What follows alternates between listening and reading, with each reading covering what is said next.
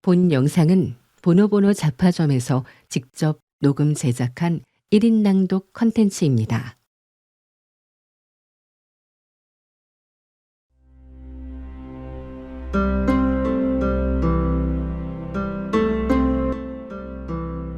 안녕하세요. 보노보노 잡화점에 잘 오셨습니다. 무협을 오래 좋아하신 분들은 물론이고요. 오늘 처음 오신 분들에게도 아마 잊지 못할 이야기가 될 것 같은데요. 무협의 영원한 클래식, 김용 작가의 소강호입니다. 소강호라는 제목을 한자 그대로 풀어보면요. 세상의 권력이나 질서에 얽매이지 말고 그냥 웃으면서 자유롭게 살아가자는 의미를 담고 있습니다. 오늘 이야기는 좀 특별합니다. 이 만리성 버전으로 들려드릴 거거든요. 소강호는 예전에 한국에서 동방불패나 만리성이나 여러 제목으로 나왔었는데 그 중에서도 무협 좀 보신다 하는 분들 사이에서 가장 번역이 좋다고 소문난 게 바로 이 만리성 버전이라고 해요. 이야기의 시작은 아주 산뜻합니다. 화창한 봄날, 부기표국의 평화로운 풍경에서 시작됩니다. 1장부터 3장까지 지금 바로 들려드리겠습니다.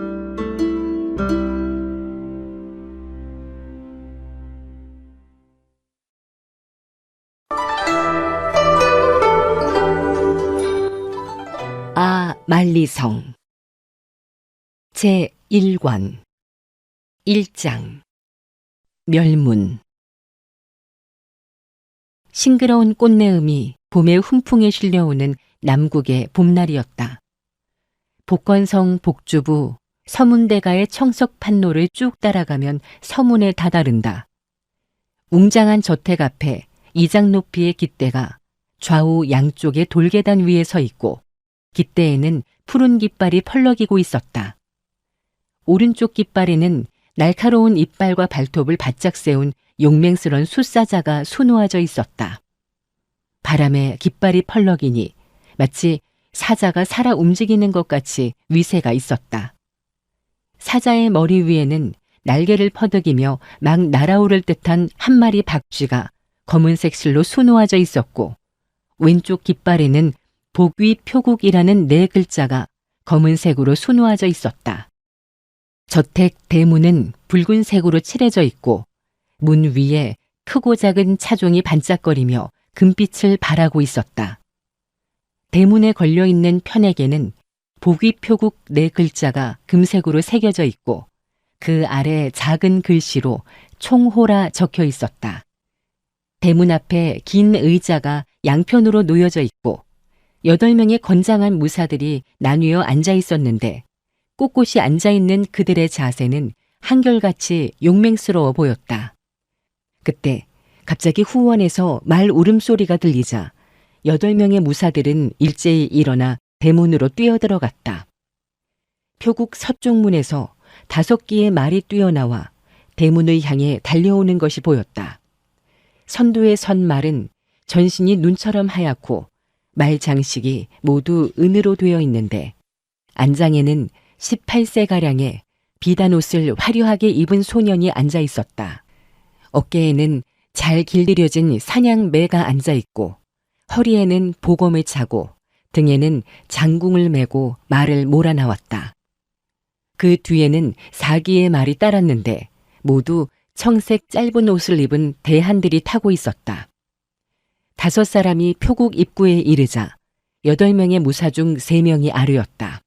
소표두, 또 사냥을 나가십니까? 소년이 하하 웃으면서 말채찍으로 허공을 후려치자 백마가 고개를 쳐들고 청석 판로로 뛰어나갔다. 무사 한 명이 소리쳤다. 사표두, 오늘 멧돼지 한 마리 잡아와서 배에 기름칠 좀 합시다. 소년을 뒤따르는 40세쯤 되어 보이는 무사가 웃으면서 말했다. 한 마리 잡아서는 옆구리 한쪽도 자네에게 돌아갈 게 없다네. 국물이나 실컷 마시도록 하게. 사람들이 웃고 있는 사이에 5끼의 말은 이미 멀리로 내달렸다.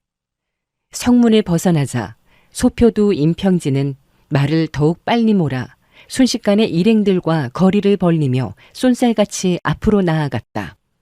그는 산 언덕에 이르자 말을 세우고 사냥매를 날려 숲속에서 한 쌍의 토끼를 발견했다. 그는 등에서 장궁을 하나 빼들고 안장 옆의 전대에서 화살을 집어 활에 걸고 시위를 당겼다. 핑 하는 소리와 함께 토끼 한 마리가 튀어올랐다 떨어졌다. 다시 한 발을 쏘려 하니 나머지 한 마리의 토끼는 숲을 속으로 도망쳐 보이지 않았다. 정표두가 말을 멈추고 웃으며 말했다. 소표두, 명중입니다. 그때 쟁자수 배기가 왼쪽 숲속에서 소리쳤다. 소표두, 빨리 오십시오. 여기 꿩이 있어요. 임평진은 말을 뒤로 돌려 숲속에서 꿩 한 마리가 날아오르는 것을 보고 한 발을 쏘았으나 명중하지 않고 꿩은 그의 머리 위로 푸두둑 날아올랐다. 그는 급히 꿩을 쫓아 말채찍으로 허공을 치니 퍽하는 소리와 함께 오색 깃털이 사방으로 흩어져 날렸다. 5 사람은 함께 호쾌하게 웃었다. 사표두가 말했다. 소표두, 이번에 채찍질은 꿩이 아니라 술이라도 잡겠습니다. 5 사람은 숲속에서 새와 짐승을 쫓았는데 사표두, 정표두와 쟁자수, 백이, 진칠은 소표두를 흥겹게 하기 위해 그들 앞에 사냥감이 나타나 좋은 기회가 와도 잡지 않고 양보했다. 2어 시즌 동안 사냥을 해서 임평진은 토끼 2마리, 꿩 2마리를 잡았을 뿐 멧돼지 같은 큰 짐승을 잡지 못했기 때문에 성에 차지 않아 우리 앞쪽 산으로 가서 다시 짐승을 찾아봐요. 라고 했다. 사표두는 마음속으로 생각했다. 다시 다른 산으로 들어가면 소표두의 성미로 보아 어두워질 때까지 돌아가지 않을 텐데. 우리들이 돌아가면 아마 부인의 원망을 듣게 되기 쉽지. 생각을 굴리면서 그는 말했다. 날이 곧 어두워질 것입니다. 산속엔 길이 험해서 말의 발목을 다칠지도 모르니 내일 일찍 일어나서 다시 와 멧돼지를 잡죠.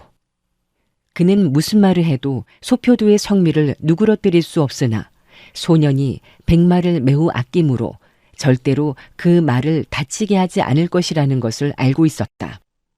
이 명마는 임평지의 외할머니가 낙양에서 천금을 주고 사서 2년 전 그가 17세 되던 생일날 선물로 준 것이었다. 과연 그는 말발굽이 상할지도 모른다는 말을 듣고는 말머리를 쓰다듬으면서 애석하다는 듯이 중얼거렸다.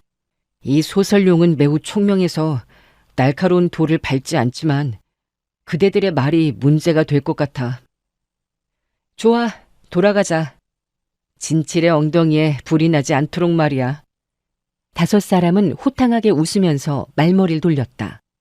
임평진은 원래 왔던 길이 아니라 북쪽으로 말을 몰아 한바탕 신나게 달린 후 흥이 다하자 말곶빌 당겨 천천히 말을 몰았다. 앞쪽 길 옆에 주점이 보였다. 정표두가 제안했다.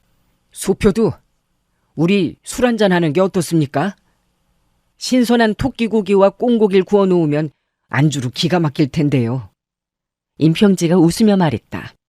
자네는 나와 사냥하러 온 것이 아니라 술 마시러 왔구먼. 오늘 술을 사지 않는다면 자네가 내일은 따라오지도 않을 테니 하는 수 없지. 한잔하세. 그는 굿비를 당겨 말을 멈추고는 안장에서 날렵하게 뛰어내려 천천히 주점으로 걸어갔다. 예전 같으면 주인 채노인이 이미 나와 말곶빌 받으며 소표두, 오늘은 몇 마리나 잡으셨나요? 활을 소표두만큼 잘 쏘는 사람은 아마 천하에 없을 겁니다. 라고 너스레를 떨면서 맞이했을 것이다. 그런데 오늘은 주점 앞에 왔는데도 술집안이 고요하고 주로 옆에 청의 소녀가 머리를 곱게 빗어 놀이개를 꽂고 있는 옆모습만이 보이는데 술을 거르느라 고개도 돌리지 않았다. 정표두가 소리쳤다. 채노인! 나와서 말굽힐 매지 않고 뭘 하는 게요?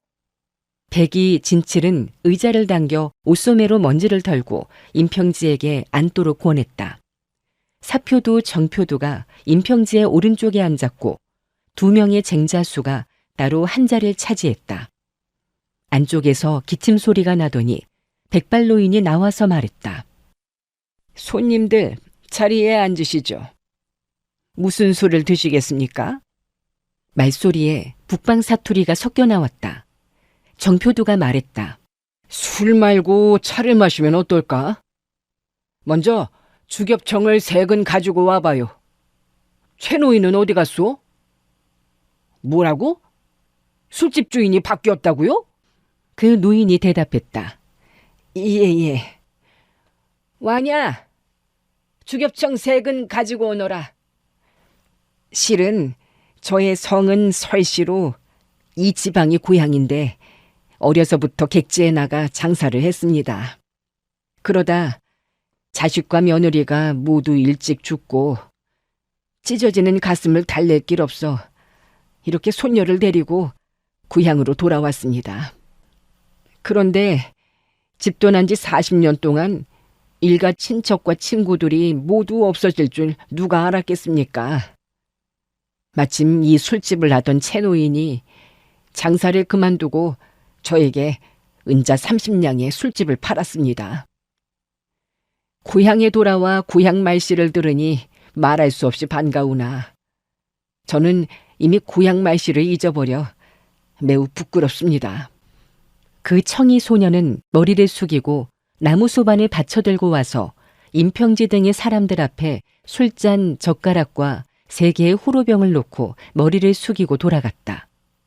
시종 손님들을 한번 쳐다보지도 않았다. 임평지는 이 소녀가 몸매는 날씬하지만 살결이 검어 깨끗하지 못하고 얼굴에는 점이 많아 용모가 볼품이 없어 보이자 술집에서 장사하는 것이 서툴러도 신경 쓰지 않았다. 사표두는 꿩과 토끼 1마리씩을 선로인에게 주며 말했다. 먼저 깨끗이 껍질을 벗긴 다음 2개의 그릇에 나누어 볶아주시오. 예. 우선 우육과 잠두, 화생을 드시고 계십시오. 와나는 노인의 말이 떨어지기도 전에 벌써 우육, 잠두 등을 탁자 위에 내어놓았다. 정표두가 말했다. 이 임공자는 북이 표국의 소표두일세. 의협을 떨쳐 소년 영웅으로서 명성을 날리고 계시지. 만약 요리가 소표두의 입맛에 맞는다면 노인이 투자한 30냥은 한 달 안에 벌어들일 수 있을 것이네. 선로인이 말했다. 예. 감사합니다. 연신 인사를 하며 꿩과 토끼를 가지고 나갔다. 정표두는 임평지, 사표두와 자기의 잔에 술을 채우고는 술잔을 들어 단숨에 들이키고 혀로 입술을 핥으며 말했다. 주인은 바뀌어도 술맛은 변하지 않았구나. 그리고 또 잔을 부어 마시려 할 때 갑자기 말 울음소리가 들리는가 싶더니 2마리의 말이 북쪽에서 관도 위로 달려왔다. 2필의 말은 매우 빨리 달려 순식간에 주점 앞에 다다라서 여기 술집이 있구나. 들어가서 한잔하지?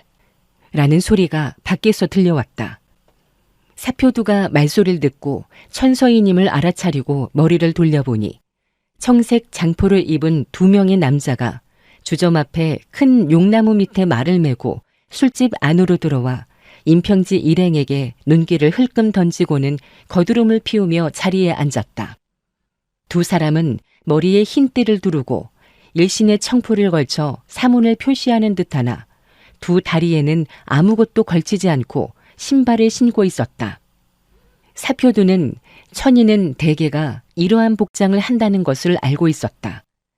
머리에 두른 흰 띠는 제갈량이 죽은 해에 천인들이 그를 기리기 위해 머리에 둘렀던 것이 천년이 지난 뒤에도 여전히 머리에 띠를 두르는 관습으로 전해졌다.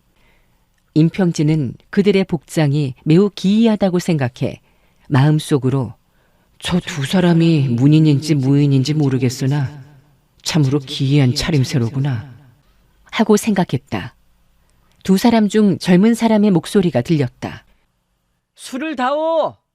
술을 줘! 복권성엔 산이 많아 말도 지쳐버렸구나. 완화는 머리를 숙이고 두 사람의 탁자로 가서 작은 목소리로 물었다.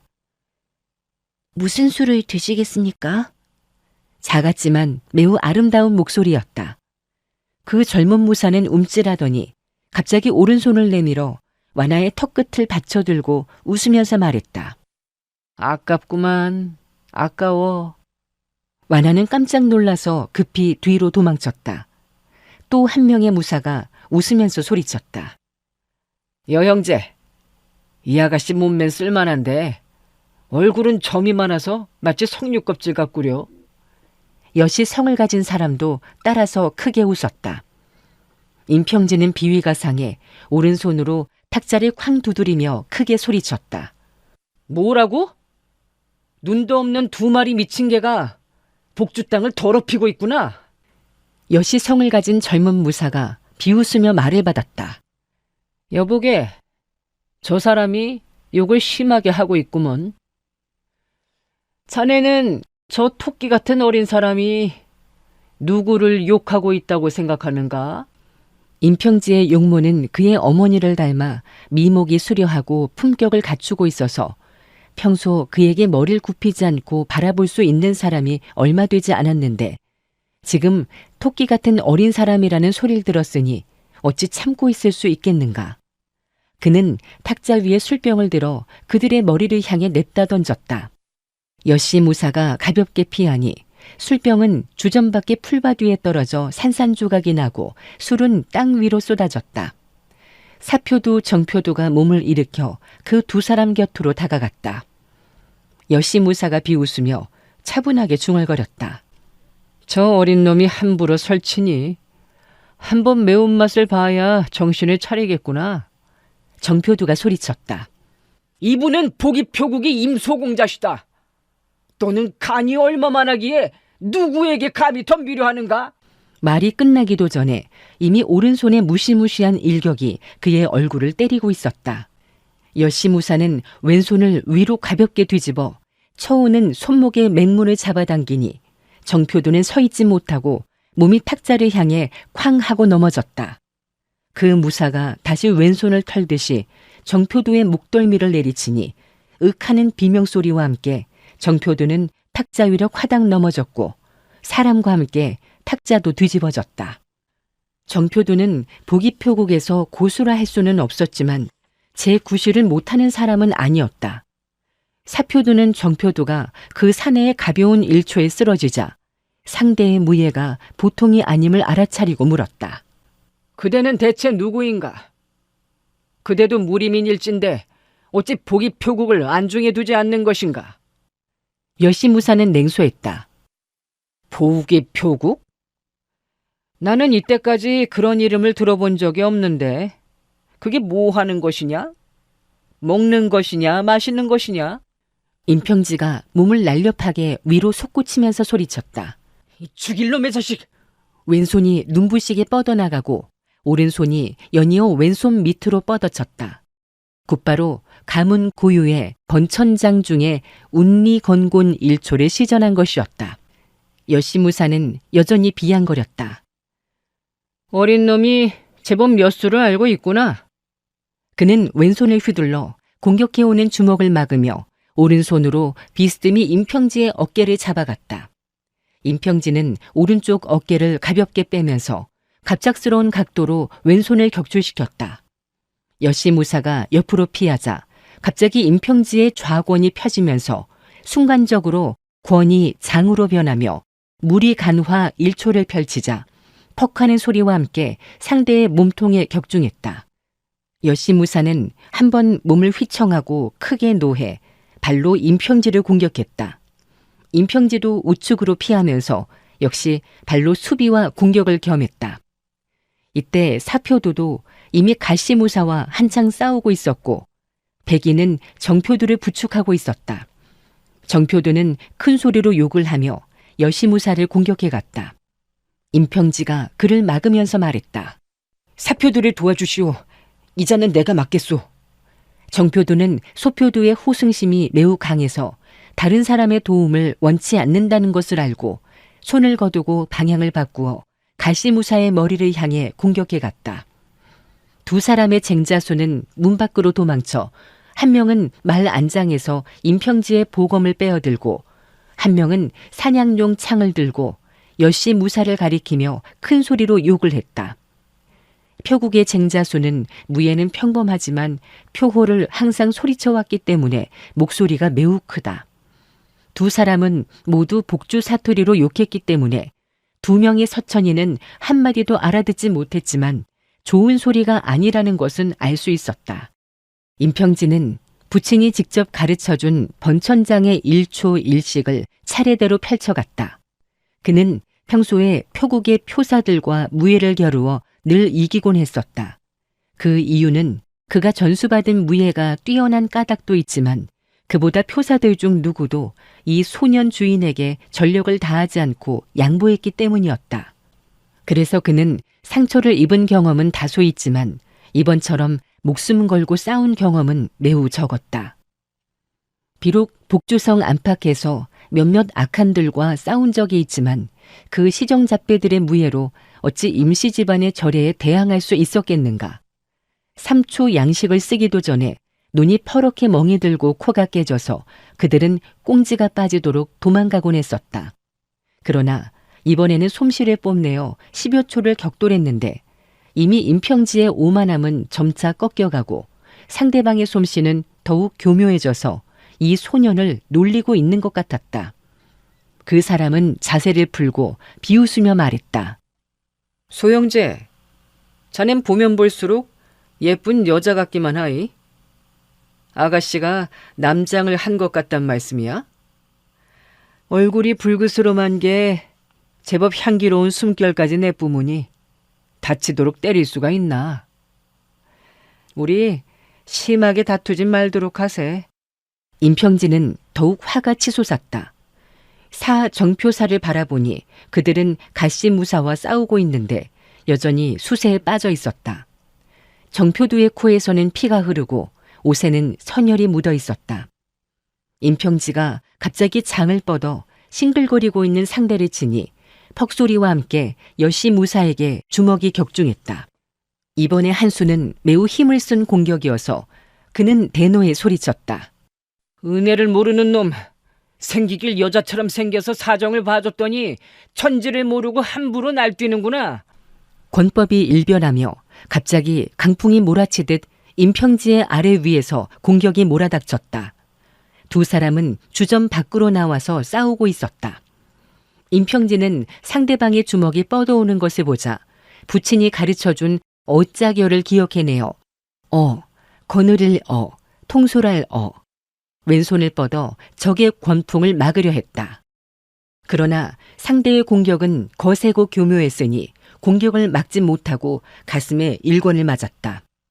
임평지의 몸이 휘청거렸고 목은 이미 그의 왼손에 잡혔다. 그는 팔에 힘을 가해 임평지를 아래로 구부리게 하고는 연이어 오른팔로 철문함을 펼쳐 목돌매 위를 누르며 광포하게 웃었다. 이놈아, 나에게 3번 절하면서 3번 좋은 아저씨 잘못했어요라고 하면 놓아주겠다. 사 정표사가 깜짝 놀라서 상대방을 젖히고 나아가 구하려 했으나 가시무사가 막아서는 바람에 나아갈 수도 없었다. 쟁자수 백이는 사냥용 창을 들고 여시무사의 등을 향해 찌르며 큰 소리를 쳤다. 손을 놓지 못하겠느냐? 네 놈은 도대체 목이 몇 개나 된단 말이냐? 여시무사가 왼쪽 발을 떨쳐 돌려차니 찔러오던 창이 수장 밖으로 멀리 날아갔고 이어서 오른쪽 발을 날리니 백이는 땅 위를 몇 바퀴 굴러 나가떨어져 한참 동안 일어나지도 못했다. 진칠이 큰 소리로 욕을 했다. 이 죽일 잡종놈아! 욕을 한마디 하곤 한 걸음 물러서고 몇 마디 하곤 몇 걸음 물러서곤 했다. 여시무사가 계속 놀렸다. 아가씨, 절을 할 거요, 안 할 거요? 팔에 힘을 가하니 임평지의 머리는 점점 숙여져 이마가 땅에 닿을 지경이었다. 임평지는 주먹으로 그의 배를 치려 했으나 계속 간발의 차로 칠 수 없었다. 목은 아파서 부러질 지경이었고 눈에는 별이 번쩍이고 귀에는 윙윙하는 소리만 들려왔다. 그는 두 손을 마구 휘두르다가 자신의 종아리 근처에서 딱딱한 물건을 집어들고 엉겁결에 혼신의 힘을 다해 앞으로 뻗어 여시무사의 배를 찔렀다. 여시무사는 비명을 지르며 손을 풀고 뒤로 몇 걸음 물러났다. 그의 얼굴은 참담하게 일그러져 있었고 배에는 한 자루의 비수가 칼자루가 보이지 않을 정도로 깊게 꽂혀 있었다. 그의 얼굴은 서쪽을 향하고 있었는데 석양이 배에 꽂힌 칼자루에 반사돼 번쩍이고 있었다. 그는 입을 열어 말을 하려 했으나 말이 나오지 않았고 손을 뻗어 비수를 뽑으려 했으나 기운이 달렸다. 임평지도 놀라서 기겁을 할 지경이었다. 그가 몇 걸음 뒤로 물러서자 가시무사와 정사표사도 싸움을 멈추고 경악에 찬 눈으로 여시무사를 바라보았다. 그의 몸이 비틀거리고 오른손으로 칼자루를 잡고 뽑으려 애를 쓰니 피가 분수처럼 뿜어져 나오는 것만 보여 옆에서 보던 사람들이 놀라 비명을 질렀다. 여시무사가 힘겹게 말했다. 가영, 아버지에게 전해서 복수를. 그는 오른손을 젖혀 비수를 뽑아 던졌다. 가시무사가 부르짖었다. 여영재! 그가 급히 곁으로 뛰어갔지만 여시무사는 땅 위에 넘어지더니 몸을 몇 차례 부르르 떨다가는 곧 멈추어 버렸다. 사표두가 낮은 소리로 으르렁거렸다. 저놈도 죽여야 한다. 그는 급히 말 옆으로 가서 칼을 빼들었다. 그는 강호의 경험이 풍부해 이미 피를 본 이상 가시무사도 살려두어선 안 된다는 것을 알고 있었다. 가시무사는 임평재를 잠시 노려보고는 비수를 주워들고 뛰어가 말 위로 훌쩍 올라타고 말재갈이 풀리지 않자 비수로 끊어버리고 말을 몰아 북쪽을 향해 달려갔다. 진칠은 시체 곁으로 가서 발로 툭툭 차서 뒤집으니 입에서 선열이 콸콸 흐르는 것을 보고는 표독스럽게 씹어뱉었다. 우리 소표두께 죄를 짓고 살아남을 것 같으냐? 죽어 마땅한 놈. 잘 죽었다. 임평진은 지금까지 사람을 죽인 적이 없었다. 그래서 지금은 얼굴이 하얗게 질려서 떨리는 목소리로 말했다. 사표두, 어떻게 해야 하지? 나는 죽일 생각은 없었어. 사표두는 골똘히 생각했다.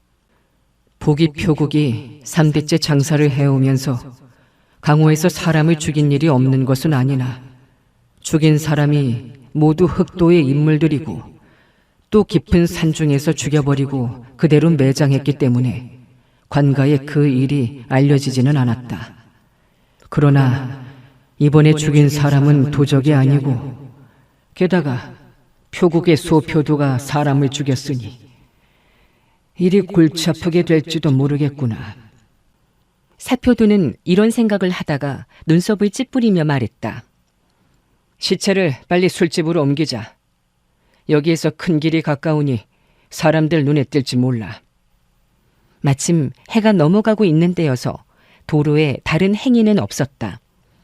백이와 진칠이 시신을 술집 안으로 옮겼다.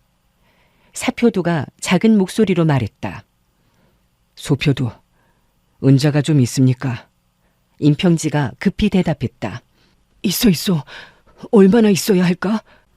그는 품 안에서 은자 20여 냥을 꺼내어 놓았다. 사표두는 돈을 받아들고 술집으로 들어가 탁자 위에 돈을 놓고는 선로인을 향해 말했다. 선로인, 저 사람이 당신 손녀를 희롱하는 것을 우리 공자께서 보시고 당신 손녀를 도와주려다 우연히 사람을 죽여버렸소. 이것은 우리 모두가 직접 눈으로 본 사실이요. 이 일은 당신과도 관계가 있으니 말이 새어나가면 당신도 이로울 게 없소. 여기 돈을 드릴 테니 우리 함께 시신을 묻읍시다. 그리고 뒷일은 다시 천천히 생각하도록 합시다. 선로인이 황망히 대답했다. 예, 알았습니다. 정표두가 겁을 주면서 덧붙였다. 우리 보기 표국이 장사를 하면서 농림의 도적 몇 명 죽이는 것쯤은 흔히 있는 일이다. 내가 보기에 저 두 놈은 강량의 도적의 괴수인데 복주의 일을 벌리러 온 것 같다. 우리 소표두께서 훌륭한 무공으로 저놈을 가볍게 처리해 복주를 편안하게 했으니 이는 표창을 받을 일이지만 우리 공자께선 번거로움을 싫어하고 허명을 원치 않으셔서 이렇게 처리하는 것일세. 노인장, 만일 비밀을 발설할 시엔 당신도 저자들과 같은 패라고 여길 것이오. 그러니 알아서 하시오. 설로인이 머리를 조아렸다. 알았습니다. 절대로 발설하지 않겠습니다. 사표두는 백이 진치를 데리고 시신을 술집 뒤의 채소밭에 묻고 또 술집 문 앞의 혈흔을 깨끗이 없앴다. 정표두가 설로인에게 다시 으름장을 놓았다. 열흘 동안 비밀이 새나가지 않으면 관값으로 은자 50냥을 보내주겠소. 만약 당신이 입을 놀리고 다닌다면 그때는 목숨을 보존기 어려울 것이오. 우리 손에 죽은 사람이 1000여 명이나 되는데 당신과 손녀를 죽인들 채소밭에 시체가 2군 늘어나는 것밖에 별일이 아니오. 설로인이 계속 고개를 조아렸다.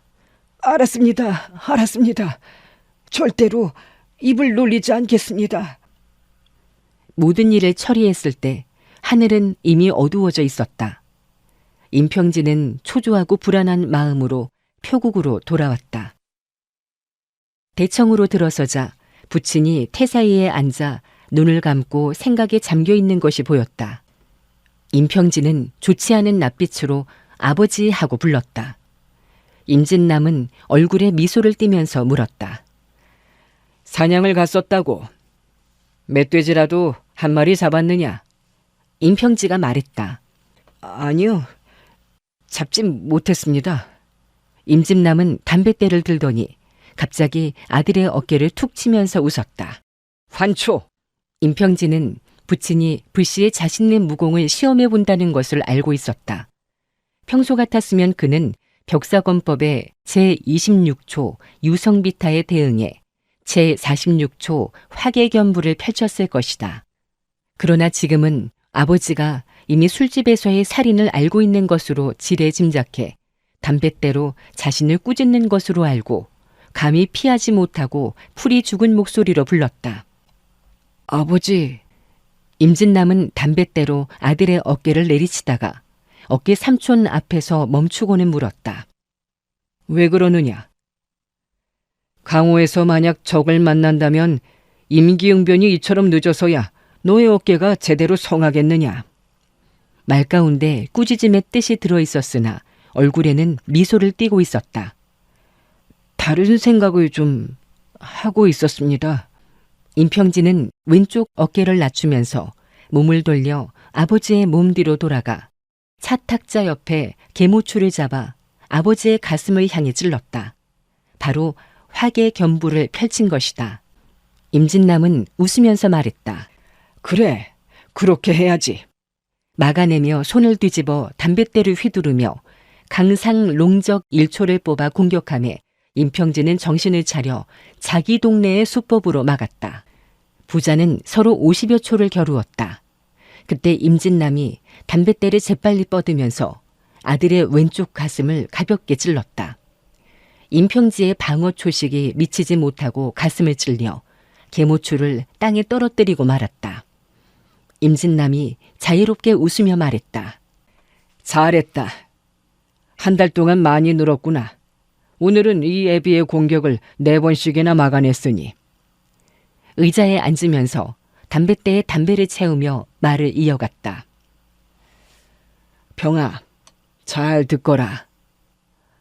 오늘 우리 표국에 기쁜 소식이 당도했다. 임평진은 부싯돌을 집어서 아버지의 담배에 불을 붙여주며 물었다. 아버지, 장사가 잘 되어 이익을 많이 남겼습니까?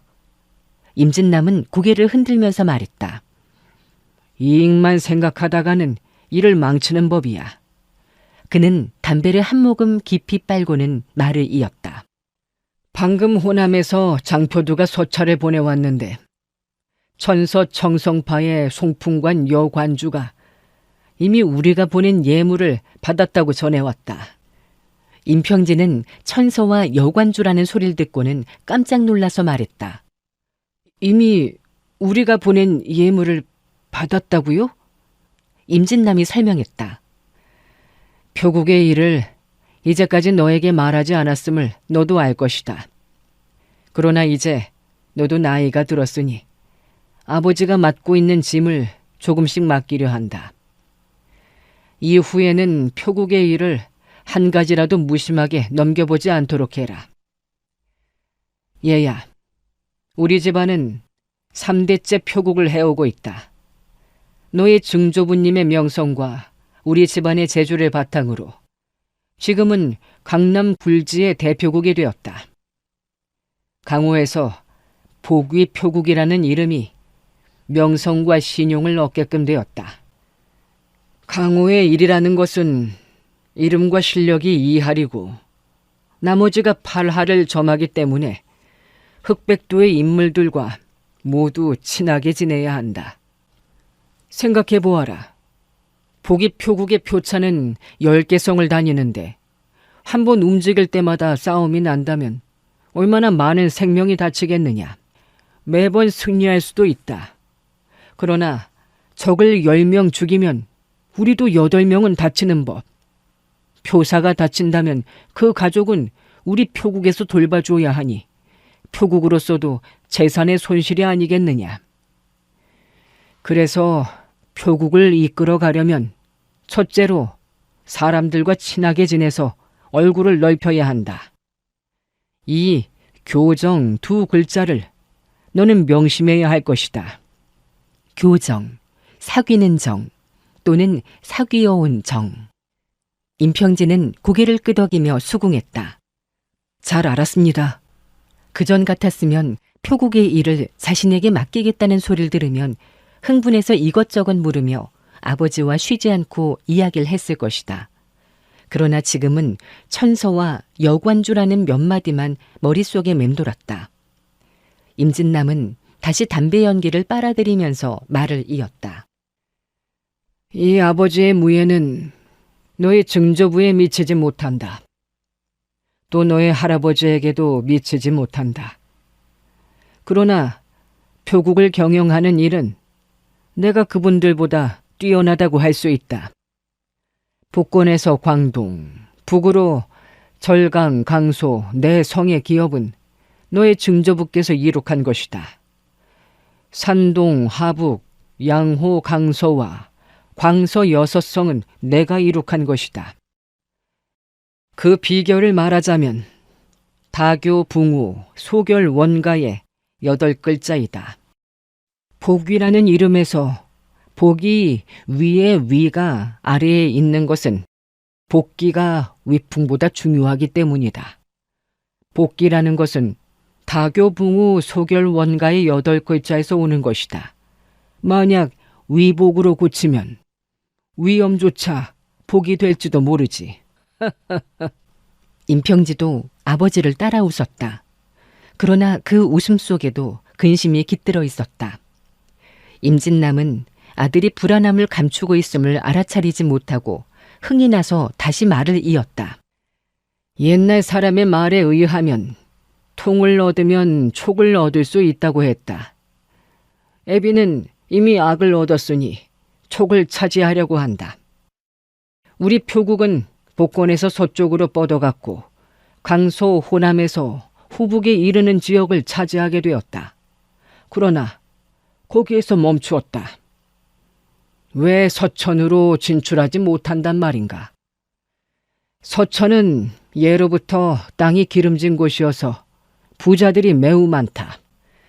우리가 서천에 진출할 수 있다면 북으로 섬서에, 남으로 운귀에 이를 수가 있다. 그렇게 되면 지금보다 3배의 이익을 남길 수가 있다.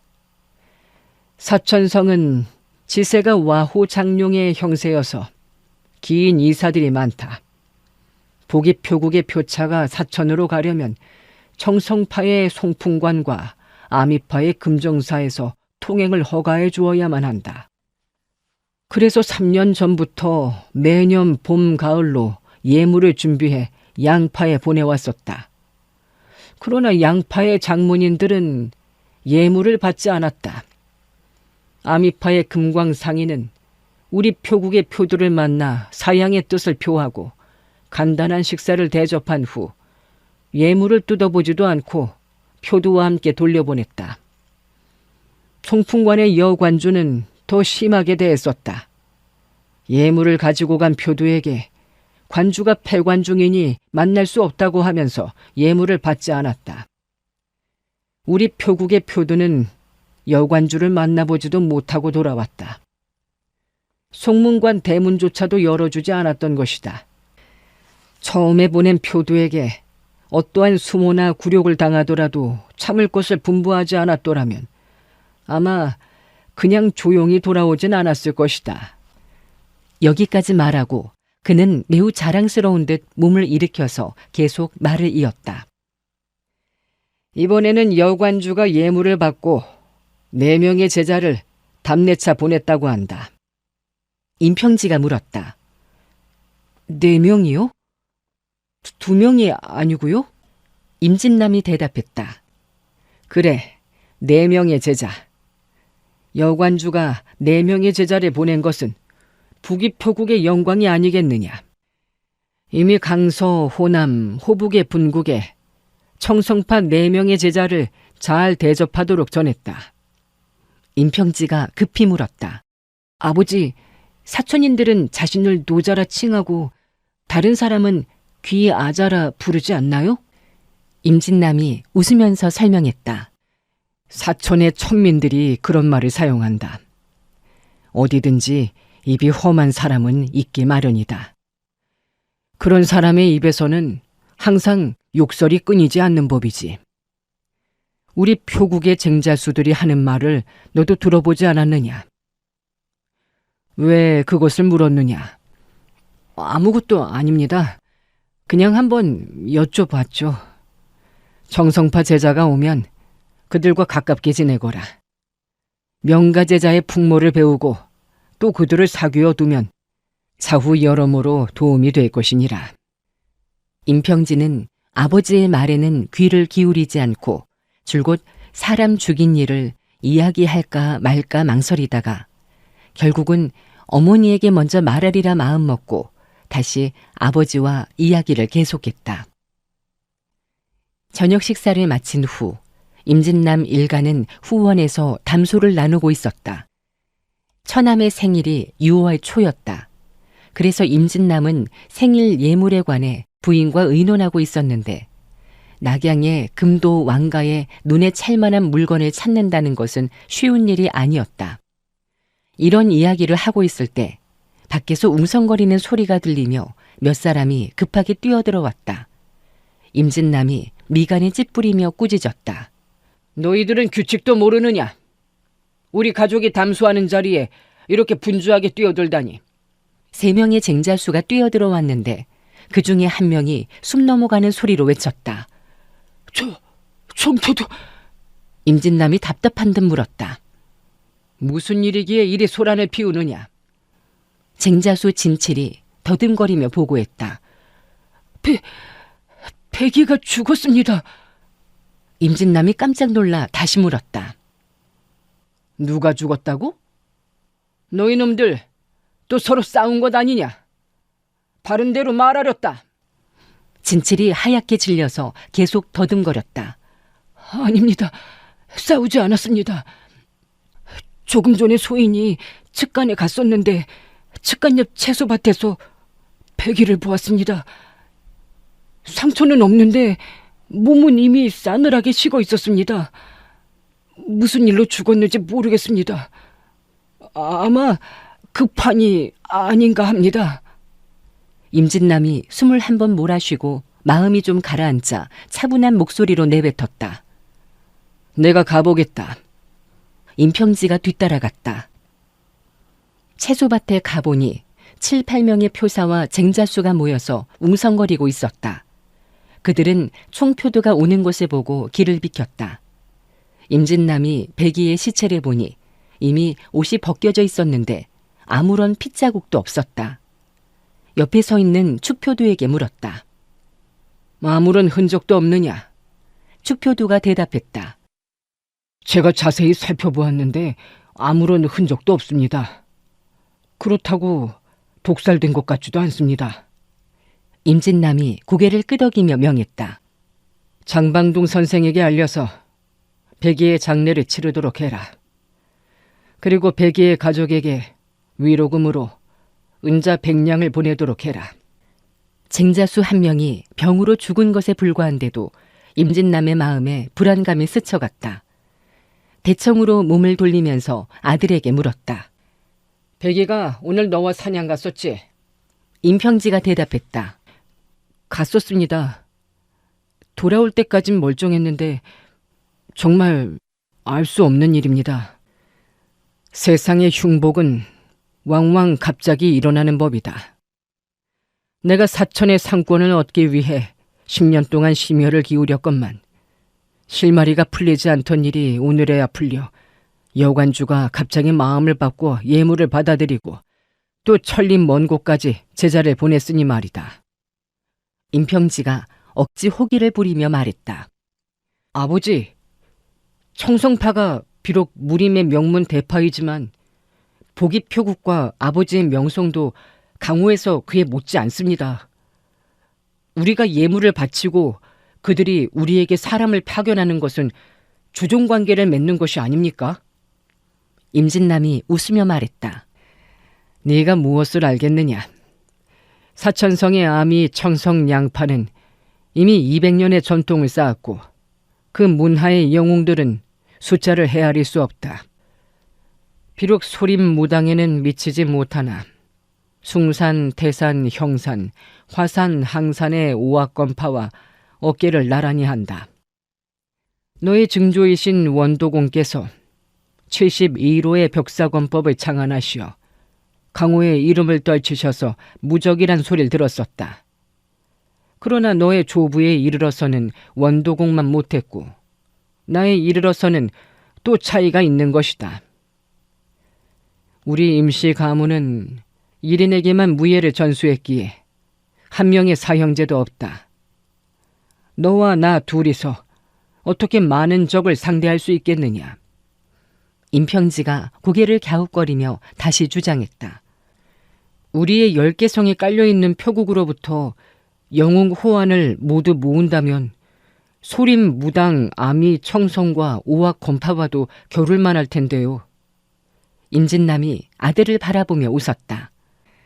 얘야, 그런 어린아이 같은 말은 이 아비하고나 이야기할 것이지 밖에선 입도 뻥끗하지 말거라. 만약 그 말을 누가 듣고 강호에 전해준다면 큰일이 일어날 수도 있다. 다른 사람들과 싸워서 이기면 무엇을 하겠느냐? 표국을 경영하기 위해 한 발 양보하고 다른 사람을 영웅임내 허걸임내 죽여주면 우리에게 무슨 손해가 있겠느냐? 갑자기 밖에서 사람들의 비명소리가 들려왔다. 정표두가 또 죽었다! 임진남 부자는 동시에 놀라서 벌떡 일어났다. 임평지는 떨리는 목소리로 이것은 그들의 복이라 말하다가 수라는 말을 꿀꺽 삼켜버렸다. 그때 임진남은 이미 문 쪽으로 나가 아들의 말에는 신경 쓰지 않고 쟁자수 진칠이 급히 뛰어들어오는 것을 보고 있었다. 정표두, 큰일 났습니다. 정표두가 또 사천 악귀에게 목숨을 잃었습니다. 임진남의 안색이 변하며 급히 물었다. 뭐? 사천 악귀라고? 그게 무슨 정신 나간 소리냐? 진실이 전신을 부들부들 떨며 말했다. 그렇습니다. 사천 악귀가 이처럼 악랄하게 사람을 죽이고 있습니다. 그는 총표두의 노한 얼굴을 대하자 더 이상 말하지 못하고 임평지의 얼굴만 바라보았다. 진칠의 얼굴에는 두려움이 가득 차 있었다. 임진남이 무겁게 말했다. 정표두가 죽었단 말이지. 시체는 어디 있느냐? 왜 죽었느냐? 이때 몇 명의 표사와 쟁자수가 분주히 대청 안으로 들어왔다. 그 중에 한 표사가 대답했다. 정영은 마국간에 죽어 있었습니다. 백이와 마찬가지로 몸에 아무런 혈흔도 없고 칠궁에서 피도 흐르지 않고 얼굴에 청자색의 부종도 없습니다. 아마 낮에 소표들을 따라 사냥을 갔다가 악귀가 붙어온 모양입니다. 임진남이 코웃음을 치면서 말했다. 나는 이때까지 귀신을 본 적이 없다. 내가 가보겠다. 그는 대청을 나와 마국간으로 걸어갔다. 정표두는 땅에 누워 있었고 두 손에는 말 안장이 잡혀 있었는데 아마 말 안장을 내리다가 갑자기 쓰러진 것 같았고 다른 사람과 싸운 흔적도 없었다. 이때 날은 이미 어두워져 임진남은 사람들에게 등불을 비추게 하고는 손수 정표두의 옷을 헤쳐 앞뒤로 자세히 살펴보았다. 그의 전신은 조금도 상하지 않았고 반점조차도 없었다. 임진남은 평소 귀신의 존재를 믿지 않았다. 그러나 백이만 급사했다면 몰라도 정표두도 똑같이 죽어버렸으니 분명히 무슨 까닭이 있지 않겠는가. 만약 흑사병 같은 전염병이라면 몸에 반점이 있어야 할 것이 아닌가. 그는 이 일이 낮에 그의 아들과 사냥 갔던 일과 관련이 있을 것이라 생각하고 몸을 돌려 임평지에게 물었다. 오늘 너를 따라 사냥 갔던 사람 중 정표두와 백이 외에 사표두와 진칠이 남았지? 임평지가 겁먹은 얼굴로 고개를 끄덕였다. 임진남이 명했다. 너희 둘은 나를 따라오너라. 그리고 쟁자수에게 사표두를 동상에서 기다리게 하라고 명했다. 세 사람이 동상에 이르자 임진남이 아들에게 물었다. 도대체 무슨 일이 있었느냐? 임평지는 아버지에게 사냥에서 돌아오다 들린 술집에서 두 명의 사천인과 다투다가 엉겁결에 그를 비수로 찔러 죽이고 술집 뒤에 채소밭에 묻게 되었고 술집 주인에게 돈을 주어 비밀을 지키도록 당부한 것 등 사건의 전말을 상세하게 이야기했다. 그는 아들의 말을 다 듣고 한참 동안 침묵에 잠겨 있다가 물었다. 그 두 명이 자신들이 어떤 문파라고 이야기하지 않았느냐? 임평지가 대답했다. 말하지 않았습니다. 임진남이 다시 물었다. 그들의 행동과 말씨에 어떤 특이한 점은 없었느냐? 별로 특이한 점은 없었습니다. 성이 여시라는 것밖엔. 말이 채 끝나기도 전에 임진남이 다잡아 물었다. 네가 죽인 사람의 성이 여시라고? 예, 제가 듣기엔 다른 한 사람이 여형제라고 하는 것 같았습니다. 여인지 유인지 다른 지방 사투리여서 정확히 듣지는 못했습니다. 임진남이 고개를 흔들면서 혼자 중얼거렸다. 그럴 리가 없어. 여관주가 보낸 사람이 이렇게 빨리 도착할 리야. 몸에 날개가 달린 것도 아닐 텐데. 임평지는 떨리는 목소리로 물었다. 아버지, 그 두 사람이 청성파의 사람인가요? 네가 번천장을 펼쳤을 때 상대가 어떻게 막더냐? 그는 막아내지 못하고 가슴에 타격을 입었습니다. 임진남이 웃으면서 말했다. 잘했다. 아주 잘했다. 방 안의 분위기는 숙연하게 가라앉아 있었는데 임진남이 이렇게 웃으며 칭찬하자 임평지도 활짝 얼굴을 펴고 따라 웃으니 마음이 한순간에 가벼워졌다. 임진남이 또 물었다. 네가 이 초식을 펼쳤을 때 그가 어떻게 반격하더냐? 그는 한편으로 말하면서 한편으로 손짓을 해보였다. 그때 저는 화가 머리 끝까지 치솟아 정확히 기억하지 못하지만 이렇게 허초와 실초를 실어서 그의 가슴을 때린 것 같습니다. 임진남은 안색이 더욱 부드러워져 고개를 끄덕였다. 잘했다. 그 조식은 원래 그렇게 하는 것이다. 그런 무예조차 막지 못했다면 그 유명한 청성파 여관주의 자제일 리가 없다. 잘했다. 이것은 자식의 무예를 칭찬하는 것이 아니었다. 사촌에는 여시성을 가진 사람들이 매우 많기 때문에 아들에게 당할 정도의 무공을 가진 사람이라면 청성파와는 아무런 관계가 없을 것이라고 생각했다. 그래서 그는 불안했던 마음에 위안을 얻게 되어 칭찬의 소리를 연발했던 것이다. 그는 오른손의 중지로 탁자를 톡톡 두드리면서 또 물었다. 그가 어떻게 너의 목덜미를 잡아채더냐? 임평진은 어떻게 잡혔는가를 손짓으로 설명했다. 진칠이 겁없이 끼어들어 설명했다. 백이가 소표들을 구하려고 창으로 찌르자 발로 창을 차버리고 연이어 사람을 찼습니다. 임진남이 떨리는 가슴을 가라앉히며 다시 물었다. 발로 백이를 차서 쓰러뜨리고 또 창을 차서 날려버렸다고? 어떻게 차더냐? 아마 이렇게 찬 것 같습니다. 진칠은 말을 하면서 두 손을 등 뒤로 하고 오른발로 돌려차고 한 번 뛰어오른 다음 왼발로 돌려차는 신용을 했다. 이렇게 두 번 차는 모습이 마치 말이 뒷발로 사람을 차는 모습과 흡사해서 임평진은 웃음을 참지 못하고 아버지를 불렀다. 아버지 보세요. 임진남의 얼굴에는 놀라운 빛이 가득했고 아무 말도 하지 않고 망연하게 서 있었다. 잠시 후 임진남이 무겁게 말했다. 이렇게 발을 들어 두 번 차는 것은 청성파의 절기, 무영환퇴와 비슷하구나. 얘야, 도대체 발을 어떻게 움직이더냐? 그때 저는 목이 잡혀 있어서 보지 못했습니다. 그렇다면 사표두에게 물어봐야겠구나.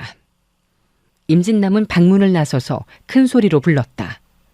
아무도 없느냐? 왜 사표두가 아직 오지 않느냐? 두 명의 쟁자수가 부르는 소리를 듣고 달려와서 사표두가 아무 곳에도 없다고 대답했다. 임진남은 대청 안을 왔다 갔다 하면서 마음속으로 생각했다. 그 발재간은 아무래도 청성의 무영환퇴와 흡사하다. 그렇다면 그 사람은 여관주의 자식이 아니면 청성파와 관계가 있는 사람이 아니겠는가? 도대체 그 사람은 누구일까? 내가 가서 직접 눈으로 확인해야겠다. 그는 최표두와 개표두를 불렀다. 최표사와 개표사는 표국일도 잘 처리할 뿐더러 오랜 세월 동안 같이 일하면서 임진남의 두터운 신임을 받고 있었다. 그들 두 사람은 정표두가 횡사하고 사표두가 보이지 않자 이미 대청 밖에 기다리고 있다가 임진남이 부르는 소리를 듣자 바로 대청 안으로 들어왔다. 임진남이 명했다. 내가 직접 가봐야겠다. 최개표두, 진칠, 그리고 너도 따라오너라. 즉시 다섯 사람은 말을 몰아 성박 북쪽으로 달려갔다. 임평지가 선두에서 말을 몰아 안내했다. 얼마 가지 않아 다섯 필의 말은 주점에 도착했다. 주점은 이미 문이 닫혀 있었다. 임평지가 문을 두드리며 불렀다. 선로인! 선로인, 문 좀 열어요! 한참 동안 문을 두드렸는데도 안에서 아무런 기척이 없었다. 최표두가 임진남을 바라보며 쌍수로 문을 칠 자세를 취했다.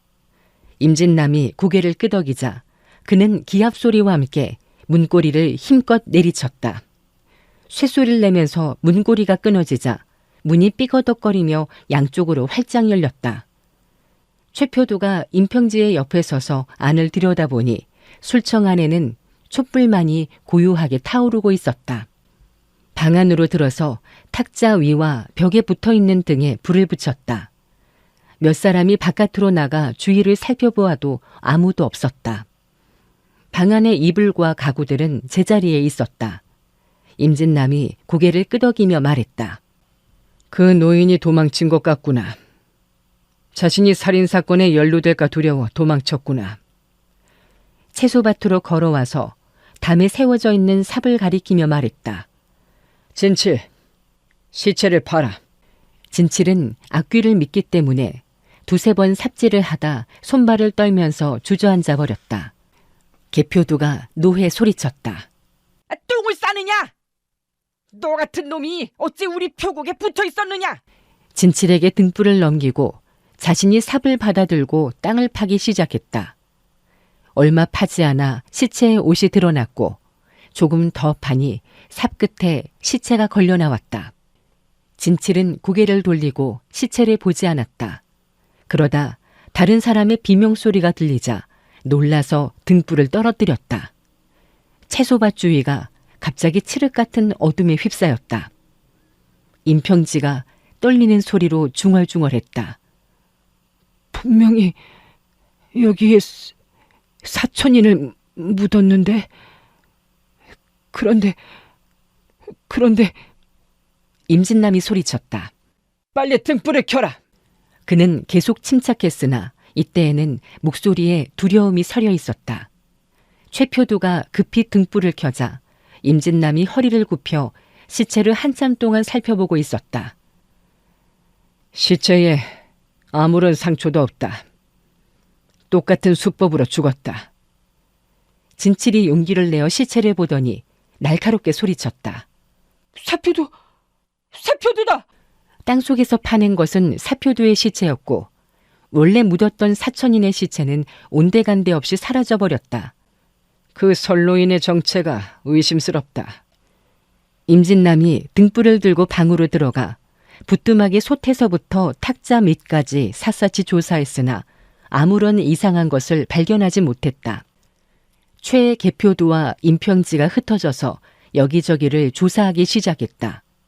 갑자기 임평지의 부르는 소리가 들렸다. 아버지, 빨리 와보세요. 임진남이 급히 소리나는 곳으로 가니 아들이 소녀의 방에서 녹색 수건을 들고 서 있었다. 임평지가 수건을 흔들며 말했다. 아버지, 가난한 집의 소녀가 어떻게 이런 것을 갖고 있을 수 있을까요? 임진남이 수건을 받아드니 담담한 향기가 코에 전해졌다. 그 수건은 부드러우며 묵직한 게 고급 명주가 분명했다. 자세히 살펴보니 수건의 가장자리를 녹색으로 둘렀고 한쪽 귀퉁이에 황색으로 산호가지를 수놓았는데 수가 매우 정교했다. 임진남이 물었다. 이 수건을 어디서 찾았느냐? 침대 밑 구석에서 찾았습니다. 아마 오랫동안 잊어버리고 있다가 물건을 챙길 때 빠뜨린 모양입니다. 임진남이 등불을 들고 몸을 구부려 침대 밑을 살폈으나 아무것도 없었다. 그는 깊이 생각하다 말했다. 네가 그 소녀의 얼굴이 추하고 의복의 천이 좋지 않았다고 했는데 옷 매무새는 무척 정결하지 않았느냐? 그때 신경을 쓰지 않아서 잘 모르겠으나 옷이 더러웠다면 술을 따를 때 느꼈을 겁니다. 임진남이 최표두에게 물었다. 최표두, 자네는 어떻게 생각하나? 제 생각에 사표두, 정표두와 백이의 죽음은 이 노인과 소녀와 관련이 있는 것 같습니다. 그러나 그들이 독살했다고 단정할 수는 없습니다. 개표두가 말을 이었다. 2명의 사천인과 그들이 한패인 것 같습니다. 아니라면 그들이 시체를 옮겼을 턱이 없지 않습니까? 임평지가 부정했다. 그 여시라는 놈이 그 소녀를 희롱했습니다. 그런 일이 없었다면 나와 다투지도 않았을 겁니다. 한패일 리가 없습니다. 최표두가 고개를 저으며 말했다. 소표두께서는 강호의 인심이 얼마나 험한지 모르십니다. 강호에서는 함정을 파서 사람을 곤경에 빠뜨리는 일이 비일비재합니다. 개표두가 물었다. 총표두께서는 어떻게 생각하십니까? 이 술집 주인과 소녀는 분명히 우리를 노리고 여기에 왔다. 그러나 그들과 사천인이 한패인지는 알 수가 없구나. 임평지가 초조하게 물었다. 아버지, 송풍관 여관주가 4명을 보냈다고 했는데 그들이 그 4명이 아닐까요? 이 질문에 임진남은 무엇이 생각난 듯이 한참 동안 말을 않고 있다가 조용히 입을 열었다. 보기 표국은 정성파에 대해 예의를 다했고 어디에서도 그들과 다툰 일이 없는데 그들이 우리를 괴롭힐 리 없지 않느냐. 네 사람은 한동안 서로를 쳐다보며 묵묵히 서 있었다. 꽤 시간이 흐른 후 임진남이 비로소 입을 열었다. 사표두의 시신을 먼저 방으로 옮긴 후 이야기하자. 표국에 돌아간 후 이 일을 절대로 발설하지 말아라. 이 일이 관부에 알려지면 일이 커질 것이다. 비록 임씨 가문이 겸손하고 주위에 죄를 짓지 않았지만 우리를 무시하는 처사를 그냥 묵과할 수는 없다. 개표두가 큰 소리로 말했다. 총표두, 우리도 병사를 모아서 전력으로 싸운다면 보기 표국의 위명에 부끄럽지 않게 대항할 수 있을 겁니다. 임진남이 고개를 끄덕였다. 다섯 사람은 성한 표국으로 말을 몰았다. 멀리서 보니 대문 밖에 불이 켜져 있고 사람들이 모여 있었다. 임진남은 마음이 급해서 말을 재촉했다. 모여있던 몇 사람이 소리쳤다. 송표두께서 돌아오셨다. 임진남이 말에서 내리니 그의 처 왕부인이 새파랗게 질린 얼굴로 말했다. 보세요. 누군가 우리를 업신여기고 있어요. 두 개의 깃대와 비단 깃발이 땅에 떨어져 있었다. 그것은 바로 표국 문 앞에 있던 큰 깃발이었는데 누군가가 그것을 부러뜨려 땅 위에 버려놓았던 것이다. 깃대가 부러진 면이 매우 매끈한 것으로 보아 보도로 단칼에 베어버린 것 같았다. 왕부인은 다른 사람의 허리에서 칼을 빼어들고 얕하고 앙칼진 기합 소리와 함께 비단 깃발을 깃대를 따라 끊어들고 대문으로 들어갔다. 임진남이 명령했다. 최표두, 저 두 토막난 깃대를 토막토막 잘라버려라. 보기 표국을 짓밟는 일이 그리 쉽지는 않을 것이다. 최표두가 대답했다. 예, 알았습니다. 개표두가 육지거리를 내뱉었다. 어느 놈인지 씨를 말려버리겠다. 총표두께서 안 계신 틈을 타서 이런 무엄한 짓을 하다니. 임진남이 손짓으로 아들을 불러 함께 표국 안으로 들어갔다. 부자가 동상의 방으로 들어오니 왕부인이 두 개의 깃발을 탁자 위에 반듯하게 펴놓고 있었다. 하나의 깃발은 황색 사자의 눈이 파져 구멍이 나 있었고 또 하나는 보기 표국 네 글자 중 위자가 없어져 있었다. 임진남은 수양을 오래 쌓은 사람이었지만 더 이상 참지 못하고 소리를 버럭 지르며 손으로 탁자를 내리치니 이화 팔선탁의 다리가 와장창 부러졌다. 임평지가 떨리는 소리로 말했다. 아버지, 이 모든 것이 제가 못난 탓입니다. 소자가 못났기 때문에 이런 일이 벌어졌습니다. 임진남이 큰 소리로 외쳤다. 우리 임씨 집안 사람이 그런 놈을 죽였기로써니 그것이 어떻단 말이냐. 그런 놈이 내 손에 걸렸다면 요절을 냈을 것이다. 왕부인이 물었다. 누가 누구를 죽였다는 말씀인가요? 임진남이 대답했다. 병아, 어머니께 말씀드려라. 임평진은 오늘 어쩌다 사촌인을 죽이게 되었으며 사표두가 술집에 죽어 있었다는 것 등을 낱낱이 설명했다. 백이와 정표두가 급사한 것은 왕부인도 이미 알고 있었다. 사표두가 또 죽었다는 소리를 듣자 왕부인은 탁자를 치면서 일어나 말했다. 여보, 우리 보기 표국이 어찌 이처럼 수모를 당할 수가 있습니까? 사람들을 모아 사천성 청성파와 시시비비를 가려야 하겠습니다. 친정 아버지와 형제들도 모두 불러야겠습니다. 왕부인은 어려서부터 성미가 불과 같아서 처녀 때도 종종 칼을 휘둘러 사람을 상하게 했으나 그녀의 아버지 금도무적 왕원패가 애지중지하는 딸이어서 누구도 그녀를 건드릴 수 없었다. 그녀는 지금 아들이 이처럼 장성했어도 불같은 성미는 여전했다. 임진남이 말했다. 지금으로서는 원흉이 누구인지도 모르고 청성파인지도 확실하지 않소. 내 생각엔 그들이 깃대만에 부러뜨렸을 리 없고 두 표사를 죽인 것도 같은 흉수일 것이오.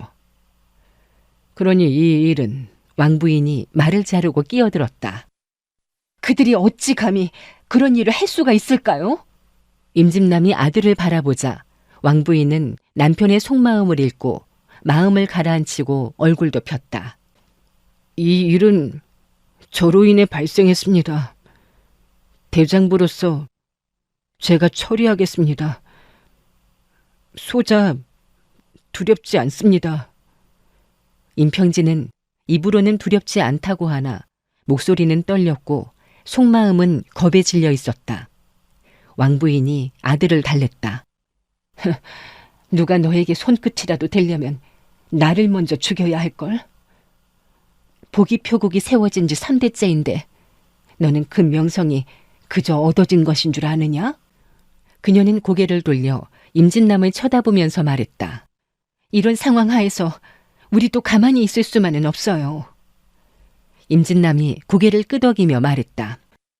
나는 사람을 불어서 성 내외와 표국 안에 조사할 터이니 당신은 평화와 함께 여기서 기다리시오.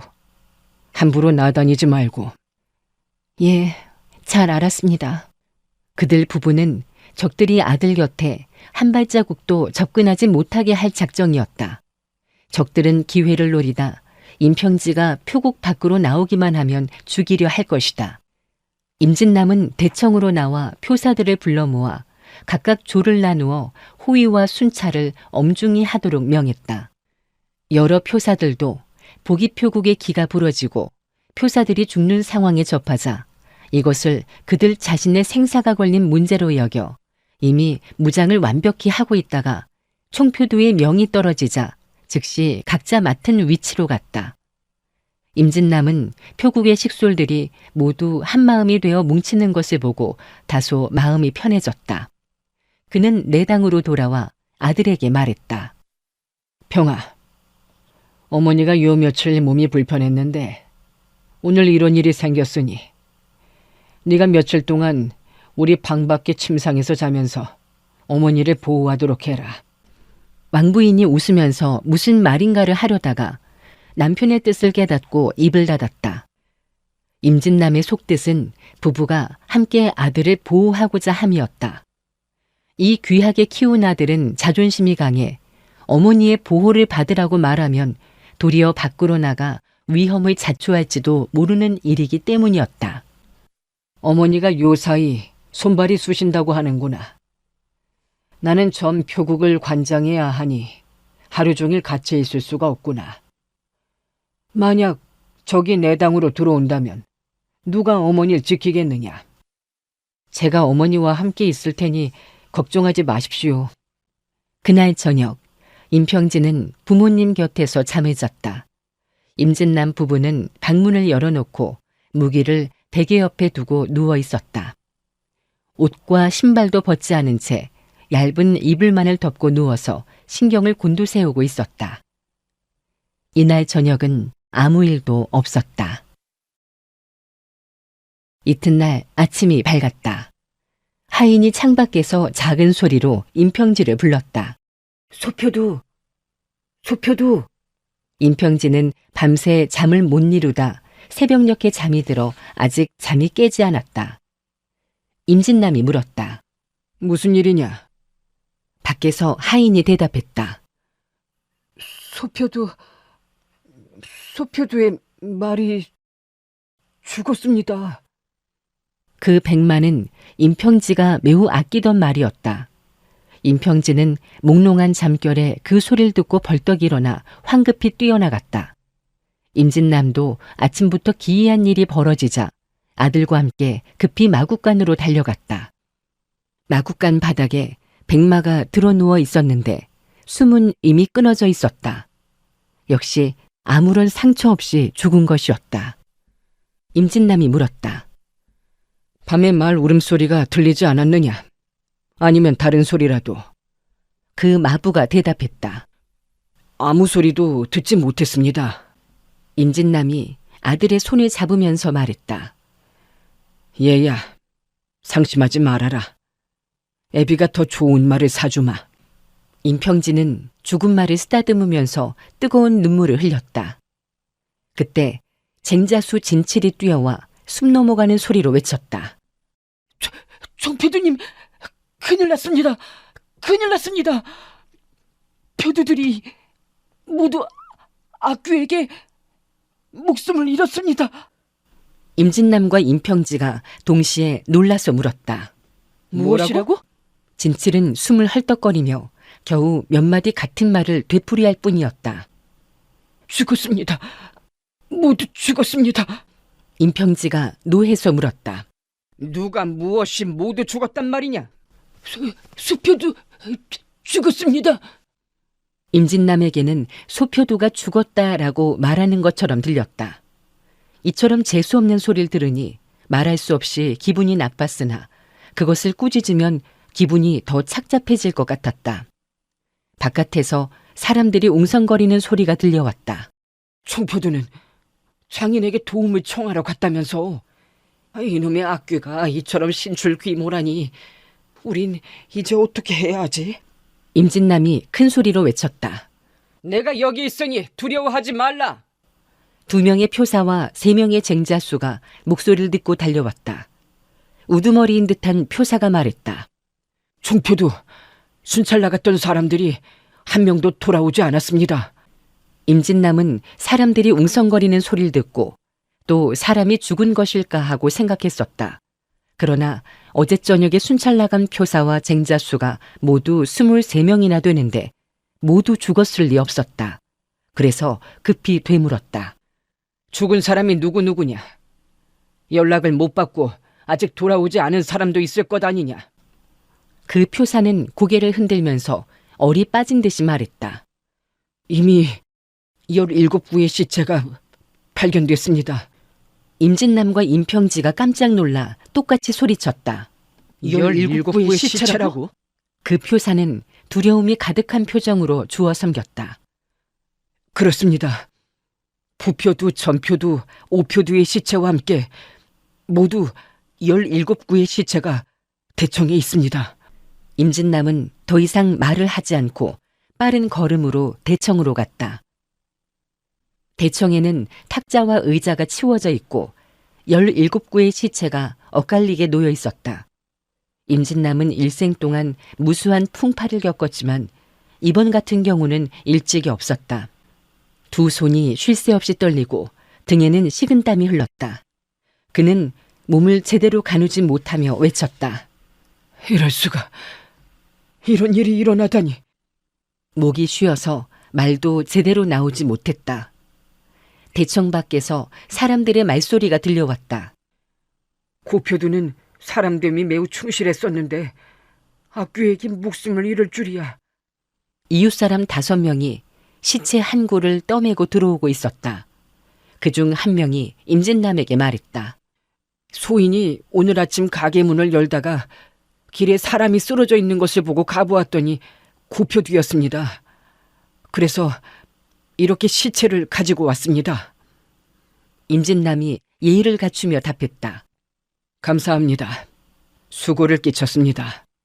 그리고 쟁자수에게 명했다. 저분들에게 수고비를 좀 드리도록 하여라.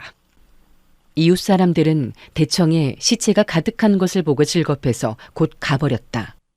잠시 후 또 어떤 사람이 3명의 표사의 시체를 보내왔다.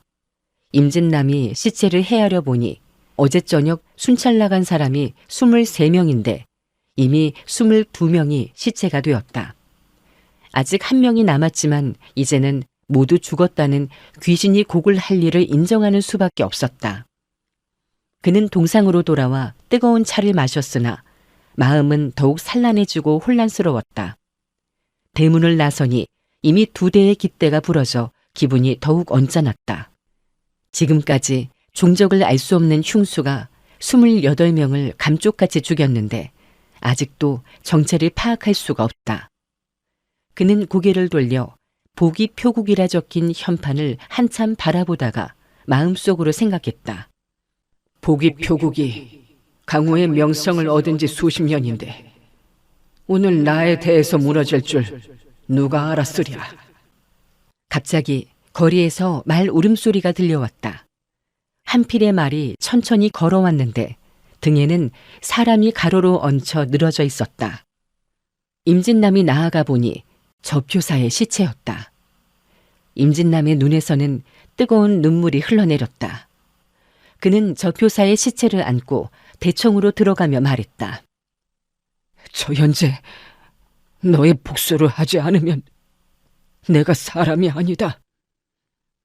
다만 아쉬운 것은 조금만 빨리 살아와서 원수의 정체를 나에게 알려주지 못한 것이다. 저표두는 표국 내에 가족도 피부치도 없는 홀몸이었다. 임진남은 오랜 세월에 걸쳐 쌓아온 그와의 정이 각별했기에 슬픔을 참지 못하고 오열하며 걸어 들어왔다. 왕부인은 대청 입구에서 가문의 금도를 오른손에 잡고 고개를 젖히고 대들보 쪽을 향해 소리치고 있었다. 이 사람 백정놈아! 숨어서 사람을 해치지 말고 네가 남자라면 모습을 드러내 우리 정정당당하게 겨루어 보자. 임진남이 목소리를 낮추어 물어보았다. 부인, 무슨 낌새라도 있었소? 누구에게 그렇게 소리치는 거요? 그는 저표두의 시체를 내려놓았다. 왕부인이 카랑카랑한 목소리를 높여 대답했다. 아무런 움직임도 없지만 누군가가 이 근처에 있어요. 흉수놈은 아마 우리 가문의 벽사 건법을 매우 두려워하는 것 같아요. 꼬리를 감추고 나타나지 않아요. 그녀는 오른손으로 금도를 잡고 허공에 휘두르면서 소리쳤다. 나의 금도가 두려우냐? 말이 끝나기도 전에 갑자기 방 모서리 위에서 음침한 냉소 소리가 들려왔다. 그리고 날카로운 파공성과 함께 작은 물체가 날아와 쨍 하고 그녀의 금도를 때렸다. 왕부인은 소나기가 찢어질 듯이 저려와 더 이상 돌을 잡고 있을 수 없었다. 그녀의 손을 떠난 금도가 그대로 천정 쪽을 향해 날아갔다. 이때 임진남이 짧은 기합 소리와 함께 검을 뽑으며 그쪽 방 위로 뛰어오르며 소탕 군맛 초식을 빠르게 펼쳐갔다. 암기가 날아온 곳으로 한 줄기 검화가 눈부시게 뿌려졌다. 그는 지금까지 흉수의 흔적조차 보지 못해 매우 답답하고 심기가 사나웠으므로 이 1초에 필생의 공력을 다해 찔렀기에 검화가 뻗어나가는 사방 몇 자의 범위에서 검을 피할 여지라고는 없어 보였다. 그러나 그의 사나운 공격은 허공만을 갈랐고 어디에도 적의 흔적은 없었다. 그는 동상의 지붕까지 뛰어올라 세세히 살폈으나 흉수의 종적조차 볼 수 없었다. 왕부인과 임평지도 무기를 집어들고 위로 치솟아 올라왔다. 왕부인이 앙칼지게 외쳤다.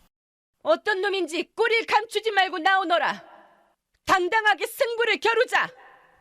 그리고 남편을 돌아보며 물었다. 도망을 갔나요? 도대체 어떤 사람입니까? 임진남이 고개를 가로저으며 침중한 목소리로 대답했다. 공연이 떠들썩하게 해서 다른 사람들을 놀라게 하지 마시오. 세 사람은 지붕 위에서 뛰어내렸다. 임진남이 낮은 소리로 부인에게 물었다. 당신의 금도를 때린 암기가 무엇이었소? 왕부인이 고개를 가로저었다.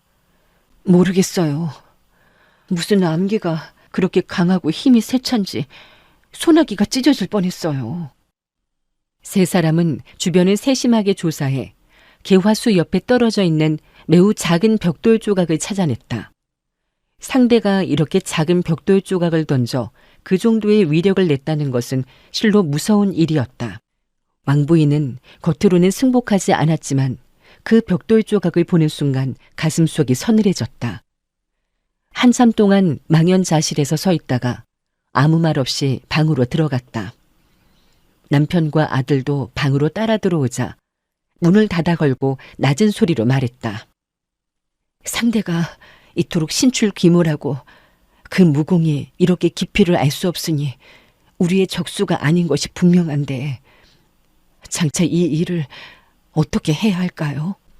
임진남이 마음을 다지듯이 무겁게 말했다. 친구들에게 도움을 청해야지. 무리민이라면 이러한 어려움을 맞았을 때 서로 도우는 것이 의기이고 예의니까. 그들은 곧장 달려와 우리와 힘을 합쳐줄 거요. 우리와 우위가 두터운 사람들은 적지 않지만 그이들의 공부가 우리 부부보다 나은 사람이 별로 없지 않아요? 그이들이 달려온다고 해서 무슨 소용이 있겠어요. 말을 함부로 하는 것이 아니오. 친구들을 불러 의논하다 보면 묘책이 나올지도 모르는 일이오. 누구누구를 청하시려고요? 가까운 곳에 있는 친구들부터 불러야지. 우선 항주, 남창, 광주 세 곳의 표국 무사들을 부르고 민, 절, 오, 감, 내 성의 무림 동도들을 청해야겠소. 왕부인이 이마살이 찌푸리며 걱정스럽다는 듯이 말했다. 그처럼 급하게 도움을 청하다가 소문이 나면 보기표국의 위신이 땅에 떨어질 텐데요. 임진남이 갑자기 물었다. 부인, 올해 몇 살이오? 왕부인이 의아스러운 듯이 대답했다. 아니, 갑자기 나이는 왜 물으세요? 호랑이 띠잖아요. 제 나이도 모르세요? 임진남이 설명했다. 초청장을 보낼 때 당신의 40세 생일 초대라고 하면 어떻겠소? 생일 초대라고 한다면 아무도 의심하지 않을 것이오. 친구들이 도착한 후 비밀리에 얘기한다면 표국의 명예도 손상되지 않을 것이 아니겠소. 왕부인이 잠시 생각하더니 말했다. 좋아요. 당신 뜻대로 하세요. 그건 그렇고 제 생일 선물은 뭘 주실 거예요? 임진남이 귓속말로 속삭였다. 우리 내년엔 아기를 하나 낳읍시다. 왕부인의 얼굴이 순식간에 잘 익은 사과처럼 붉어졌다. 이 양반이 무슨 망령이 드셨나 봐. 지금 이 혼란 중에 무슨 심정으로 그런 농담을 하셔요. 임진남은 호방하게 웃으며 서재로 들어가서 친구들에게 보낼 초청장을 쓰기 시작했다. 두려워하는 부인을 위로하려고 농담을 했지만 혼자 있게 되자 그의 마음도 울적하기 짝이 없었다. 마치 먼 곳의 물로 근처에 불을 끄려는 격이로구나. 오늘 저녁 표국에 큰일이 벌어질 것 같으니 친구들이 당도했을 땐 세상에 복위 표국이라는 이름이 남아 있을는지도 모르겠구나. 그가 서재에서 서성거리고 있을 때 문 밖에서 하인 2명이 공포에 질린 소리로 불렀다. 송표도 큰일 났습니다. 임진남이 방문을 열고 물었다. 무슨 일이냐?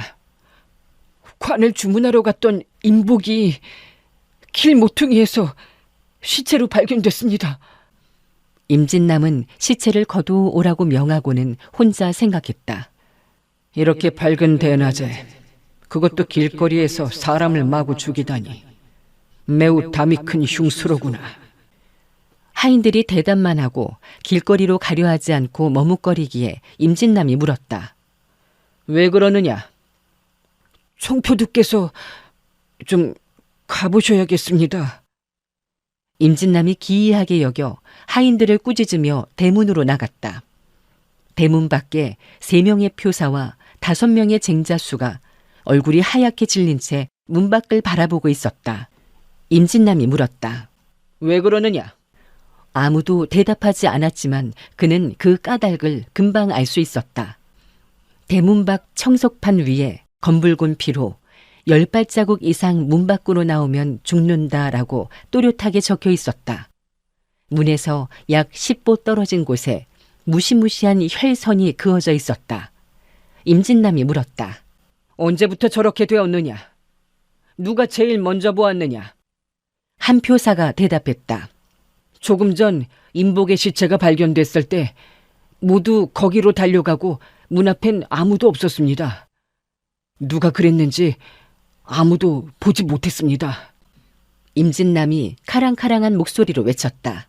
구차스럽게 사느니 죽기를 원하니 과연 죽는지 안 죽는지 보아라. 그는 큰 걸음으로 대문 밖으로 나갔다. 표사 2명이 동시에 외쳤다. 총표두! 임진남은 손을 저으면서 걸어나가 그 혈선 있는 곳을 지났다가 되돌아와 발로 혈선을 문질러 지워버리고 대문으로 돌아와서 말했다. 세 분 형제들, 관을 좀 사오시오. 그리고 서성의 천령사에 가서 반화상에게 며칠간 와서 영혼을 달래줄 것을 부탁하고 오시오.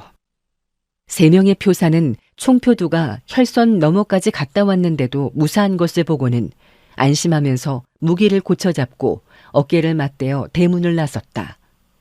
임진남은 그들이 혈선을 지나 길 모퉁이를 돌아가는 것까지 보고 안으로 들어왔다. 그는 서재로 들어가 집사에게 명했다. 황 선생, 초청장을 보내시오. 집사람의 생일을 맞아 잔치를 벌인다고 알리시오. 황 선생이 물었다. 알았습니다. 그런데 생일이 언제입니까? 돌연 급한 발걸음 소리가 들리더니 한 명이 뛰어들어왔다. 임진남이 고개를 돌려보니 쾅 하는 소리와 함께 한 사람이 뛰어들어 방바닥에 쓰러졌다. 임진남이 숨을 죽이며 다가서 보니 관을 사러 갔던 3명 표사 중에 한 사람인 적표두가 쓰러져 있었다. 임진남이 그를 일으켜 안고 급히 물었다. 적 형제, 무슨 일이오? 어떻게 된 거요? 적표두가 힘겹게 말했다.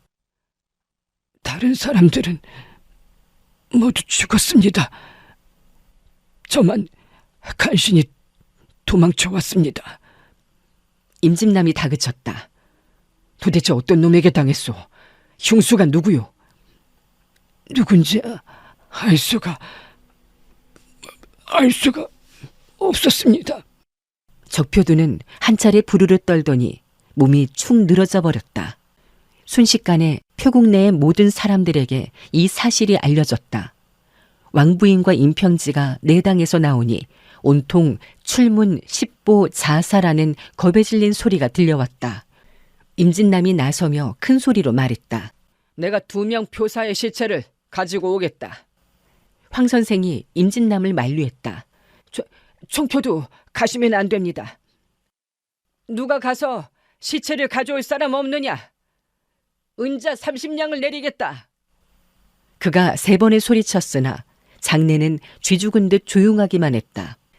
왕부인이 갑자기 외쳤다. 아니, 평아! 평아! 아들을 부르는 여인의 애절한 목소리가 적막한 공기를 울려 흔들었다. 다른 사람들도 따라서 소리쳤다. 소표도!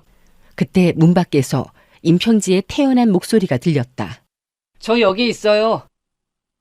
황 선생, 은자 30냥을 주시오. 사람들이 기뻐하며 대문으로 몰려가 보니 임평지가 양 어깨에 시체를 메고 길모퉁이를 돌아서 걸어오고 있었다. 바로 2명 표사의 시체였다. 임진남과 왕부인이 손에 검과 돌을 움켜잡고 혈선 너머까지 나아가 아들을 호위해서 돌아왔다. 여러 표사와 쟁자수들이 이구동성으로 외쳤다. 소표도 우리 표국의 소년 영웅 과연 용감하십니다. 임진남과 왕부인의 기분도 뿌듯했다. 왕부인이 애타는 목소리로 아들을 원망했다. 얘야, 왜 이리 속을 썩이느냐.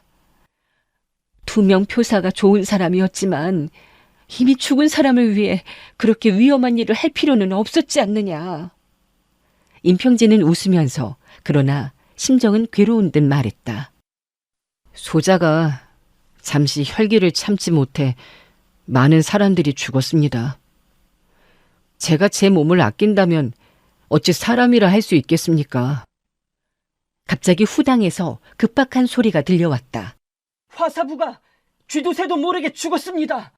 임진남이 급히 몸을 돌려 되물었다. 무엇이?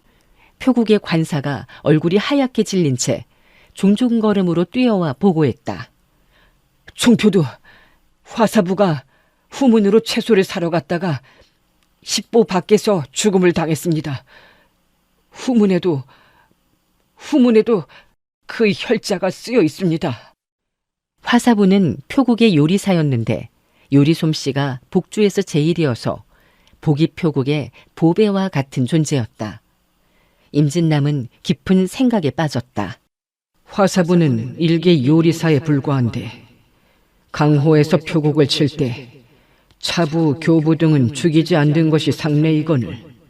차부, 마차, 우차, 달구지 같은 것을 부리는 사람, 교부, 가마를 매는 사람. 이렇게 적이 악랄하니 우리 표국을 완전히 멸문시킬 작정이구나. 그는 여러 사람들을 향해 소리쳤다. 모두들 정신을 바짝 차리도록 해라. 적은 우리의 허점을 노리고 있다. 방금 우리가 10보 밖까지 갔다 와도 아무 일이 없지 않았느냐. 사람들은 웅성거리기만 할 뿐 아무도 문 밖으로 나가려 하지 않았다. 임진남과 왕부인은 서로의 얼굴만 바라볼 뿐 어쩔 수가 없었다. 그날 저녁, 임진남은 표사들에게 표국주의를 경비하도록 명했다. 그러나 그가 순찰을 돌면서 보니 10여 명의 표사가 대청에 모여 있었고 아무도 밖에 나가 경비하지 않고 있었다. 표사들은 총표들을 보고 쑥스러운 듯 몸을 일으켰지만 아무도 대문 밖으로는 나가려 하지 않았다. 임진남 자신도 적이 너무 신비하다고 여기고 있었고 이미 여러 명이 죽었는데도 적의 정체조차 파악하지 못하고 있으니 사람들이 두려워하는 것도 무리는 아니라고 생각했다.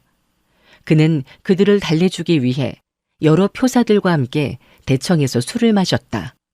그러나 모두들 마음이 산란해 아무 말도 않고 술만 마셔댔다. 오래지 않아 이미 몇 사람이 술에 골아 떨어졌다. 다음 날 오후 갑자기 말발굽 소리가 들리며 몇 명의 표사가 표국을 나가 도망가 버렸다. 임진남이 조사해 보니 5명의 표사가 두려움을 이기지 못해 도망쳤던 것이다. 그는 고개를 흔들며 탄식했다. 큰 환란이 닥쳤는데 내가 무능해 대책을 세우지 못하니 모두들 도망가는구나. 남아있는 표사들 중에는 도망간 표사를 비난하는 사람도 있고 아무 말도 않고 탄식만 연발하는 사람도 있었다. 저녁 무렵에 5필의 말이 5구의 시체를 싣고 돌아왔다. 이 5사람은 위험한 곳을 피해 도망가려다 도리어 먼저 목숨을 잃은 것이었다. 임평진은 분노를 참지 못하고 장검을 빼어들고 혈선 3보 앞까지 나아가 낭낭한 소리로 외쳤다. 대장부는 자기가 한 일은 자기가 책임을 지는 법이다. 여시성의 사천이는 내가 죽인 것이니 나에게 복수해라. 그대들은 무고한 사람을 계속 죽이고 있는데 그것은 영웅 호걸이 할 일이 아니다. 어서 나오너라. 그는 더욱 큰 소리를 지르며 앞가슴을 헤쳐 가슴을 탕탕 치며 미친 듯이 외쳤다. 장부는 한번 목숨을 걸었으면 두말을 하지 않는다. 나를 죽여라 이 못된 놈아. 그가 두 눈을 붉히고 가슴을 치며 소리치는 모습을 지나가는 행인들이 멀리서 보고 아무도 표국 근처로 오지 않았다. 임진남 부부는 자식의 외침소리를 듣고 급히 문 밖으로 달려나가 임평지의 손을 잡아 끌며 대문 안으로 돌아왔다. 임평지는 울먹거리다가 침실로 들어와서는 참지 못하고 침대에 엎드려서 울음을 터뜨렸다. 임진남이 그의 머리를 쓰다듬으며 말했다. 얘야, 너는 과연 우리 임씨 가문의 아들답구나. 그러나 적이 나타나지 않으니 어쩌겠느냐. 마음을 가라앉히고 한숨 푹 자거라. 임평진은 한참 동안 울다가 잠이 들었다. 저녁 식사가 끝난 뒤 아버지와 어머니의 이야기 소리가 들렸다. 몇 명의 표사들이 후원의 땅굴을 파서 혈선을 넘어간다면 살 수 있을지도 모른다고 수군대고 있다는 것이었다. 표국에 남아 가슴을 조이며 죽을 때를 기다리느니 차라리 일찍 생명을 걸고 탈출하겠다는 것이었다. 왕부인이 처연하게 탄식했다. 땅굴을 파는 거야 그들 자유지만 두려운 것은. 임진남 부자는 그 말뜻을 알아차렸다. 말을 타고 도망가다 죽은 5사람처럼 그들도 미리 생명을 잃을까봐 두렵다는 뜻이었다. 임진남이 착잡한 심정으로 말했다. 땅굴을 파서 살 수만 있다면 모두 다 가더라도 그들은 원망하지 않을 텐데. 그날 저녁 세 사람은 일찍 잠을 청했다. 표국 내의 모든 사람이 생명을 건질 방도만을 궁리할 뿐 표국을 지키려는 사람은 아무도 없었다. 자포자기의 심경으로 어렴풋이 잠이 들었던 임평진은 누가 조심스럽게 어깨를 치는 것을 느끼고 벌떡 일어나 베개 밑에 장검을 잡으려 하는데 어머니의 목소리가 들렸다. 평아, 아버지께서 나가신 지 오래되셨는데 아직 돌아오시지 않고 있다. 그래서 내가 찾아 나섰다. 임평지가 깜짝 놀라 물었다. 아버지가 어디 가셨는데요? 나도 모르겠구나. 두 사람이 방을 나오니 대청은 불이 환하게 켜져 있고 표사들이 모여 앉아 노름을 하고 있었다. 모두들 가슴을 졸이며 몇 날 밤을 지새우자 이제는 지치고 지친 상태가 되어서 생사 문제도 개의치 않고 노름에 열중하고 있었다. 모자는 여러 곳을 살폈으나 임진남을 찾지 못하자 점점 불안해졌다. 그러나 함부로 발설할 수 없는 일이었으니 그렇지 않아도 어수선한 표국에 이 사실이 알려지면 큰 혼란이 일어날 것 같았기 때문이었다. 이곳저곳을 찾아다니던 임평지가 왼쪽에서 칼이 부딪히는 작은 소리를 듣고 가보니 변기고창에 등불이 켜져 있었다. 그가 손가락으로 창을 뚫고 안을 들여다보고 기뻐서 소리쳤다. 아버지, 거기 계셨군요. 임진남은 허리를 구부린 채 벽을 향해 서 있다가 부르는 소리를 듣고 고개를 돌렸다. 임평진은 하얗게 질린 아버지의 얼굴을 보고 가슴이 떨려 얼굴은 창백해지고 아무 말도 하지 못했다. 왕부인이 문을 열고 들어가니 바닥이 온통 피바다였고 가로놓인 긴 의자에 사람의 시체가 발가벗은 채 누워 있었다. 그 시체는 가슴과 배가 갈라져 있었는데 얼굴을 보니 곽표두였다. 그는 4명의 표사와 함께 도망치다 죽음을 당했었다. 임평지도 변기고 안으로 들어가 문을 닫았다. 임진남은 시체의 가슴 속에서 검붉은 피가 뚝뚝 떨어지는 심장을 꺼내들며 말했다. 아무런 외상도 없이 심장을 8조각으로 갈라버리다니. 과연. 왕부인이 말을 이었다. 과연 청성파의 최심장이로군요. 임진남은 고개만 끄덕일 뿐 묵묵부답이었다. 임평진은 그제서야 부친이 무엇을 하고 있었는지 알아차렸다. 임진남은 사인을 규명하기 위해 시체를 해부했던 것이다. 임진남은 시체를 기름종이로 싸서 병 모서리에 치워두고 손을 깨끗이 씻고 부인과 아들과 함께 침실로 돌아와 말했다. 상대는 분명히 정성파의 고수다. 부인, 장차 이 일을 어쩌면 좋겠소. 임평지가 성질을 부리며 벌컥 소리 질렀다. 이 일은 저로 인해 생겼으니 제가 그놈과 싸우겠습니다. 제가 상대가 되지 못해 죽는다면 할 수 없는 일이겠죠. 임진남이 고개를 가로저었다. 적의 일장에 심장이 8조각이 났는데 겉으로 봐서 몸엔 아무런 상처도 없었다. 이와 같은 솜씨라면 정성파에서도 몇 손가락에 꼽히는 고수임에 틀림이 없다. 그가 너를 죽이려고 마음먹었다면 그것은 매우 간단한 일이었을 것이다. 내 생각에 그들은 우리 3사람을 쉽게 죽이려 하지도 않을 것 같다. 임평지가 물었다. 도대체 그들이 원하는 것이 무엇일까요? 그놈들은 우릴 지금 놀리고 있다. 놈들은 우리가 공포에 질려 스스로 자결할 때까지 서서히 조여올 것 같다. 임평지가 분노를 터뜨리며 소리쳤다. 그놈들이 아버지의 벽사검법을 두려워하는지도 모릅니다. 그렇지 않다면 왜 모습을 보이지 않고 암중에서 사람을 해치겠습니까? 임진남이 한숨을 쉬며 아들을 타일렀다.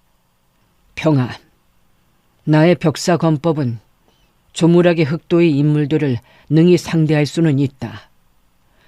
그러나 최심장을 때려 아무런 흔적도 없이 심장을 조각낼 정도의 고수라면 아예 상대가 되질 못한다. 나는 이제까지 패배를 자인해 본 적이 없으나 곽표두의 심장을 보니 이 일은 너무나 분명한 사실이어서 인정하지 않을 수가 없다. 임평진은 처음으로 대하는 부친의 허약한 모습을 보고 더 이상 말하지 않았다. 왕부인이 제안했다. 적이 이처럼 강하니 우리 잠시 피하도록 합시다. 그리고 후일을 기약하도록 해요. 임진남이 무겁게 고개를 끄덕였다. 내 생각도 그러하오. 오늘 밤을 기해 우리 낙양으로 피합시다. 적의 내력을 알고 있으니 당신은 정진에 10년 안에 원수를 갚을 수 있을 거예요. 그렇소. 장인어른은 강호의 친구가 많으시니 큰 도움이 될 것이오. 어서 행장을 차려 몸을 피하도록 합시다. 임평지가 물었다. 우리가 이렇게 가버리면 표국에 남아있는 많은 사람들은 어떻게 합니까? 임진남이 대답했다. 적들은 그들과 애초 아무런 원한이 없으니 우리가 가버리면 그들은 무사할지도 모르는 일이다. 임평진은 마음속으로 생각했다. 아버지 말씀이 맞는 것 같구나. 적이 표국의 여러 사람을 죽였지만 실은 나에게 복수하기 위함이었으니 내가 여기서 도망가 버리면 표사들과 쟁자수들은 아무런 화도 입지 않을 거야. 그는 곧 자기 방으로 가서 짐을 꾸리기 시작했다. 정체도 알 수 없는 적이 지금까지 살아온 기반을 온통 흔들어 놓았고 많은 귀한 것들을 두고 가야 한다고 생각하니 아까운 생각이 들었다. 그래서 그는 아끼던 물건들을 2개의 큰 상자 속에 넣어들고 부모님이 기다리는 방으로 갔다. 왕부인은 큰 상자를 들고 오는 아들을 보더니 웃음을 참지 못하고 터뜨렸다. 우린 도망가는 거지 이사 가는 게 아니란다. 그 많은 물건을 어떻게 가져가려고 하느냐? 임진남이 탄식하면서 생각했다. 우리 집안은 무학세가임에도 자식을 너무 곱게만 키웠어. 저런 철부지 도련님이 오늘처럼 어려움에 직면했을 때 혼자 헤쳐나갈 수 있을까? 갑자기 애처로운 생각이 솟아나 아들을 타일렀다. 외갓집에는 없는 게 없다.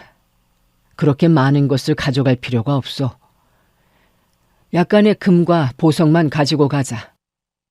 강서, 호남, 호북에는 모두 우리 표국의 분국이 있으니 먹고 자는 것은 걱정할 필요가 없다. 짐이 간편할수록 움직이기가 수월한 법이다. 왕부인이 말했다.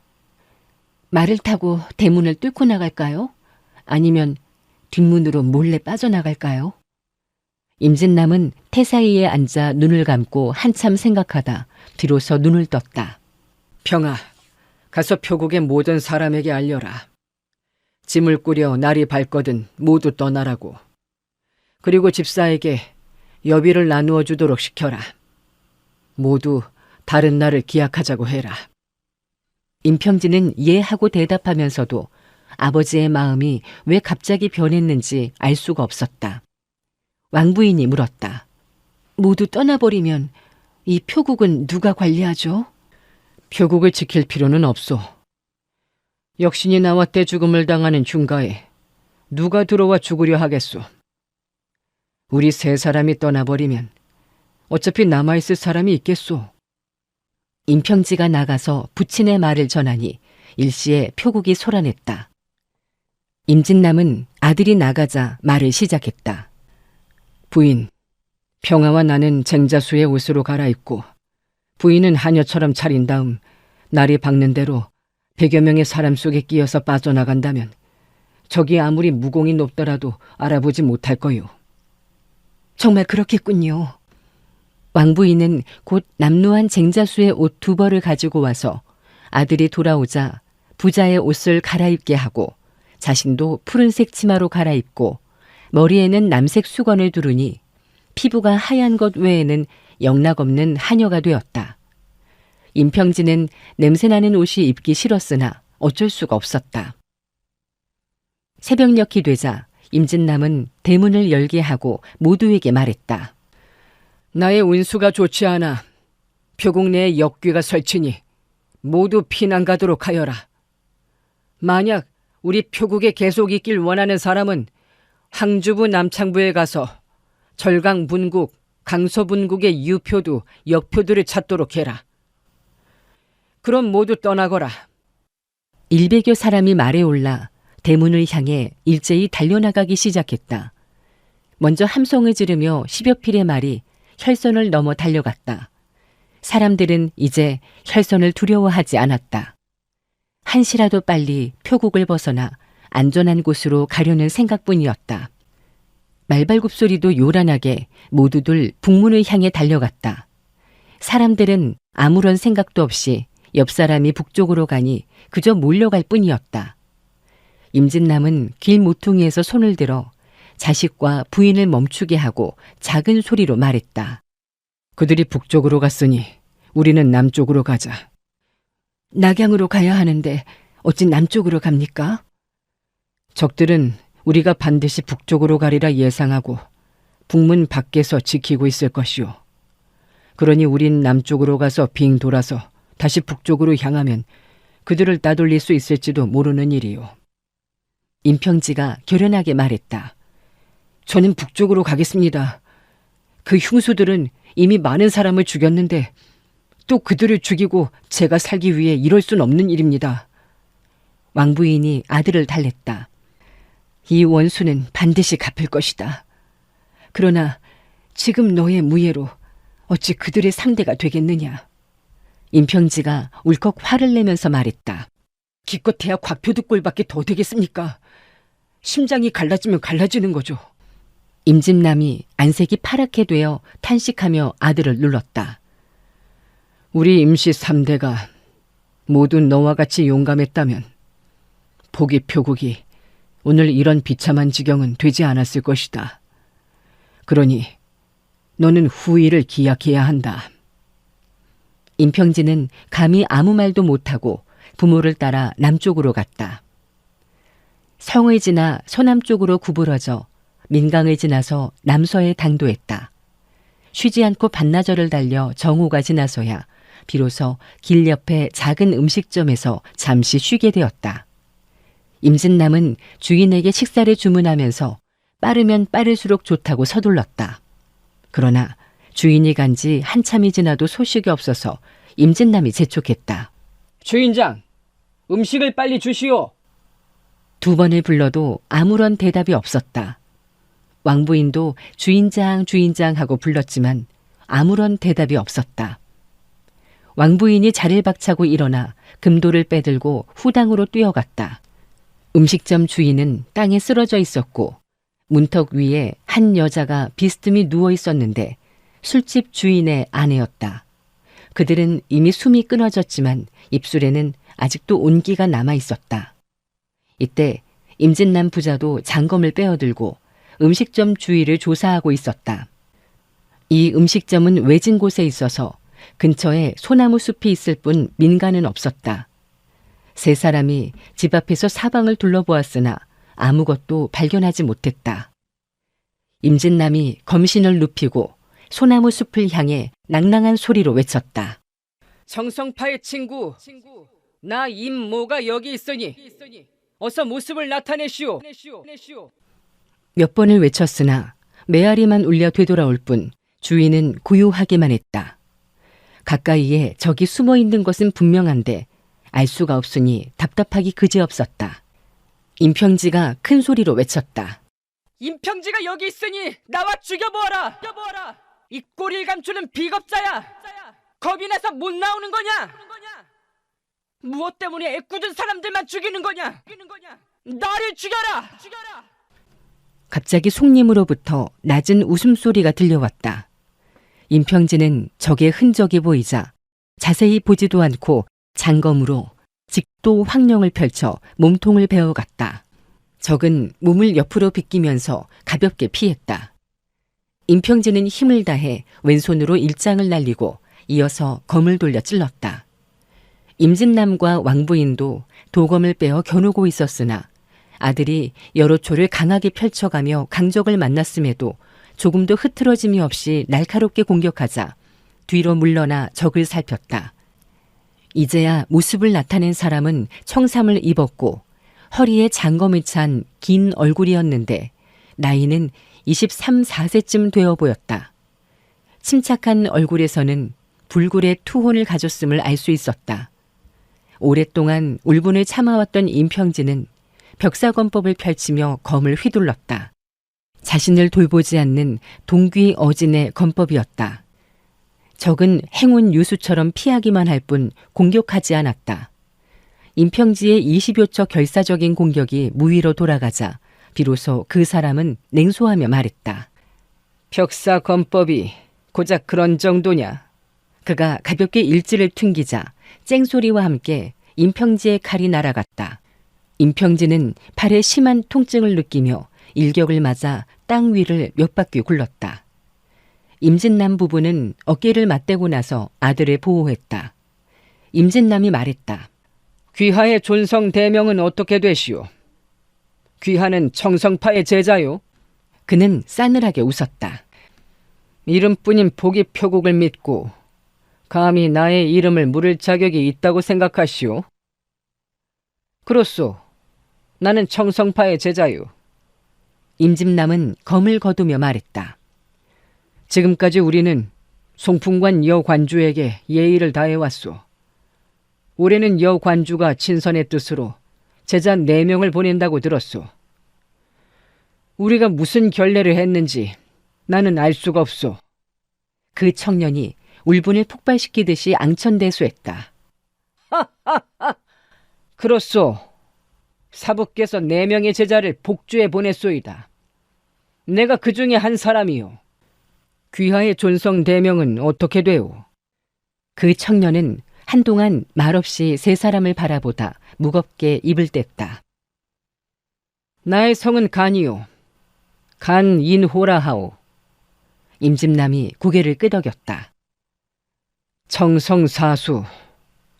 여관주의 4대 제자 중 한 명이니 최 심장이 그토록 고명했구려.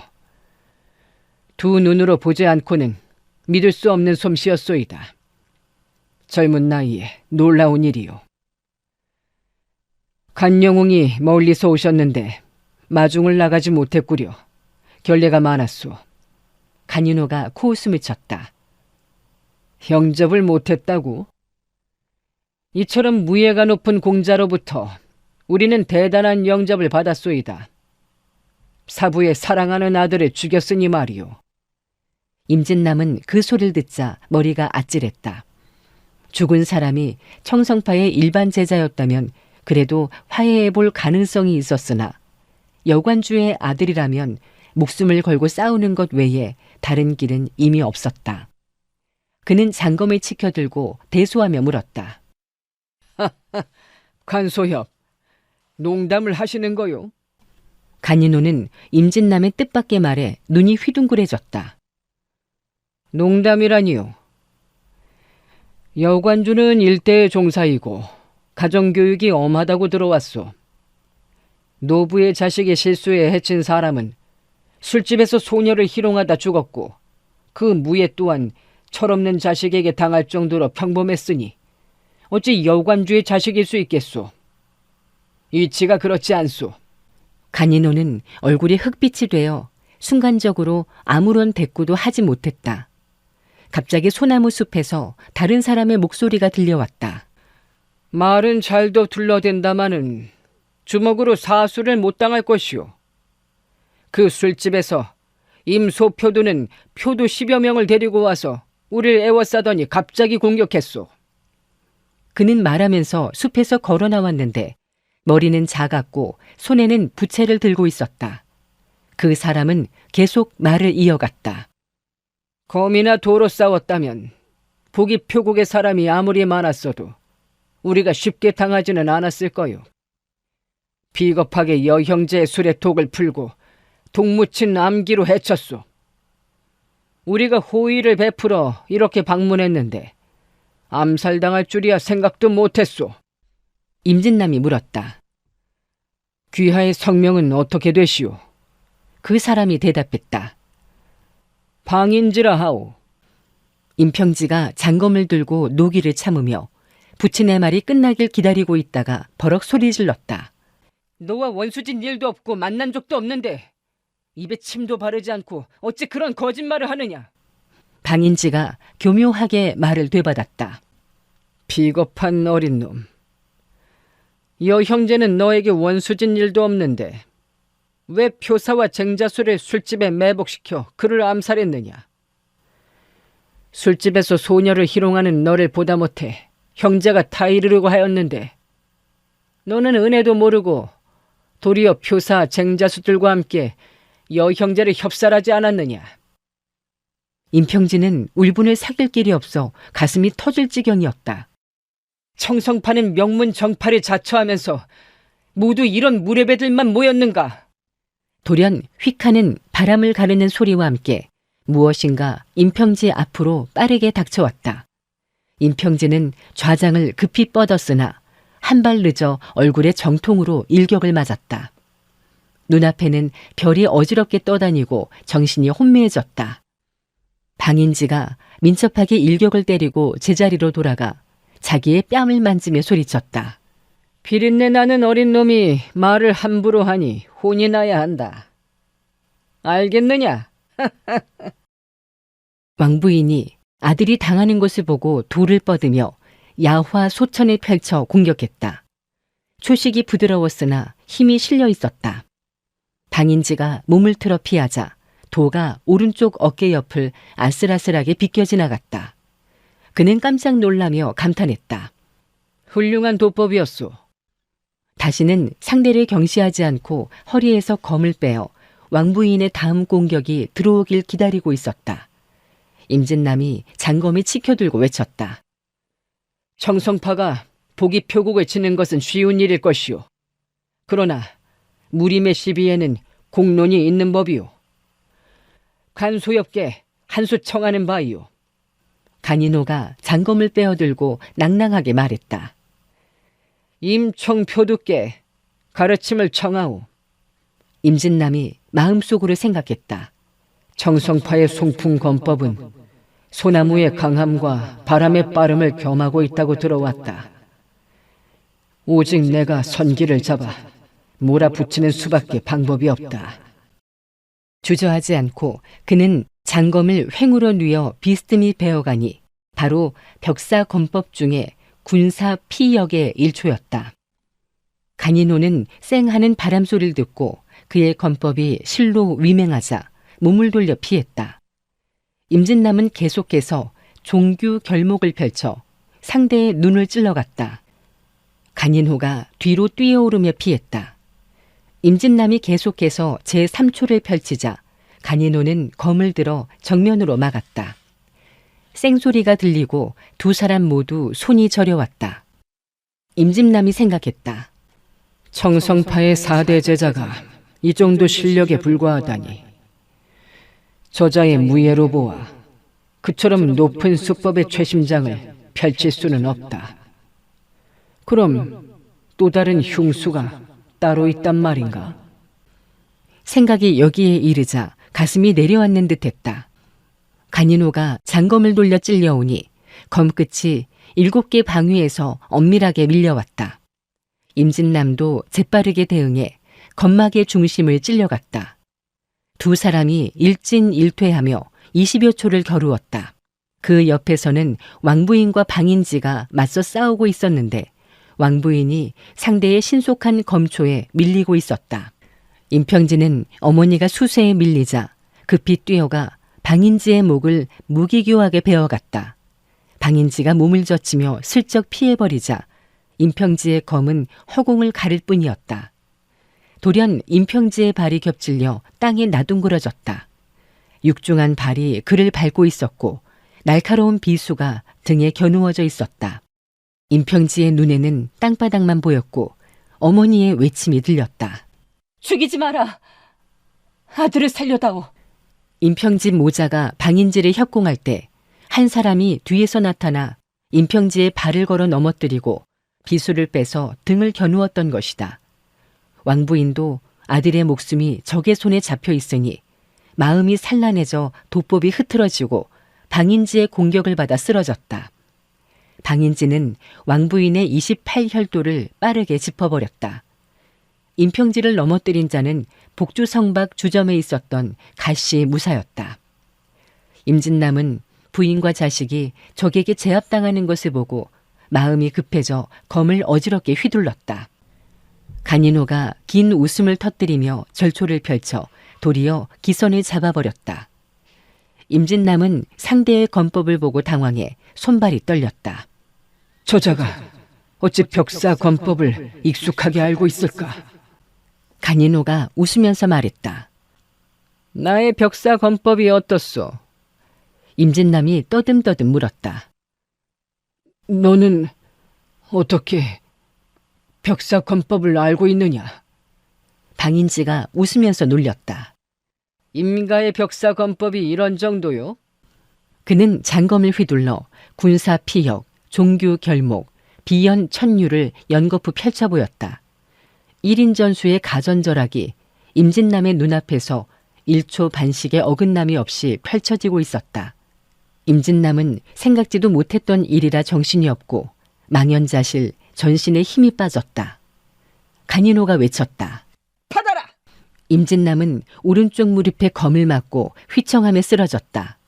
그는 즉시 일어나려 했으나 간인호의 검이 이미 가슴을 겨누고 있었다. 가인달의 목소리가 들려왔다. 간사제, 훌륭한 유성 간월이었소. 임진남을 쓰러뜨린 유성 간월은 벽사검법 중의 일초였다. 임진남이 검을 버리고 탄식했다. 너희들이 어떻게 벽사 검법을 알고 있느냐? 그것도 그다지도 완벽하게.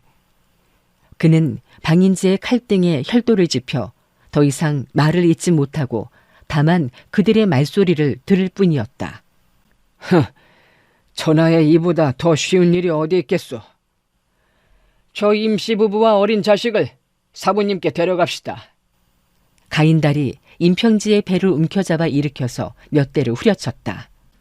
이놈아, 오늘부터 사천의 청성산에 도착할 때까지 하루에 18대씩을 때려야겠다. 그러면 그 예쁘장한 얼굴이 볼만하게 될 거야. 방인지가 웃으며 말했다. 됐어, 그만해. 죽어버리면 사부님을 어찌 뵈려고. 이놈을 색시같이 약해서 너무 심하게 다루면 안 돼. 가인달은 무예가 평범하고 인품이 간사해서 사부가 평소에 그를 싫어했고 동문 사형제들도 그를 멸시했다. 가인달은 방인지의 말을 듣고 더 이상 때리지 못하고 손을 거두었다. 방간 두 사람은 임진남 일가를 음식점으로 끌고 들어가 땅바닥에 팽개쳤다. 방인지가 말했다. 여기서 식사나 하고 가지. 가사제, 밥 좀 해오시구려. 알았습니다. 가인달이 부엌으로 들어가자 간인호가 말했다. 방사형, 저 세 사람이 도망치지 않을까요? 저 애비의 무공은 무시할 수 없는데 좋은 수가 없을까요? 방인지가 웃으면서 말했다. 걱정 없어. 밥 먹고 난 후 세 사람의 수군을 끊어버리고 수군, 손의 근육. 보승으로 비파골을 묶어버리면 꼼짝할 수 없지. 비파골, 견갑골의 다른 이름. 임평지가 육서를 내뱉었다. 할아버지께서 너희놈들을 죽이러 오실 것이다. 사람을 간살하는 더러운 잡종들. 방인지가 웃으며 대꾸했다. 이 어린 놈, 입에 똥을 쳐넣기 전에 입 닥치거라. 이 말이 효과가 있었는지 임평지는 입을 다물고 한마디도 하지 않았다. 방인지가 웃으며 말했다. 간사제, 사부님이 우리에게 72로 벽사검법을 가르쳐 주시오. 우리가 이처럼 완벽하게 전개하는 것을 보고 임표두가 혼이 빠진 모양이오. 임표두, 우리 청성파가 어떻게 벽사검법을 알고 있는지 궁금하지 않소? 임진남은 골똘하게 생각하고 있었다. 청성파가 어떻게 우리 임씨 가문의 벽사검법을 알고 있을까? 2장 밝혀지는 비밀. 임평진은 방인지와 간인호를 죽이고 싶었지만 몸이 말을 듣지 않았다. 등에 혈도가 막혀서 하반신을 전혀 움직일 수 없었고 수근이 절단되고 비파골이 묶여 폐인이나 다름없었으니 깨끗이 죽은 것만 못했다. 갑자기 부엌에서 으악하는 비명이 들렸다. 가인달의 비명소리였다. 방인지와 간인호는 동시에 자리를 박차고 일어나 부엌으로 뛰어갔다. 문에 인형이 비치는 듯 하더니 한 사람이 소리 없이 다가와 임평지의 목덜미를 잡아 일으켰다. 임평지가 얼굴을 쳐다보니 그 술집에서 심부름하던 못생긴 얼굴의 소녀였다. 그 소녀는 임평지를 가볍게 들고 문 밖 말이 메어져 있는 나무 밑으로 데려가서 왼손으로 허리를 잡아 그를 말잔등 위에 올려앉혔다. 임평지가 놀라 얼이 빠져 있는 사이에 그 못생긴 소녀는 장검을 빼어들어 섬전처럼 휘둘러 고삐를 끊고 말 엉덩이를 가볍게 쳤다. 말이 놀라 울음소리를 내며 숲속으로 달려들어갔다. 임평지가 외쳤다. 아버지! 어머니! 부모님을 그냥 둔 채 혼자만 도망갈 수는 없었다. 두 손으로 말잔등을 온리 힘을 다해 치니 그는 말에서 굴러떨어져 몇 바퀴를 구르다가 숲을 속에 처박혔다. 말은 멈추지 않고 멀리 달아나 버렸다. 임평진은 관목의 가지를 잡고 일어서려 했으나 양 다리가 후들거려 일어서려다가 넘어지곤 했다. 어깨와 허리에도 통증이 전해졌는데 말에서 떨어질 때 나무 뿌리와 바위에 부딪힌 것 같았다. 고함 소리, 발걸음 소리가 들리며 청성파 사람들이 추적하는 듯했다. 임평진은 숲풀에 엎드려 가만히 있었다. 그러나 칼이 부딪히는 소리가 나며 싸우는 소리가 들려왔다. 임평지가 숲을 속에서 고개를 내밀어 살펴보니 청성파의 간인호 방인지와 그 추녀와 한 남자가 맞서 싸우고 있었다. 그 남자는 얼굴을 흑포로 가리고 있었는데 머리가 하얗게 샌 것으로 보아 노인이었다. 임평진은 그 순간 그가 설 노인임을 알아차리고 생각에 잠겼다. 저 두 사람도 청성파인 줄 알았는데 저 소녀가 나를 구하다니. 그녀의 무공이 이토록 뛰어난 줄 진작 알았더라면 그때 내가 나서지 않았을 테고 그랬으면 이런 멸문의 화도 당하지 않았을 것을. 그는 또 생각을 바꾸어 서로 격렬히 싸우고 있으니 나는 이 틈에 부모님을 구해야겠구나. 그러나 등의 혈도가 아직 풀리지 않아 몸을 전혀 움직일 수 없었다. 방인지가 다급하게 물었다. 너는 도대체 누구냐? 어떻게 청성파의 건법을 알고 있느냐? 노인은 대답을 않고 돌연 섬광같이 움직여 방인지의 장검을 낚아챘다. 순식간에 검을 빼앗긴 방인지는 황급히 뒤로 물러나고 간인호가 막아섰다. 복면 노인이 수초를 공격하자 간인호가 외쳤다. 너는 대체... 놀란 목소리가 심하게 흔들리고 있었다. 갑자기 쨍 하는 소리가 나더니 그의 손에서도 장검이 떨어졌다. 추녀는 한 발 앞으로 나아가 간인호를 찌르려고 했다. 복면 노인이 검으로 추녀를 제지했다. 죽이지는 마라. 그 추녀가 말했다. 죽일 놈들이에요. 그렇게 많은 사람을 죽였잖아요. 우리는 그만 가자. 그 추녀가 머뭇거리자 노인이 말했다. 사부의 분부를 잊었느냐? 그 추녀가 고개를 끄덕이며 승복했다. 살려주도록 하죠. 추녀는 숲을 뚫고 달려가고 복면 노인도 그 소녀를 따라 순식간에 멀리 가버렸다. 방간 두 사람은 정신을 차리고 자기들의 검을 찾아들었다. 간인호가 말했다. 정말 신비한 사람들이오. 그들이 누구이기에 어떻게 우리의 건법을 알고 있을까? 방인지가 받았다. 그는 단지 몇 초를 펼쳤을 뿐인데 그 홍비명명일초의 정묘함이란 정말... 간인호가 갑자기 깨닫고 외쳤다. 그들이 어린 녀석을 구해갔다. 방인지도 정신이 번쩍 들었다. 아차, 조호 이산의 계책이 아닐까. 조호 이산. 호랑이를 유인해 산을 떠나게 하다라는 뜻으로 적으로 하여금 유리한 곳에서 벗어나게 해 힘을 약화시킨 다음에 공격하는 전략. 임진남 부부는 두 사람은 몸을 돌려 날듯이 되돌아갔다. 한참 뒤 말발굽 소리가 천천히 들리더니 숲속에서 두 필의 말이 걸어 나왔는데 방인지와 강인호가 한 필씩을 끌고 나왔다. 말잔등에는 임진남과 왕부인이 묶여 있었다. 임평진은 아버지 어머니 하고 외치려다 지금 소리치면 자신의 목숨만 위태로울 뿐 부모님을 구할 방도가 없음을 깨닫고 입을 다물었다. 두 필의 말이 몇 장 걸어간 후 절뚝거리며 한 사람이 뒤따랐는데 가인달이었다. 머리에 두른 백포에는 선혈이 비치었고 입으로는 끊임없이 욕설을 내뱉고 있었다. 그놈들이 임씨의 자식을 구해가 버렸군. 이 년놈들을 매일 칼로 한 번씩 베어 청성산에 갈 때까지 살아있나 보겠다. 방인지가 큰 소리로 꾸짖었다. 가사제, 이 임씨 부부는 사부님의 처분에 맡겨야 한다는 것을 모르는가?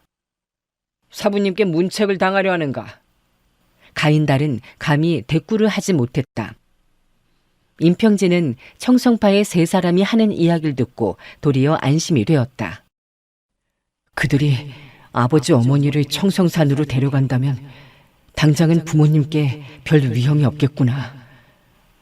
여기서 사천 청성산까지는 수만리나 되니 그 사이에 아버지 어머니를 구할 묘책을 세워야겠구나. 표국의 분국을 찾아가서 이 사실을 낙양에 전해야겠지. 그는 숲을 속에 힘없이 누워 모기가 물어도 그냥 둘 수밖에 없었다.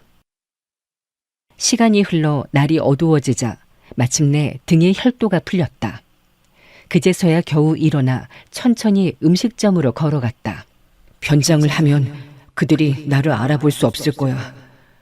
그때 단번에 그 두 놈을 죽여버려야지. 도대체 부모님을 어디서 구하지? 그는 음식점 주인방으로 절뚝거리며 들어가 등불을 켜고 갈아입을 옷을 찾았으나 얼마나 궁핍하게 살았는지 옷이라곤 전혀 없었다. 밖으로 나온 그는 음식점 주인 부부가 쓰러져 있는 것을 보고 생각했다. 어쩔 수 없이 죽은 사람의 옷을 벗겨 입어야만 하겠구나. 죽은 사람의 옷을 벗기니 손에서 이상한 냄새가 났다. 생각 같아서는 당장 팽개치고 싶었지만 내가 잠시의 청결을 위해 시간을 지체해 기회를 잃고 부모님을 구하지 못한다면 그것은 천추의 한이 될 것이라 생각해 그는 이를 악물고 옷을 벗고 죽은 사람의 옷으로 갈아입었다. 횃불을 밝혀 사방을 둘러보니 부친과 자신의 장검, 어머니의 금도가 떨어져 있는 것이 보였다. 그는 부친의 장검을 천으로 싸서 옷 속에 숨겨놓고 방향을 잡아 걷기 시작했다.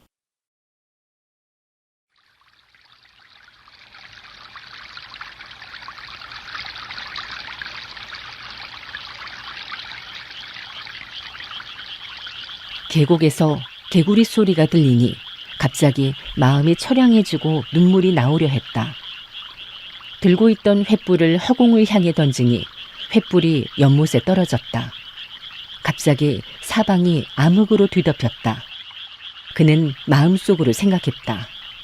임평지야, 임평지야. 소심하고 인내심이 그처럼 없으면 다시 청성 사람의 손에 잡히게 된다. 그건 마치 횃불이 연못에 빠지는 격이지. 그는 소매로 눈물을 닦고 이를 악물고 성큼성큼 걸어갔다. 몇 발자국 걸어가자 허리에 심한 통증이 느껴졌으나 그는 더욱 빨리 걸어갔다. 고갯마루에 이르니 길이 사방으로 나 있어 부모님이 어디로 잡혀갔는지 알 수가 없었다. 걷다 보니 날이 밝아 햇빛이 얼굴에 비쳐 눈이 부셨다. 임평진은 깜짝 놀라며 생각했다. 그들이 부모님을 잡아 청성산으로 갔고 사촌은 복권의 서쪽인데도 나는 도리어 동쪽으로 왔구나. 그는 급히 몸을 돌려 태양을 등에 지고 급히 달려가며 생각했다. 아버지 어머니가 반나절을 가셨고 나는 반대 방향으로 반나절을 왔으니 차이가 많이 났겠구나. 말을 사서 타고 가야겠는데 돈이 있는지 모르겠구나. 그는 혹시나 하는 기대로 주머니를 뒤져보았으나 은자 한 입도 없었다. 금은보석은 말 안장 옆에 주머니에 있었고 은자는 부모님에게 있었기 때문에 그에게는 돈이 한 푼도 없었다. 그는 더욱 조급해하며 중얼거렸다. 이제 어떡하지? 어떻게 해야 하지? 그는 잠시 서성이며 생각했다. 부모님을 구하는 것이 급선무야. 설마 굶어 죽기에 하려고? 그는 고개 아래로 뛰어갔다. 정오쯤 되자 배에서 꼬르륵 하는 소리가 들려왔다. 길 옆에 용안수에 청색의 용안이 주렁주렁 열려있는 것을 보고 군침이 돌았다. 그는 나무 밑으로 가서 손을 뻗으며 생각했다. 이 용안수는 주인이 있을 텐데 주인 몰래 열매를 따는 것은 도둑질이 아닌가? 임씨 가문은 3대 동안 재산을 보호하기 위해 농림의 도적과 싸워왔는데 내가 어찌 도둑질을 한단 말인가?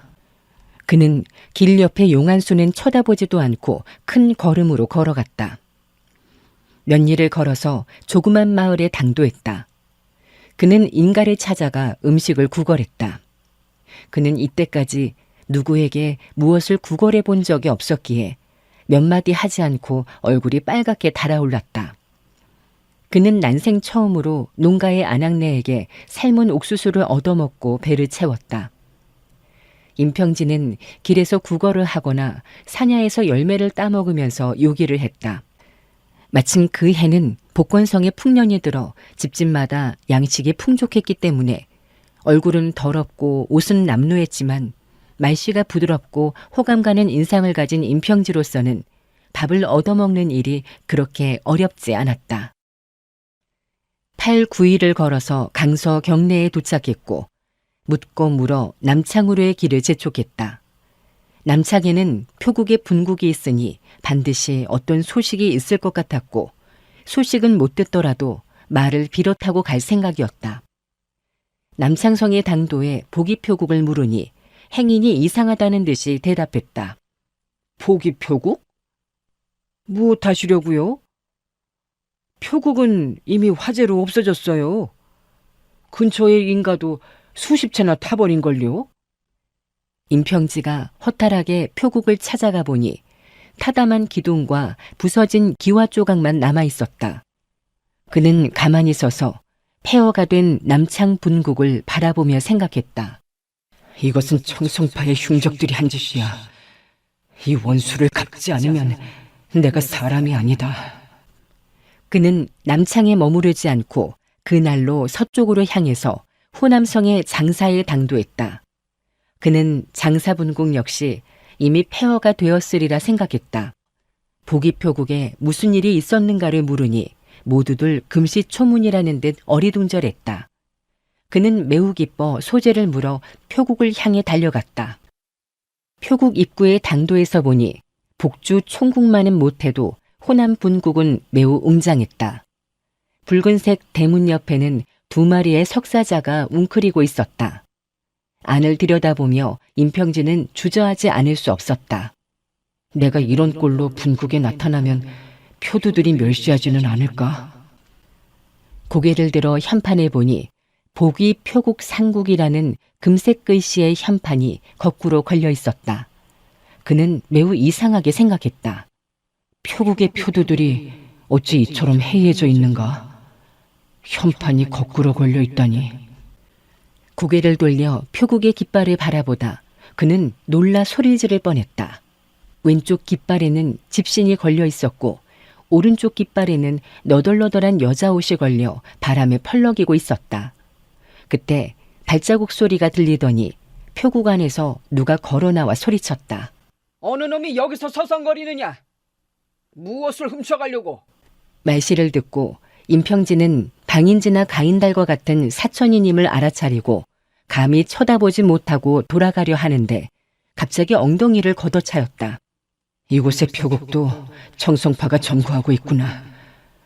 여기서 아버지 어머니의 소식을 캐기 위해서는 내가 참아야지. 그는 무공을 모르는 채 가장해 넘어져서 한참 동안 일어나지 않았다. 그 사람은 웃으며 몇 마디 욕설을 내뱉고 돌아갔다. 임평진은 천천히 기어 일어나 골목에서 찬밥을 얻어먹고 재를 주어서 얼굴을 시커멓게 칠한 다음 담 모퉁이에서 머리를 파묻은 채 잠을 잤다. 2경쯤 되자 이경, 밤 9시에서 자정 사이. 그는 장검을 허리에 차고 후문 쪽으로 가서 아무 소리도 들리지 않자 담을 넘어 과일밭에 가볍게 뛰어내렸다. 그는 담에 붙어서 살금살금 걸어갔다. 임평진은 발소리가 날까봐 가슴을 졸이며 걸어가니 동쪽 방에서 불빛이 새어나오고 있었다. 몇 걸음 가까이 다가가자 이야기 소리가 들렸다. 그는 조심스럽게 다가가 창가에 숨을 죽이고 앉았다. 계속해 이야기 소리가 들려왔다. 내일 아침 일찍 이 표곡도 불타버릴 테지? 다른 사람이 대꾸했다. 아니야, 불 지르지 않을 거야. 피사형이 남창 표곡에 불을 질러 근처의 인가까지 태우는 바람에 사부에게 꾸중을 들었어. 청성파의 협의도에 먹칠을 했다고 말이야. 임평진은 속으로 욕했다. 청성파 놈들 과연 좋은 일 하는구나. 그러고도 협의도라 자칭하다니 뻔뻔스러운 놈들. 먼저 말했던 사람의 목소리가 들려왔다. 그렇다면 불을 지르진 않겠군. 그럼 왜 하는 일 없이 여기에 머물러 있지? 길사제, 생각해보게. 현판을 거꾸로 걸어놓고 깃대에 여자 옷을 걸어놓았으면 부기표국의 위명은 땅에 떨어진 것 아닌가? 그걸로 됐지. 뭐 태워버릴 것까지야 있는가? 신사형의 말이 옳습니다. 저 누더기 옷이 부기표국이 망한 것을 나타낸다면 100년이 지나도 그대로 걸려있게 해야죠. 두 사람은 한바탕 크게 웃었다. 길씨가 말했다. 내일 형산 유정풍을 뵈러 가는데 무엇을 가지고 가죠? 두짜하니 지난번에 예물이 너무 초라해서 청성파의 이름이 부끄러웠다고 하던데요. 신씨가 웃으며 말했다. 예물은 이미 마련했으니 염려하지 말게. 아마 이번엔 유정풍이 눈이 휘둥그레질 것이네. 예물이 무엇인가요? 저는 전혀 알지 못하는데요. 신씨가 크게 웃으며 득이만만한 목소리로 말했다. 보게 광채가 얼마나 아름다운지. 방에서 자루를 여는 소리가 들려오고 길씨가 탄성을 질렀다. 굉장합니다. 아니, 신사형은 이 귀한 물건을 어디서 구하셨습니까? 정말 용하십니다. 임평진은 도대체 어떤 물건인지 보고 싶었으나 발각될까 두려워 들여다보지 못했다. 이어서 신씨의 말소리가 다시 들려왔다. 우리가 부기표국을 그저 빼앗은 줄 아는가? 이 옥마 한 쌍은 원래 사부님께 바치려고 생각했었는데 유정풍에게 예물로 보내기로 했지. 임평진은 가슴속에 울화가 치밀었다. 우리 표국의 보물을 빼앗아 선심을 쓰는 것이 도둑질이 아니고 무엇인가? 장사 분국에 무슨 보물이 있을 리 없지. 분명히 전표를 주고 산 것일 텐데 저걸 회수하지 못하면 아버지가 돈을 물어야 하겠구나. 신씨가 말했다. 이 네 자루의 보물을 하나는 사매들에게, 하나는 사형제들에게 주고 하나는 너, 하나는 내가 가지기로 하자. 자, 어서 뜯어봐라. 이게 다 무엇입니까? 잠시 후 길씨의 입에서 놀란 소리가 터져나왔다. 모두 금은 보화로구나. 아유, 우리 큰 부자가 됐네요. 부기표국도 도둑질 꽤나 한 모양이죠? 사형, 도대체 어디서 찾았습니까? 나는 안팎을 샅샅이 뒤졌어도 은자 100여냥밖에 못 찾았는데 사형은 어디서 이런 귀한 물건을 찾았습니까? 신씨가 득이에 차서 웃으며 말했다. 표국의 금은 보화를 아무 곳에나 두겠느냐. 며칠 동안 네가 서랍, 상자, 벽속을 뒤지는 걸 지켜봤지.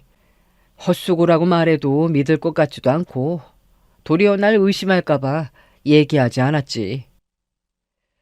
표국 안에 있는 이치에 맞지 않는 것이 무엇인지 생각해보게. 무엇이 있나?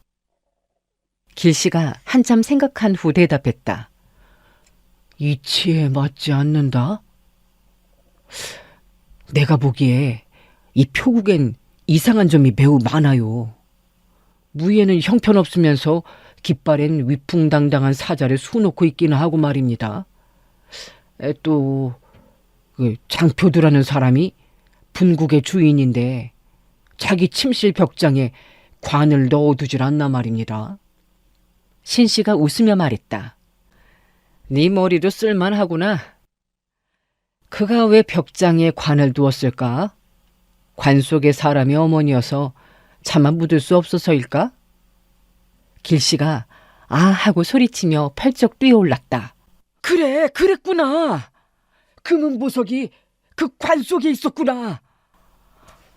교묘하구나, 교묘해. 자르륵 자르륵 하고 금은을 나누는 소리가 들려오고 한참 후 길씨의 말소리가 들려왔다. 신사영, 씻을 물을 가져올 테니 세수나 하고 그만 잡시다. 하품을 하면서 방문을 열고 나가는 소리가 들렸다. 임평진은 창 밑에 쭈그리고 앉아 꼼짝도 하지 않았다. 길씨나는 사람을 곁눈질러 보니 작고 땅땅한 게 낮에 자기를 걷어찬 사람 같았다. 잠시 후 길씨가 더운 물을 갖고 방에 와서 말했다. 신사영, 사부께서 보낸 사형제들 중 우리 두 사람이 제일 큰 공을 세운 것 같습니다. 이것은 사형의 복이고 또한 저의 영광입니다. 장사형은 광주 분국을, 마사형은 항주 분국을 빼앗았지만 이리저리 설치느라 우리만큼의 수확이 없을 겁니다. 신씨가 웃으면서 말해받았다. 방사형, 간사형과 가인달은 복주 총국을 빼앗았으니 노획물은 우리 둘보다 많을 거야. 그러나 사부의 아들을 잃었으니 그것은 공을 세우지 않은 것만 못한 일이지. 길씨가 말을 이었다. 복의 총국을 공격할 땐 사부님이 친히 지휘하셨으니 방사형 간사제가 한 일은 별로 없죠. 요사제가 죽었으니 사부님께서 그들을 탓하지 않을 리 없죠. 이번에 우리들이 대거 출동해 총국과 각송의 분국을 치면서 임씨 가문의 무예가 이토록 형편없는 건 참으로 뜻밖이었습니다. 방사형을 비롯한 3명의 선봉에 의해 임진남 부부가 잡히지 않았습니까? 사부님조차 매우 놀랐죠. 임평진은 세수하는 소리를 들으면서 생각했다. 청성파에서 이미 총국과 분국을 한꺼번에 치려고 계획을 짰었구나. 내가 그 여신놈을 죽여서 화를 만든 게 아니었구나. 여창해가 직접 복주해 왔으니 최 심장이 그토록 신출 귀몰한 것도 무리가 아니지. 그런데 우리 표국이 청성파에게 무슨 죄를 지었길래 우리를 이렇게 악랄하게 공격하는 걸까? 또 신씨의 목소리가 들려왔다. 사부님께서 잘못 보신 게 아니야. 복이 표국의 명성이 드높은 것은 분명히 무엇인가 이유가 있어. 벽사건법은 무림계의 명성이 높아 아무도 경시할 수가 없네. 다만 자손이 불민해 선조의 무예를 제대로 배우지 못했을 뿐이지. 임평진은 그 소리를 듣고 부끄러움을 금할 길이 없었다. 신씨가 말을 이었다. 우리들이 하산하기 전에 사부님과 우리들이 벽사건법의 파해법을 연구했었는데 몇 달이 지나도 벽사건법의 원리를 알아낼 수가 없었지. 내가 보기에 벽사건법의 위력은 굉장할 것 같아. 다만 완벽하게 펼칠 수 없기 때문에 그 모양이지만. 길사제, 자넨 어느 정도 깨우쳤는가?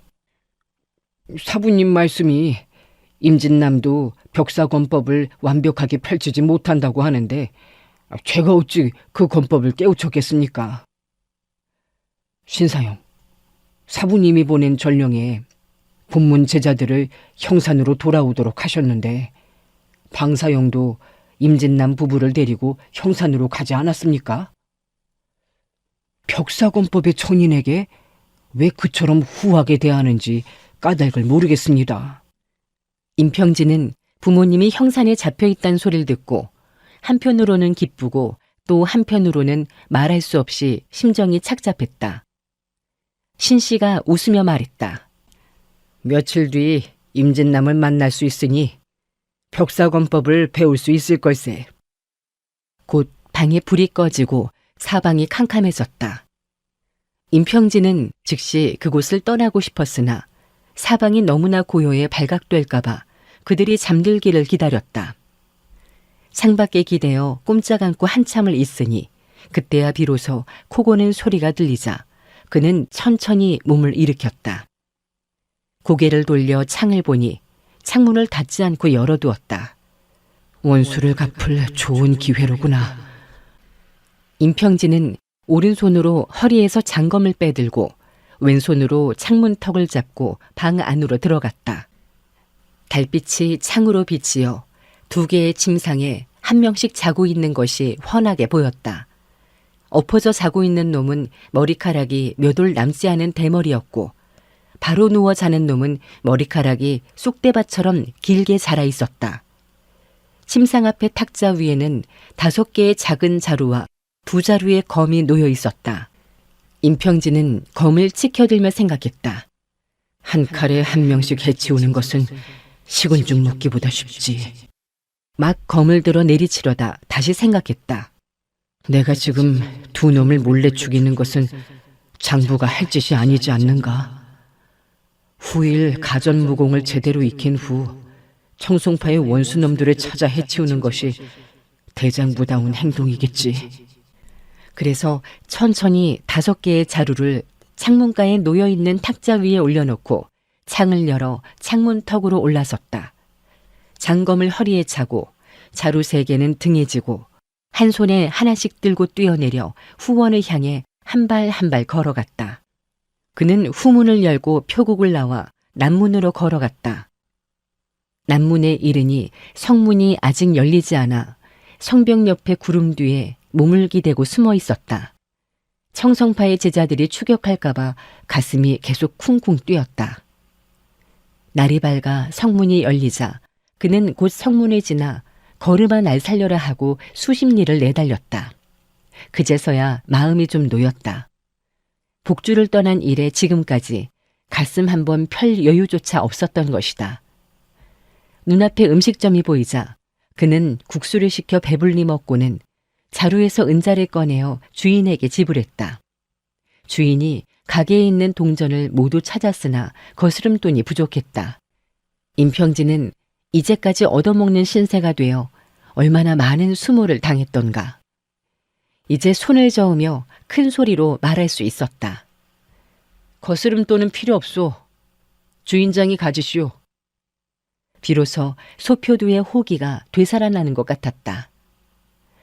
30여 리를 더 걸어가서 제법 큰 마을이 나타났다. 임평지가 객점에 방을 얻어 창문을 닫아 걸고 5개의 자루를 풀어보았다. 열어보니 자루 4개에는 황금과 은이 가득했고 하나에는 높이가 5촌쯤 되는 옥마 한 쌍과 진귀한 물건들이 가득 차 있었다. 일개 장사 분국에 이렇게 많은 제보가 있으니 제보, 재화와 보물. 청성파가 탐을 낼 만도 하구나. 그는 당장 약간의 은을 가지고 5개의 자루를 하나로 합쳐 등에 지고 시장에 가서 좋은 말 2필을 샀다. 2필의 말을 번갈아 타면서 하루에 2-3시즌만 자고 밤낮으로 길을 재촉했다. 꼬박 하루를 달려 형산에 당도했다. 성 안으로 들어가니 정말 많은 사람들이 오갔다. 임평진은 방인지 일당들에게 들킬까봐 고개를 숙이고 객점을 찾아갔다. 몇 집을 들렸으나 모두 방이 없었다. 점소이가 말했다. 3일 후가 유대야께서 무림을 떠나는 날입니다. 그래서 객점마다 하객으로 가득 찼으니 다른 곳을 찾아가 보세요. 임평진은 후미지고 조용한 거리로 가서 3곳의 객점을 거쳐서야 겨우 조그만 방 한 칸을 얻었다. 임평진은 얼굴이 비록 더러워졌지만 방인지 일당이 알아볼지도 모른다는 생각이 들어서 약방에서 고약을 사 얼굴에 붙이고 두 눈썹을 깎아버리고 왼쪽 입술을 뒤집어 이빨이 반쯤 보이도록 했다. 얼굴을 거울에 비춰보니 자신이 봐도 눈이 돌려질 지경이었다. 그리고 또 금은보화가 들어있는 자루를 등에 놓고 그 위에 옷을 걸친 다음 허리를 약간 구부리니 영락없이 꼽추가 되었다. 내가 이렇게 기괴하게 모습이 바뀌었으니 부모님도 못 알아보실 거야. 이제는 걱정 없구나. 그는 비골 대면 한 그릇을 시켜 먹고는 복잡한 거리로 나갔다. 부모님의 행방을 알 수 있었으면 좋겠고 아니면 청성파의 소식을 듣는 것만으로도 큰 도움이 될 것 같았다.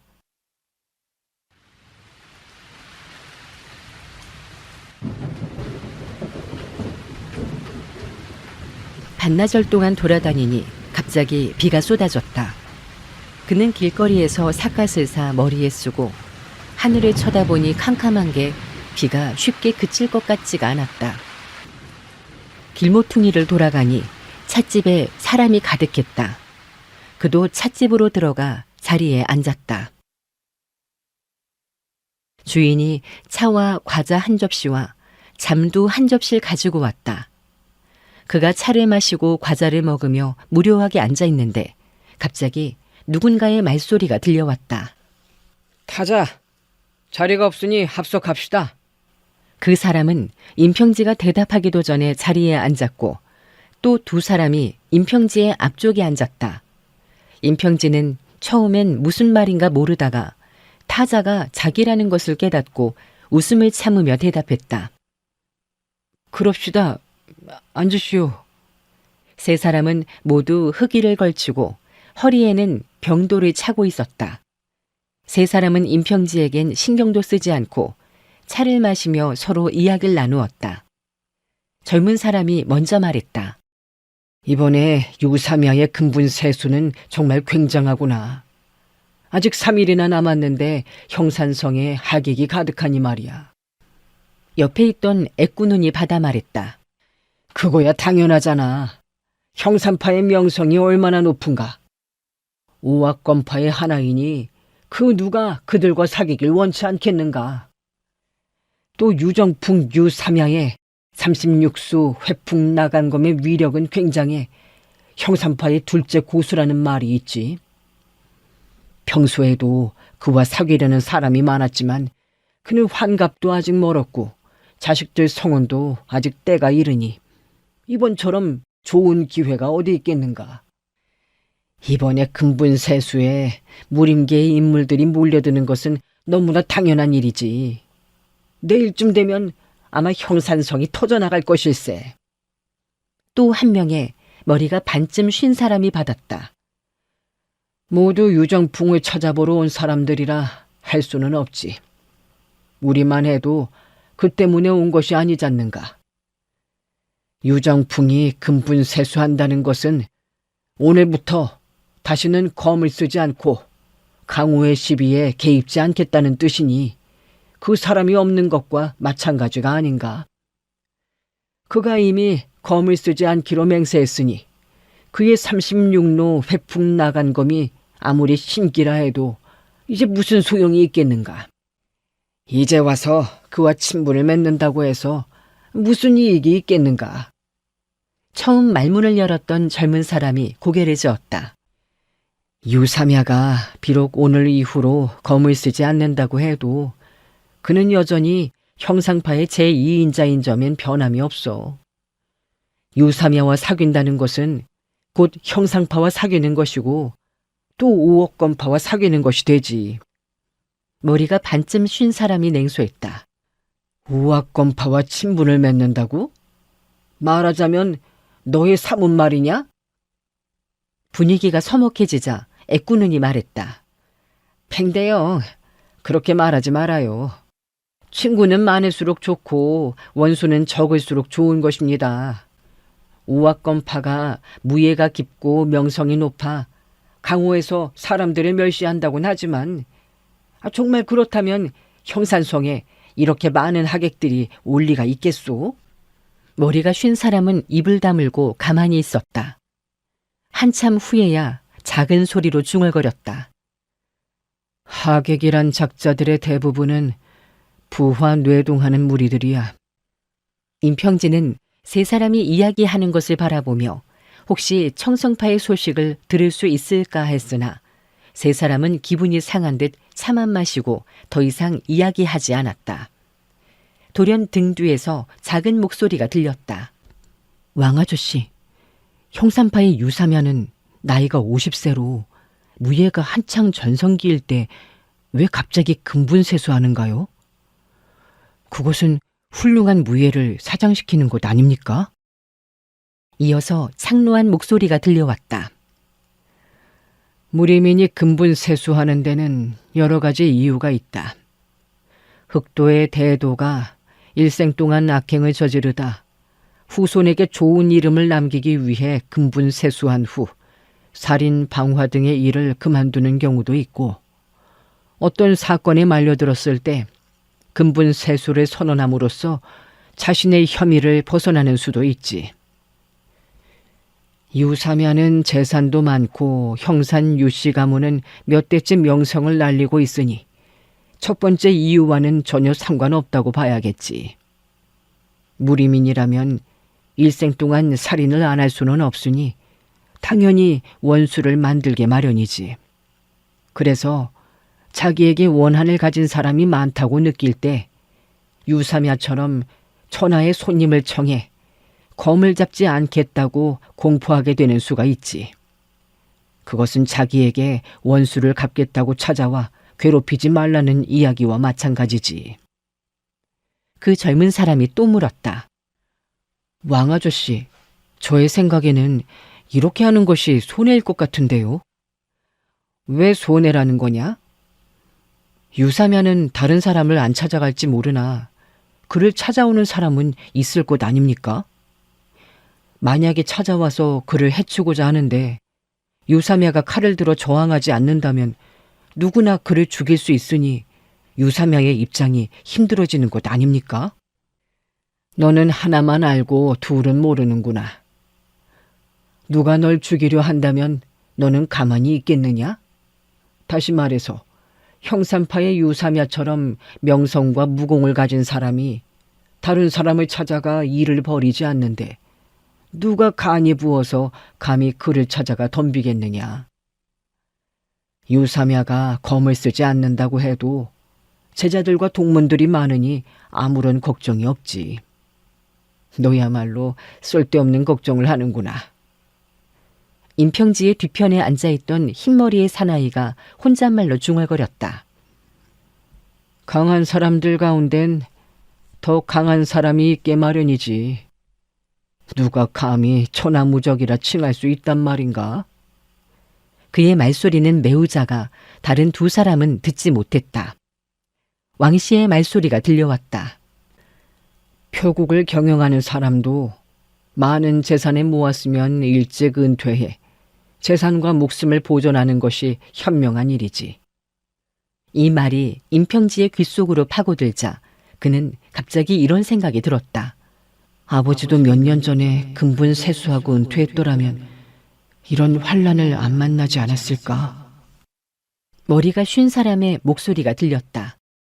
옹기가 우물가를 떠나면 깨지고 장군이 진을 떠나면 죽는 것이니 금류용퇴라는 것이 말이 쉽지 행하긴 정말 어려운 일이야. 금류용퇴. 벼슬을 단연 버리고 물러나는 것이 급류를 건남과 같이 용감함을 이르는 말. 외눈박이가 말을 받았다. 그렇소.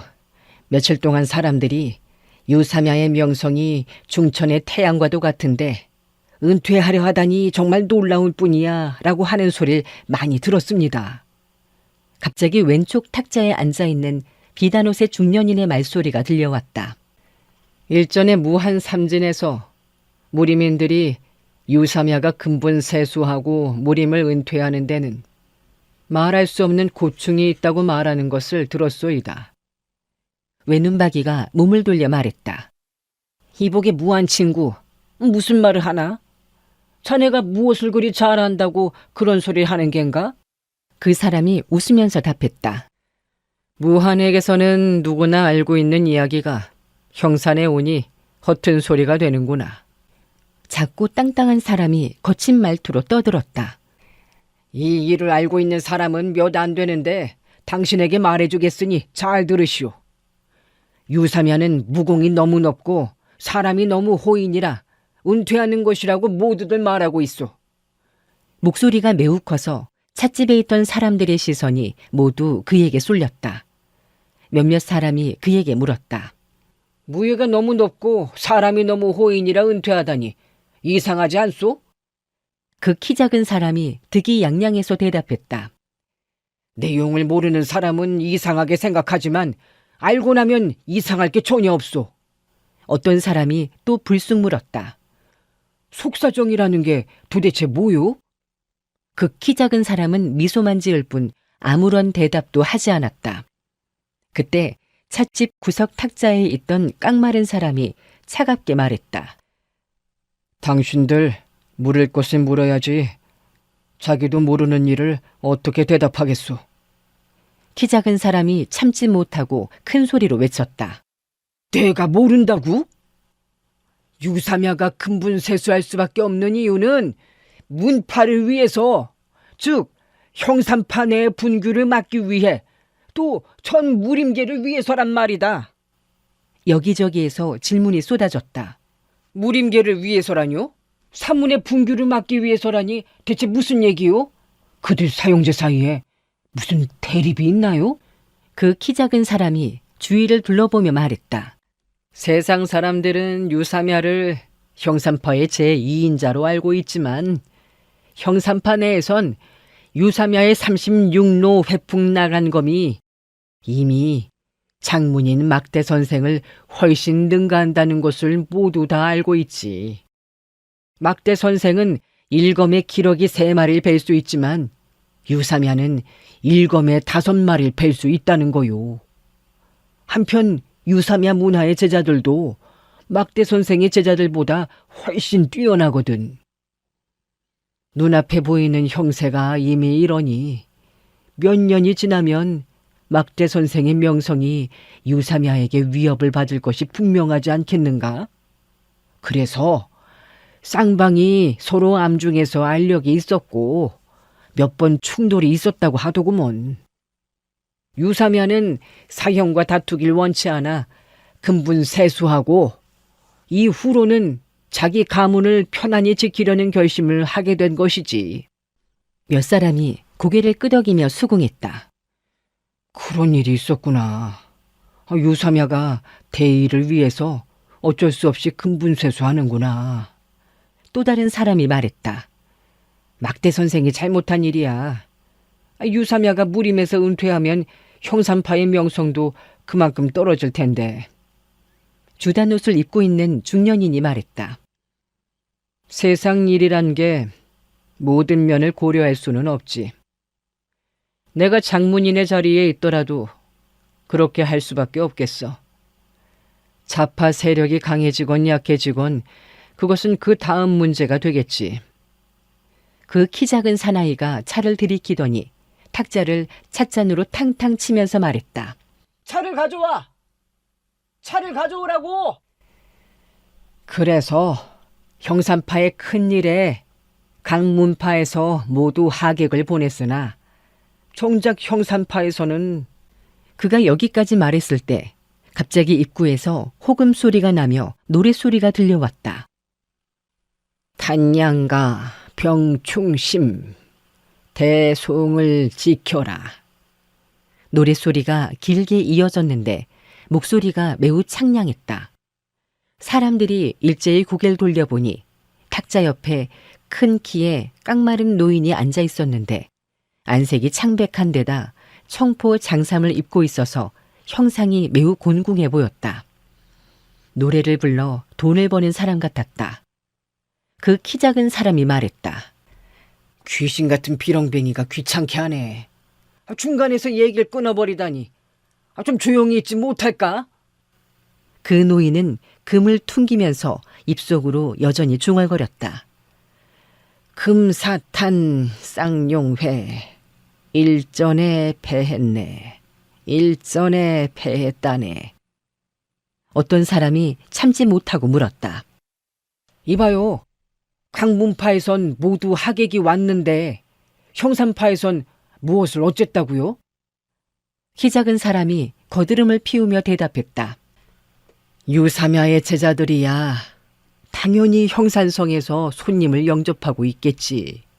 그러나 유사야의 직전 제자 외에 성 안에서 형산파의 제자를 만난 적이 있소이까? 사람들이 정말 그렇다는 듯이 서로 쳐다보며 말했다. 그래. 어째서 한 명도 보이지 않지? 이것은 유사야의 위신 문제인데? 그 키 작은 사람이 주단옷의 중년인에게 말했다. 그래서 내가 두려움 없이 형산파 내부의 분규를 말할 수 있는 거야. 형산파는 아무도 오지 않았는데 뭐가 걱정이겠소? 갑자기 호금 소리가 울리더니 창노한 목소리가 들렸다. 소동이니여, 철없이 함부로 설치지 마라. 세상에는 화가 가득하니. 그 젊은 사람이 소리쳤다. 거기서 자꾸 귀찮게 끼어들지 말고 돈이나 갖고 꺼져라. 그러면서 동전을 던지니 정확하게 노인 앞에 떨어졌다. 그 노인은 감사를 표시하면서 돈을 주어 간수했다. 키 작은 사람이 칭찬했다. 노제, 과연 암기의 명수답구먼. 훌륭한 솜씨야. 젊은 사람이 겸사했다. 별 말씀을 다 하십니다. 대영, 그 말대로라면 막대 선생은 당연히 오지 않겠군요. 땅땅하고 키 작은 사람이 대답했다. 올 리가 없지. 막대 선생과 유사야의 사이는 물과 불 같아서 만나기만 하면 다투게 되어 있지.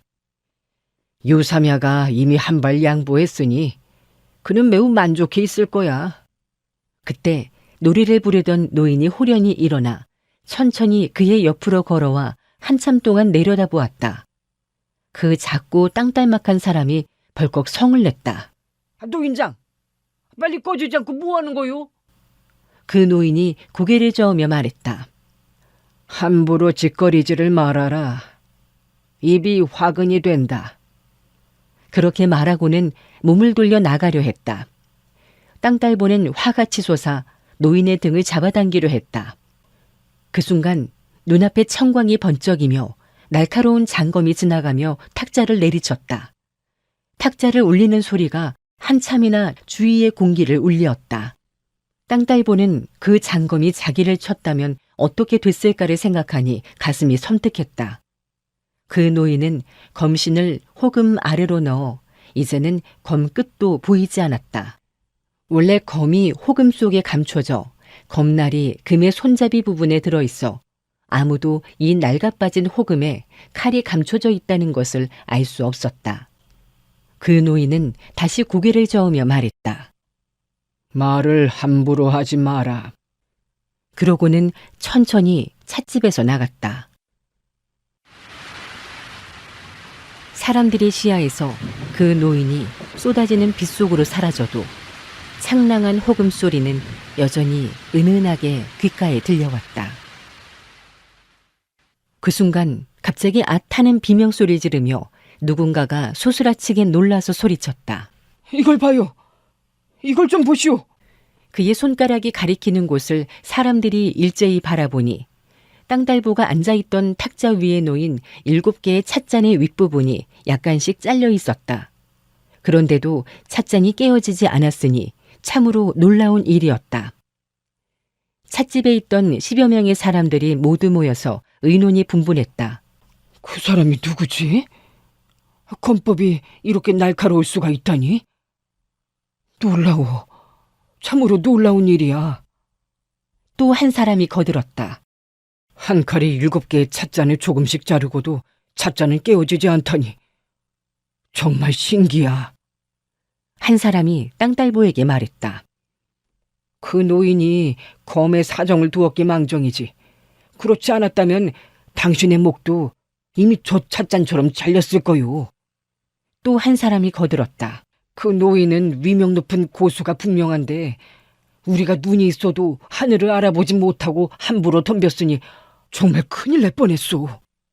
그 땅딸보는 윗부분이 잘려나간 찻잔을 바라보고는 사시나무처럼 온몸을 떨며 얼굴이 하얗게 질려 멍하니 서 있었다. 다른 사람들의 소리가 귀에 들어올 리가 없었다. 주단옷의 중년인이 말했다. 그것 보게 진작 말 조심했더라면 이런 일이 없었을 것 아닌가.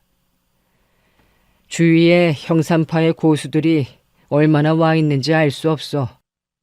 그 노인은 분명히 막대 선생의 친구일 거야. 그래서 우리가 막대 선생 이야기를 하는 걸 듣고는 교훈해 주려고 모습을 드러냈을 거야. 반쯤 머리가 쉰 그 사람이 말했다. 뭐가 막대 선생의 친구야? 찻잔에 자른 칼자국을 보고도 몰라? 그 노인이 바로 막대 선생이야. 소상야우 막대 선생. 사람들이 모두 놀라서 어안이 벙벙해졌다. 뭐라고? 그 사람, 그 늙은 사람이 막대 선생이라고? 당신이 그걸 어떻게 아시오? 나는 알고 있었어. 막대 선생은 호금을 즐겨 타지. 그가 연주하는 소상야우를 듣고 눈물을 흘리지 않는 사람이 없었어. 그의 무예를 사람들은 금중장검, 검발금음이라 일컫고 있지. 모두 형산성에 왔으면서 그것도 모르고 있었소? 조금 전에 자네가 유사면은 한 칼에 5마리의 기러기를 베고 막대 선생은 3마리를 벨 수 있다고 했지. 조금 전에 막대 선생은 한 칼에 찻잔 7개를 베었는데 기러기쯤이야 문제도 아니지. 자넨 지금까지 헛소리만 짓거렸잖아. 그 땅딸보는 아직까지 혼이 빠진 듯 멍하게 서 있을 뿐 아무런 대꾸도 하지 않았다. 찻집에 있던 사람들은 소상야우 막대 선생이 펼친 경세의 무예를 목격하고는 한결같이 등골이 오싹해짐을 느꼈다. 이제까지 땅딸보의 말에 부화뇌동에 부화뇌동, 줏대 없이 남의 의견에 따라 움직임. 유정풍을 칭찬하고 막대 선생을 격려했기 때문에 자신들에게 화가 미칠까 두려워 우르르 찻집을 빠져나갔다. 순식간에 붐비던 찻집이 조용해졌다. 임평지 외에 구석에서 2 사람이 탁자에 엎드려 쿨쿨 자고 있을 뿐이었다. 임평지는 7개의 잘려진 찻잔과 잘려나간 조각을 유심히 살펴보며 생각했다. 그렇게 초라하게 보이던 노인이 한 칼에 7개의 찻잔을 끝부분만 베어버리다니 놀라운 일이구나. 복주에 처박혀 있었다면 어찌 그런 인물이 세상에 있는 줄이나 알았을까. 나는 표구간에서 우물한 개구리였구나. 강호의 고수라 해도 기껏해야 아버지 정도가 최고인 줄만 알았지.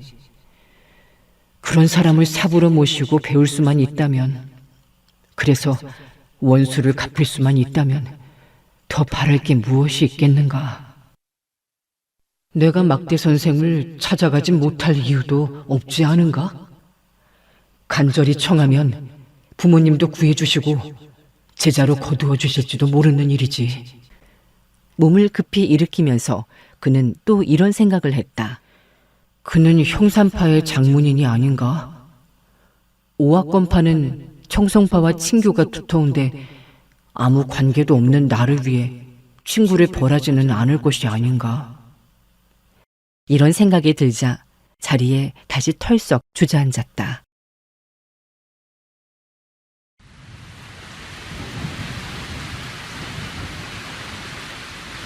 둘째사요. 비가 그치지 않으니 옷이 다 젖겠어요. 우리 저기서 차나 마시죠. 임평진은 자신의 생명을 구해준 추녀의 목소리를 알아듣고 움찔 놀라며 급히 돌아보았다. 그때는 상노한 목소리만 들려왔다. 그래, 뜨거운 차를 마시면 몸도 좀 풀릴 거야. 두 사람은 찻집으로 들어와 임평지가 비스듬히 바라다 보이는 탁자에 앉았다. 임평지가 비스듬히 바라보니 과연 술을 팔던 소녀가 청이를 걸치고 등을 보이며 앉아 있었고 그 앞에는 스스로 그 소녀의 조부라 하던 노인이 앉아 있었다. 임평지는 마음속으로 생각했다.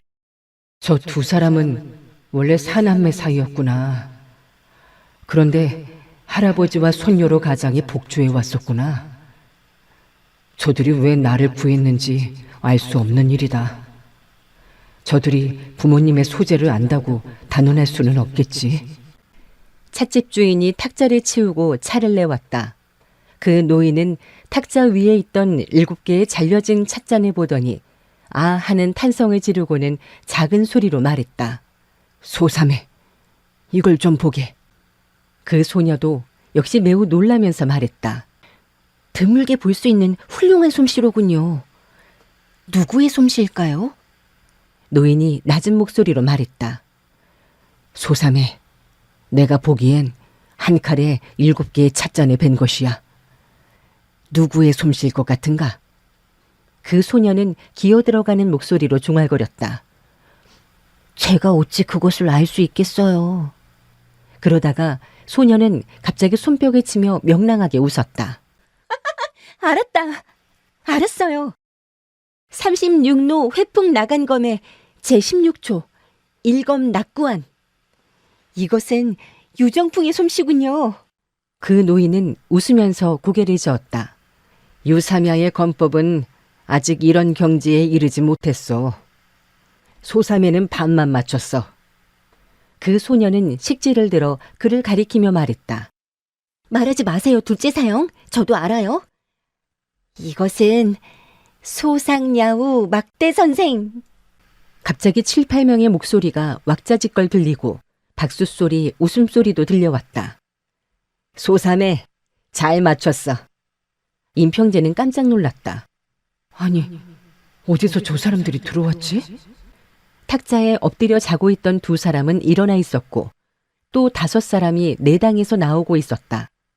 어떤 사람은 짐꾼 차림이었고 어떤 사람은 수판을 들고 있는 것으로 보아 장사꾼이었고 또 한 사람은 어깨에 원숭이가 올라앉아 있는 것으로 보아 원숭이 고개사였다. 그 소녀가 은방울이 구르듯 또르르 웃었다. 못된 사람들은 모두 여기 숨어 있네. 떼거지로 모여서 이 소사매를 놀라게 하려고요? 대사형은? 원숭이 고개사가 웃으면서 말했다. 만나자마자 또 쏘아대는구나. 몰래 숨어 있다 놀라게 하니 나쁜 사람들이 아니고 뭐예요. 대사형도 함께 있어요? 원숭이 고개사가 또 웃으면서 말했다. 다른 사람에게 묻지 말고 대사형에게 물어봐라. 나와는 말도 않고 대사형만 찾는구나. 또 6째 사형은 보이지도 않니? 그 소녀가 셀쭉해서 말했다. 원숭이도 여기 얌전히 앉아있고 죽지도 다치지도 않았는데 물어볼 것이 뭐가 있겠어요? 원숭이 조련사가 웃으면서 말했다. 대사형도 죽지도 다치지도 않았는데 뭘 물어보려는 거야? 사형과는 말하지 않을래요. 넷째 사형. 사형은 좋은 사람이죠. 대사형은 어디 있어요?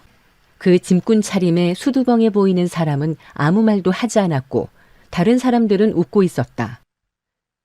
넷째 사형만 좋은 사람이고 우린 모두 나쁜 사람이란 말이지. 넷째야, 너도 말하지 마라. 말하지 않을 테면 하지 말라죠. 말하지 않으면 둘째 사형과 내가 오다가 본 천하의 기이한 얘기를 안 해줄 거야. 짐꾼 차림의 넷째는 웃기만 할 뿐 목석처럼 아무 말 않고 서 있다가 그제서야 말을 했다. 어제 형양에서 헤어졌는데 우리더러 먼저 가라고 했다. 자기는 거기서 술 마시고 뒤에 따라오겠다고 했어. 그 소녀가 미간을 찌푸리며 물었다. 또 술을 마셨어요? 그 짐꾼 차림의 사람이 그래 하고 고개를 끄덕이고 수판을 들고 있던 사람이 말을 이었다. 술 한 번 신나게 마셨지. 아침부터 저녁까지 쉬지 않고 23근이나 마셨으니 말이야. 그 소녀는 기가 막혀서 눈이 동그래졌다. 그렇게 마시고도 괜찮아요? 왜 말리지 않았어요? 수판을 든 사람이 대답했다. 대사형이 다른 사람 말을 들으면 해가 서쪽에서 뜨지. 소사매가 말린다면 아마 한 근쯤은 덜 마시겠지. 사람들의 목소리가 터졌다. 그 소녀가 종알거렸다. 왜 그렇게 술을 많이 마시지? 무슨 신나는 일이 있다고 그럴까요? 수판을 든 사람이 말했다. 그것은 대사형에게 직접 물어봐. 소사매가 왔다는 것을 알면 대사형이 또 술 한 잔을 더 할 거야 아마. 농담하지 말아요. 그러나 서로의 대화에는 반가운 기쁨의 빛이 배어 있었다. 임평진은 그들 사형제 간의 우스갯소리를 들으며 생각했다. 저들 이야기를 들어보니 저 소녀는 대사형에게 깊은 정을 품고 있구나. 그런데 둘째 사형이 저렇게 늙었으면 대사형은 훨씬 더 늙었을 텐데 16, 17세밖에 안 되는 소녀가 늙은이를 좋아하다니. 한참 동안 생각해 보니 그 이유를 알 듯했다. 아, 그렇구나.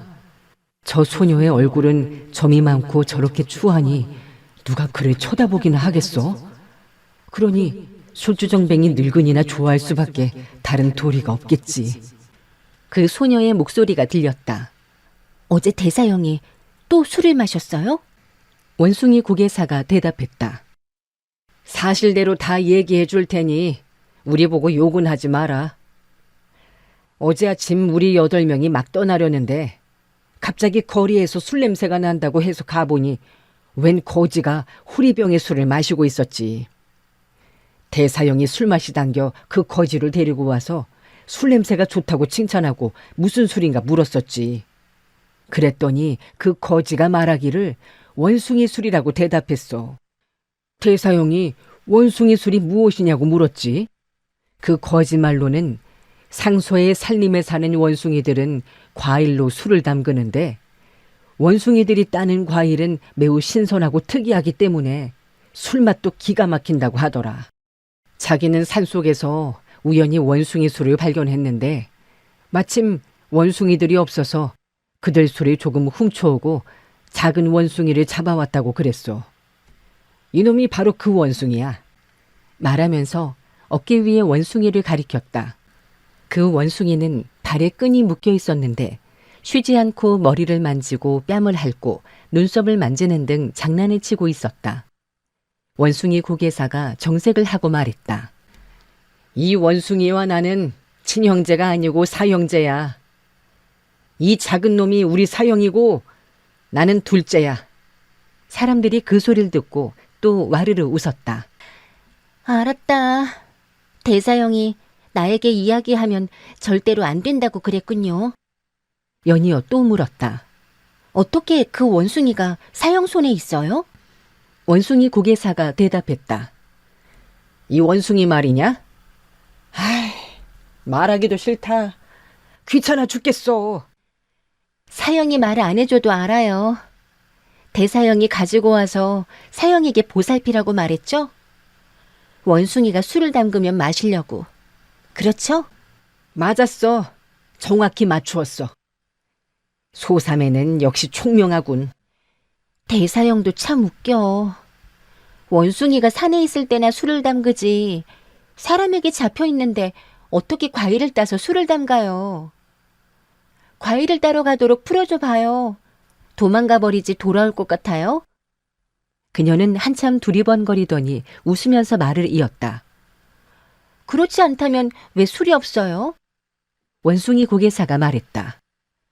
소삼에 사형을 공경해야지. 위아래도 몰라보고 함부로 말을 하면 안 되는 거야. 그 소녀가 코웃음을 쳤다. 아하, 이 묶여있는 원숭이 사형의 발말인가요? 여섯째 사형. 사형은 아직 말 안 한 게 있어요. 어디서 대사형이 하루 종일 마셨어요? 여섯째 사형이 대답했다. 그래, 말해주지. 대사형은 더럽지도 않은지 그 거지에게 술을 얻어 마셨지. 그 거지는 몸은 때에 절었고 옷에는 이가 우글우글했고 온 얼굴에 눈곱 콧물이 묻어 있었어. 호리병에도 침과 콧물이 묻어. 그 소녀가 눈살을 찌푸리며 바르르 진저리를 쳤다. 그만해요. 듣는 사람도 속이 메스꺼려요. 여섯째 사형이 말했다. 다른 사람은 더러운데도 대사용은 안 그렇단 말이야. 그 거지가 술이 반병밖에 없다고 했는데 대사형이 은자를 주고 한 모금 마실 수 있었지. 소녀는 얼굴을 찌푸렸다 폈다 하면서 할 수 없다는 듯이 내뱉었다. 대사형은 정말 못 말려. 여섯째 사형이 말했다. 거지는 은자를 받고서야 호리병을 건네주며 말했지. 한 모금만 마셔요. 더 마시면 안 돼요. 대사형은 알았어요. 한 모금만 마실 테니 걱정 말아요 라고 말하면서 호리병을 입에 대고 들이켰지. 그러나 누가 알았겠니? 한 모금 만에 술을 다 마셔버릴 줄을. 원래 대사형은 사부님께 기공을 전수받아 숨을 쉬지 않고도 오래 견딜 수 있는데 반병의 술을 마시는 것쯤이야 오히려 쉬운 일이지. 사람들은 이야기를 듣다 모두 웃음을 터뜨렸다. 여섯째 사형이 또 말했다. 소삼해. 어제 소삼해도 형양에서 대사형이 술 마시는 것을 봤으면 정말 탐복했을 거야. 신흥단전, 식유자부, 신양능허, 이초화학, 기여충소, 이감묵진. 이 기공은 오묘무궁해 정말 입신의 경지에 이르렀어. 그 소녀는 숨이 넘어갈 듯 웃어대더니 말했다. 사형의 못난 입이 대사형을 헐뜯는군요. 우리의 기공구결을 비웃다니. 조심하세요. 여섯째 사형이 웃으면서 말했다.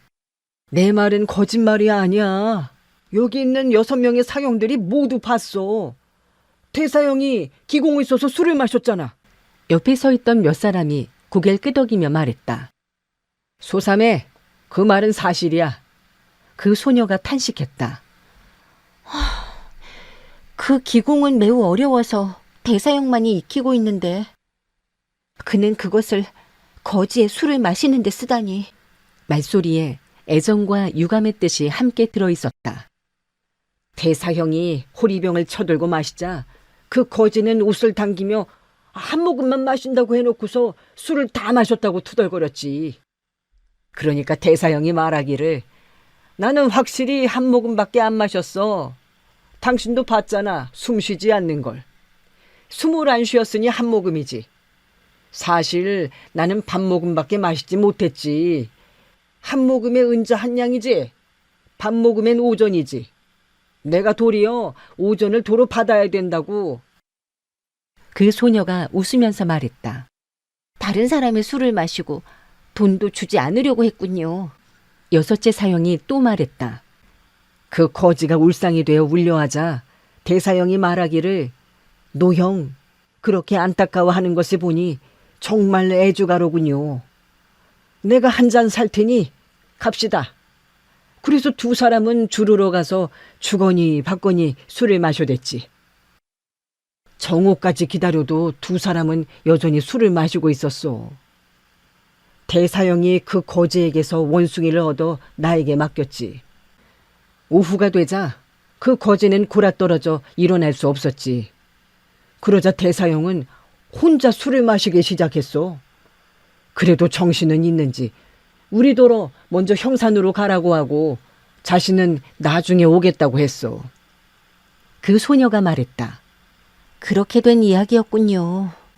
그 소녀는 한참 동안 묵묵히 무엇인가를 생각하다가 물었다. 그 거지는 개방의 인물이 아닌가요? 짐꾼 차림의 사람이 고개를 저으며 말했다. 아니야. 무공을 전혀 몰랐어. 등에 구대도 없었고. 그 소녀는 쉬지 않고 내리는 비를 바라보다 혼자 중얼거렸다. 어제 함께 왔더라면 오늘 비를 맞지 않아도 될 것을. 여섯째 사형이 말했다. 소삼해. 둘째 사형거 오면서 기이한 일을 봤다고 했는데 이제 그 얘기 좀 해봐. 그 소녀가 말했다. 뭐가 그리 급해요. 대사형이 온 다음에 이야기해도 늦지 않아요. 2번 얘기하기 싫어요. 대사형과 만날 약속은 했어요? 6째 사형이 대답했다. 약속 안 했어. 형산성은 그리 넓지 않으니. 대사형이 원숭이 술 마신 이야기만 듣고 왜 자기 이야기는 안 하는 거야? 그 소녀는 불안한 듯이 말했다. 둘째 사형, 사형이 6째 사형에게 말해주지 않겠어요? 그 소녀는 임평재를 한번 돌아보고 말했다. 여기는 이목이 너무 많으니 객점에 들어간 후에 천천히 얘기하죠. 아무 말 않고 서 있던 키 큰 사람이 비로소 입을 열었다. 형산성 내의 크고 작은 객점은 모두 하객으로 가득 차 있으니 대사형이 오면 함께 성 밖의 사당에서 쉬도록 하죠. 둘째 사형 생각은 어때요? 6째 사형이 마음이 급해서 작은 소리로 물었다. 반나절 동안 꼼짝 않고 있으니 저 사람은 신경 쓸 것 없어요. 둘째 사형, 사형과 소사매가 북주에 가서 무엇을 알아냈나요? 청성파가 보기표국을 멸망시켰다면 임씨 집안은 무공을 모른단 말입니까? 임평진은 그들이 보기표국 이야기를 하자 신경을 곤두세워 귀를 기울였다. 그 노인이 대답했다. 소사매와 내가 장사에서 사부님을 배웠는데 사부님께서 우리에게 형산성으로 가서 여러 사형제들과 만나라고 하셨어. 복주 이야긴 천천히 하지. 막대 선생은 왜 여기서 일검낙구한 검초를 펼쳤을까? 자네들은 모두 봤겠구먼. 똑똑히 봤어? 예, 봤습니다. 사람들이 유정풍의 근분세수에 관해 이야기하자 갑자기 막대 선생이 나타나 어떻게 사람들을 놀라게 하고 사라졌는가 그 사정을 하나하나 이야기했다. 그 노인이 한참 동안 묵묵히 앉아있다가 말했다. 세상에서는 유정풍과 막대 선생의 관계가 불편하다고들 하는데 이번 유정풍의 근분세수에 막대 선생이 또 이렇게 신비스럽게 다녀가니 정말 그 연유를 알 수 없구나. 수판에 든 사람이 말했다. 둘째 사형, 태산파의 장모인 천문진인이 이미 유부에 당도했다고 합니다. 노인이 말했다. 천문진인이 왔단 말이지? 유삼야란 사람 정말 발이 넓어. 천문진인이 왔으니 형산파에서도 쉽게 손을 쓸 수가 없겠어. 유삼야 주변에 천문진인처럼 막강한 고수가 있으니 막대 선생도 쉽게 사제를 다스릴 수 없겠구나. 그 소녀가 끼어들었다. 둘째 사형, 그럼 청성파의 여관주는 누구를 도울까요? 임평진은 청성파 여관주라는 6자를 듣자 가슴이 뛰는 게 방망이로 한 차례 세차게 맞은 듯했다. 6째 사형등이 물었다. 여관주도 왔단 말이지? 청성파를 움직이긴 쉽지 않을 텐데.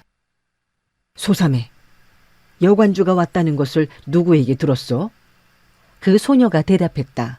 들은 것이 아니라 내 눈으로 직접 봤어요. 6째 사형이 물었다.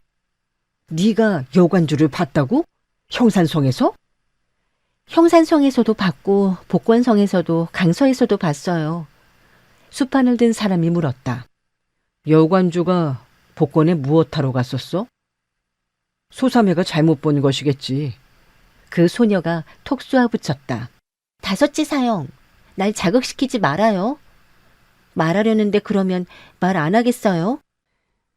이것은 청성파의 일이니 사람들이 신경 쓰지 않을 것입니다. 둘째 사형, 여관주가 복권에 무엇하러 갔죠? 그들을 어떻게 봤어요? 그 노인이 대답했다. 대사형이 아직 안 왔지만 비가 그치지 않고 주위에 사람도 없으니 처음부터 말하겠네. 모두 원인과 결과를 알고 있을 것이니 앞으로 청성파의 인물을 만나면 조심하게. 작년 나벌, 음력 섣달을 달리 이르는 말, 곧 12월.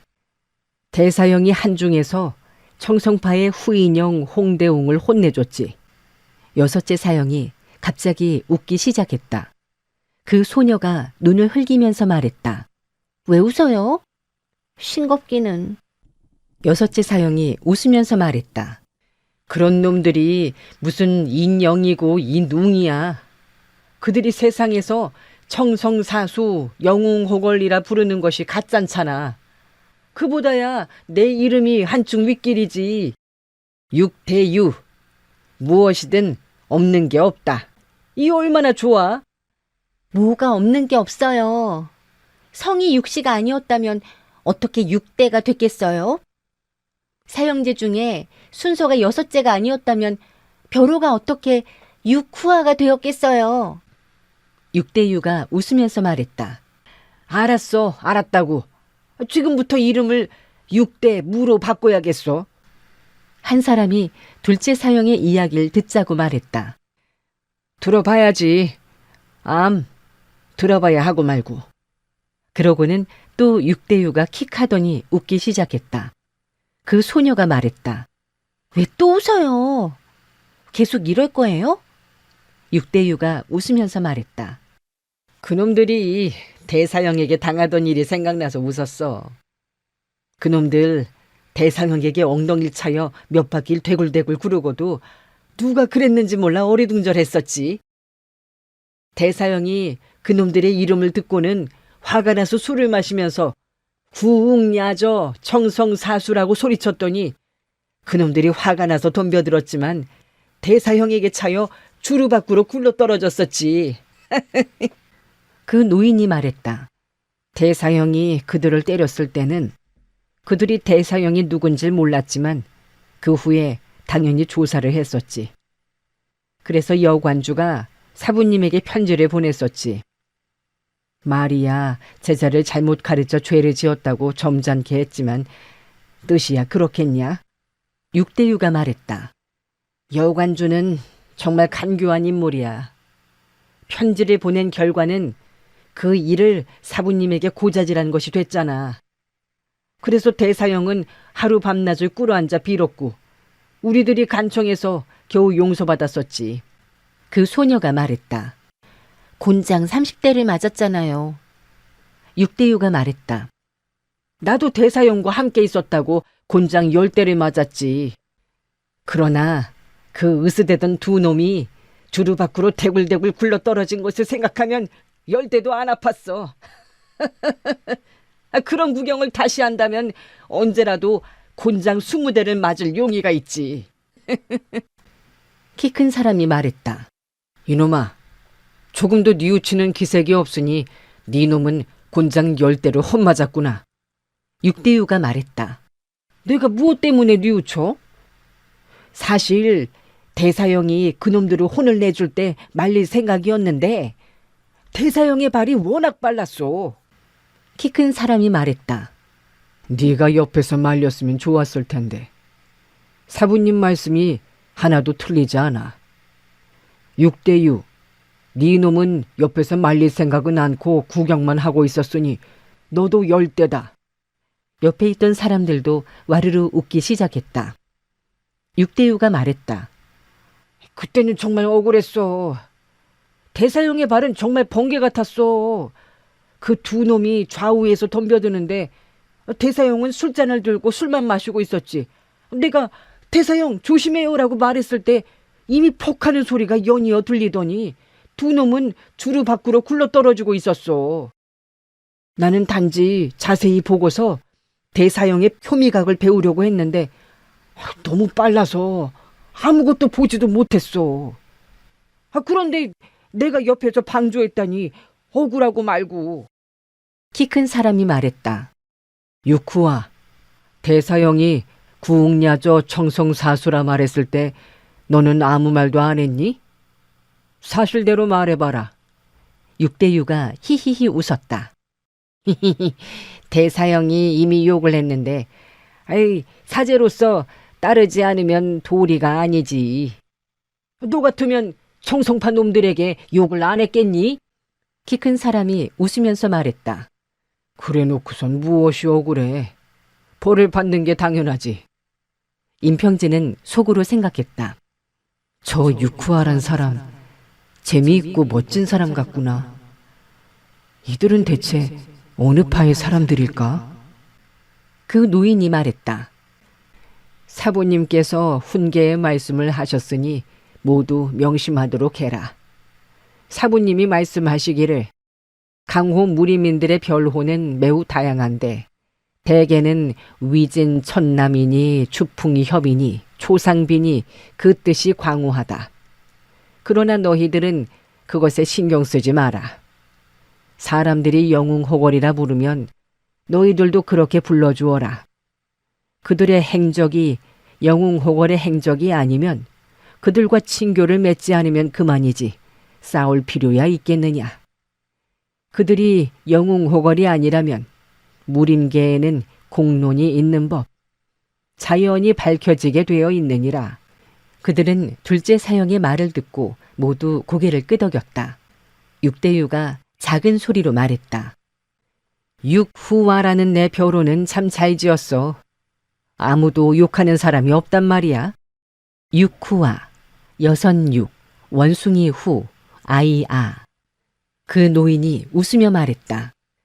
대사형이 청성파가 자랑하는 후인형 홍인웅을 주루 밖으로 차버린 일은 청성파로서는 큰 치욕이므로 그들은 숨기고 있고 우리 파에서도 아는 사람이 얼마 되지 않는다. 사부님께서 이 일이 새나가지 않도록 해야 불화를 막을 것이라고 하셨으니 앞으로는 절대 얘기하지 마라. 다른 사람들에게 알려져선 안 된다. 육대유가 말했다. 사실 청성파의 무예는 내가 보기에 이름뿐인 것 같은데 그들과 다툰다고 무슨 큰일이 있겠습니까? 그가 말을 마치기도 전에 그 노인이 꾸짖어 말했다. 여섯째 사제, 함부로 말하지 마라. 입을 조심하지 않으면 돌아가서 사부님께 말씀드려 곤장을 맞도록 만들겠다. 대사형의 표미각으로 두 놈이 주루 밖으로 나가 떨어진 것은 첫째, 그들이 방심하고 있었고 둘째, 우리 파에서도 너무나 걸출한 대사형이니까 그렇지 다른 사람들로선 그렇지 않다는 것을 모르느냐. 너는 그놈들을 주루 밖으로 찰 수 있겠느냐? 육대유가 혀를 날름 내밀며 말했다. 둘째 사형, 저를 대사형과 비교하시면 어떡해요? 저도 일심으로 공부하면 그렇게 되겠죠. 그 노인은 안색이 굳어지면서 말을 이어갔다. 청성파 장문인 여관주는 무림의 기재요 괴걸이다. 그를 멸시하는 사람은 생명을 부지하기 어려워. 소삼해, 삼해는 여관주를 직접 봤지? 어떻게 느꼈지? 소녀가 답했다. 여관주요? 그는 손끝이 매우 악랄했어요. 나는 그가 두려워요. 아주 무서운 사람이에요. 다시는 그를 만나고 싶지 않아요. 말소리가 떨리는 게 생각만 해도 소름이 끼치는 것 같았다. 육대유가 말했다. 손끝이 매우 악랄하다고? 그가 사람을 죽이는 것을 봤어? 소녀는 몸을 움츠릴 뿐 대답하지 않았다. 그 노인이 말했다. 그날 사부님께서 여관주의 서신을 받으시고 크게 노하시어 대사용과 여섯째 사제를 벌하시고는 다음날 편지를 써서 나에게 청성산으로 가서 몇 명의 제자가 동시에 물었다. 그날 둘째 사형이 급히 산을 떠난 것이 청성산에 간 것이었군요. 노인이 말을 이었다. 그렇다. 그날 사부님은 형제들에게 말하면 귀찮은 일이 생길 것이니 말하지 말라고 하셨다. 육대유가 물었다. 귀찮은 일은 무슨 귀찮은 일? 사부님이 세심한 것일 따름이지. 사부님이 명하시는 일은 도리에 벗어난 일이 없는데 누가 감히 불복하겠습니까? 키 큰 사람이 말했다. 네가 뭘 안다고 그러느냐. 둘째 사형이 너에게 말했으면 너는 분명히 대사형에게 말했을 것이야. 대사형이 비록 사부님의 명을 어기진 못할지라도 다시 청성파 놈들과 그런 일을 벌일 수 있을 가능성은 충분히 있지. 그 노인이 말했다. 셋째 사제의 말이 옳다. 대사형은 강호의 친구가 많아 정말 어떤 일을 하려고 마음먹으면 직접 나서지 않고도 해치울 수가 있지. 사부님께서는 편지에 여관주에게 양해를 구한다고 하시고 어리석은 제자가 죄를 지었으니 마땅히 본문에서 축출해야 할 것이나 그렇게 되면 도리어 양파 간에 틈이 생겨 불미스러운 일이니 이 두 명의 어리석은 여기까지 말하고는 육대유를 향해 곁눈질했다. 육대유가 벌컥 화를 내며 대들었다. 나 어리석은 놈이란 말이죠? 소녀가 이죽거렸다. 사형을 대사형과 같이 평가했으니 그것은 욕이 아닌데요.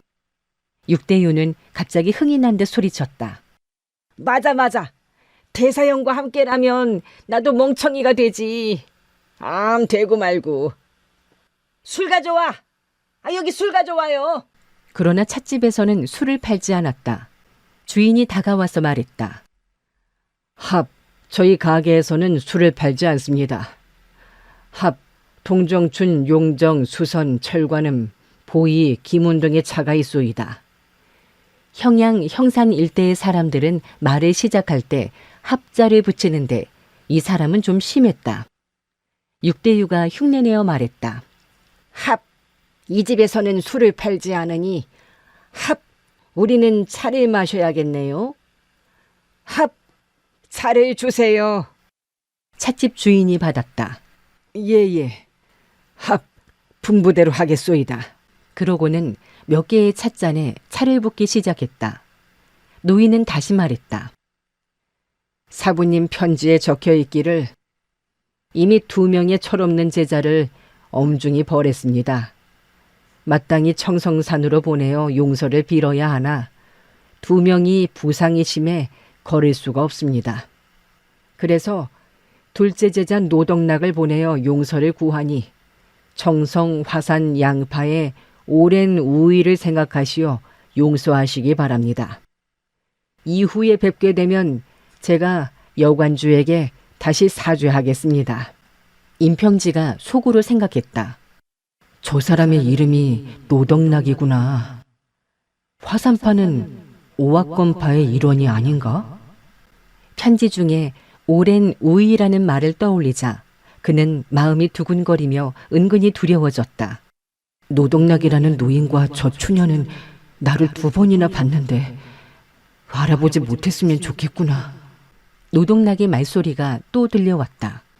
내가 청성산에 갔을 때 후인영은 가만히 있었는데 홍인웅은 몇 번이나 찾아와서 욕을 하면서 나와 겨루어 보려고 했지. 육대유가 끼어들었다. 죽일 놈이 뭐저리 자식. 청성파 놈들은 다 그런 놈들이야. 둘째 사형. 상대해주지 뭐가 두려워서 피했습니까? 그런 놈이 사형의 상대가 될 수 있겠어요? 사부님께서 정성산에 가서 용서만 구하지 사고를 일으키지 말라고 당부하셨다네. 그때 나는 정성산에서 6일을 기다려 7일 만에 비로소 여관주를 만날 수 있었다네. 육대유가 시근거렸다. 이가이차이 건방진 놈들. 둘째 사형. 6일 동안 아무 일 없었어요? 그놈들을 그래 가만히 뒀느냐고요. 노덕락이 말했다. 청성파 제자들의 비웃음이야 당연히 있었지. 그러나 사부님이 나를 보내신 것은 무공이 다른 사람보다 높아서가 아니고 나이가 많기 때문에 오래 참으리라 생각하셨다는 것을 알았기에 더욱 참으면서 사명을 완수하려고 노력했지. 그들은 내가 청성산 송풍관에 6일이나 머무리라고는 생각도 못했지.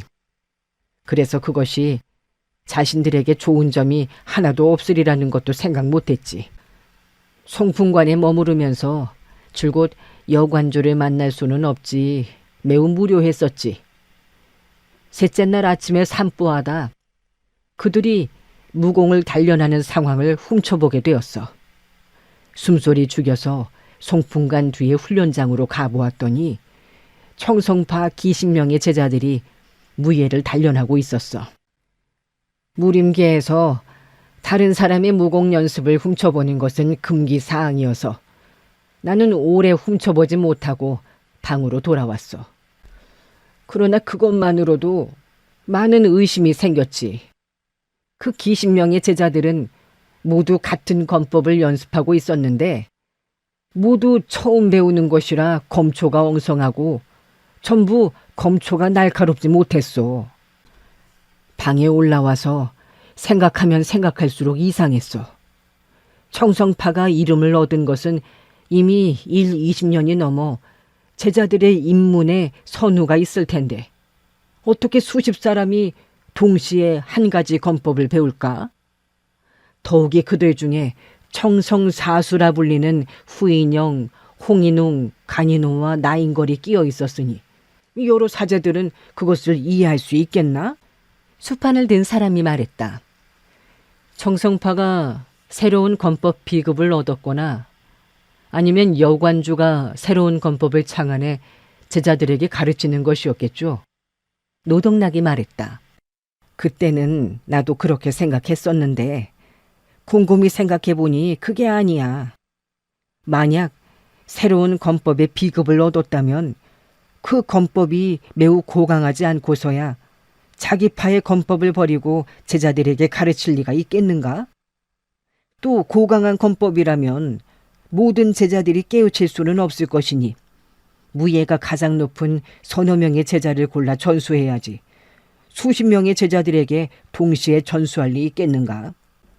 게다가 검법을 가르치는 사범은 그 옆에서 골패를 만지며 놀고 있었는데 그것이 명문 대파가 하는 짓이란 말인가?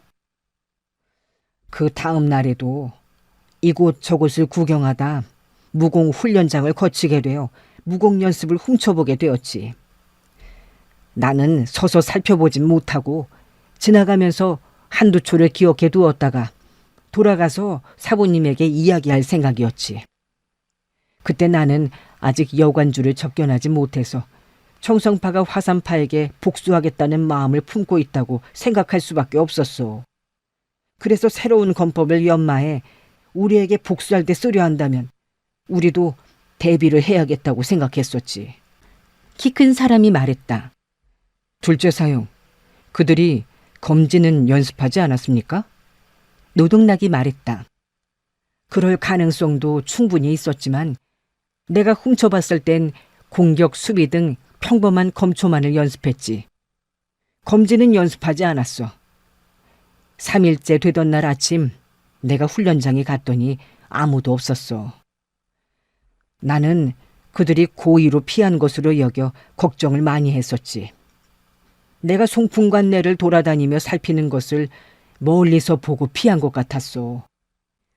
그들이 우리에게 복수하려는 것이 아니라면 왜 나를 이렇게 피할까 하는 생각도 했었지. 그날 저녁 잠이 오지 않아서 잠자리에서 뒤척거리고 있는데 갑자기 칼이 부딪히는 소리가 멀리서 들려왔어. 나는 놀라서 어떤 강적이 왔을까 생각하다가 갑자기 대사형이 사부님에게 꾸중을 듣고 분을 참지 못해 송풍관으로 달려온 것은 아닐까라는 생각이 들었어. 그 혼자는 중과 부적이라 그를 구해야겠다는 생각으로 나도 나갔지. 그때 청성산에 갔을 때는 무기를 휴대하지 않았었는데 갑자기 검을 찾을 수도 없고 해서 맨손으로 그냥 뛰어나갔지. 육대유가 말했다. 굉장해요, 둘째 사용. 역시 용감하십니다. 맨손으로 청성파의 여관주를 대적하러 가시다니 말입니다. 노동락이 말했다. 육후하는 무슨 소리를 하는 게냐? 나는 맨손으로 여관주와 싸우러 간 것이 아니라 대사형이 곤란한 입장에 빠진 줄 알고 있었기 때문에 위험을 무릅쓰고 간 것이야. 육대유는 얼굴이 빨갛게 되어가지고 웃으면서 말했다. 나는 사형이 존경스러워 칭찬했을 뿐인데 사형은 괜히 화만 내십니다. 노동락이 말했다. 고맙다. 하지만 그런 칭찬이 이제 무슨 소용이 있겠어. 여러 사형제들이 말했다. 둘째 사형, 속 시원하게 말씀해 주세요. 육후화가 성질났어요. 노동락이 계속 말을 이어갔다. 그때 나는 조심스럽게 일어나 소리 나는 곳으로 갔지. 변기 부딪히는 소리가 점점 커지자 가슴이 심하게 두근거렸어. 우리 두 사람은 지금 용담 호혈에 빠져 있는 격이니 용담호열. 용이 사는 연못과 호랑이가 사는 굴. 대사형의 무공이 아무리 고강해도 나 정도의 도움으론 어쩔 수 없을 테니 꼼짝없이 죽었구나 하고 나는 생각했지.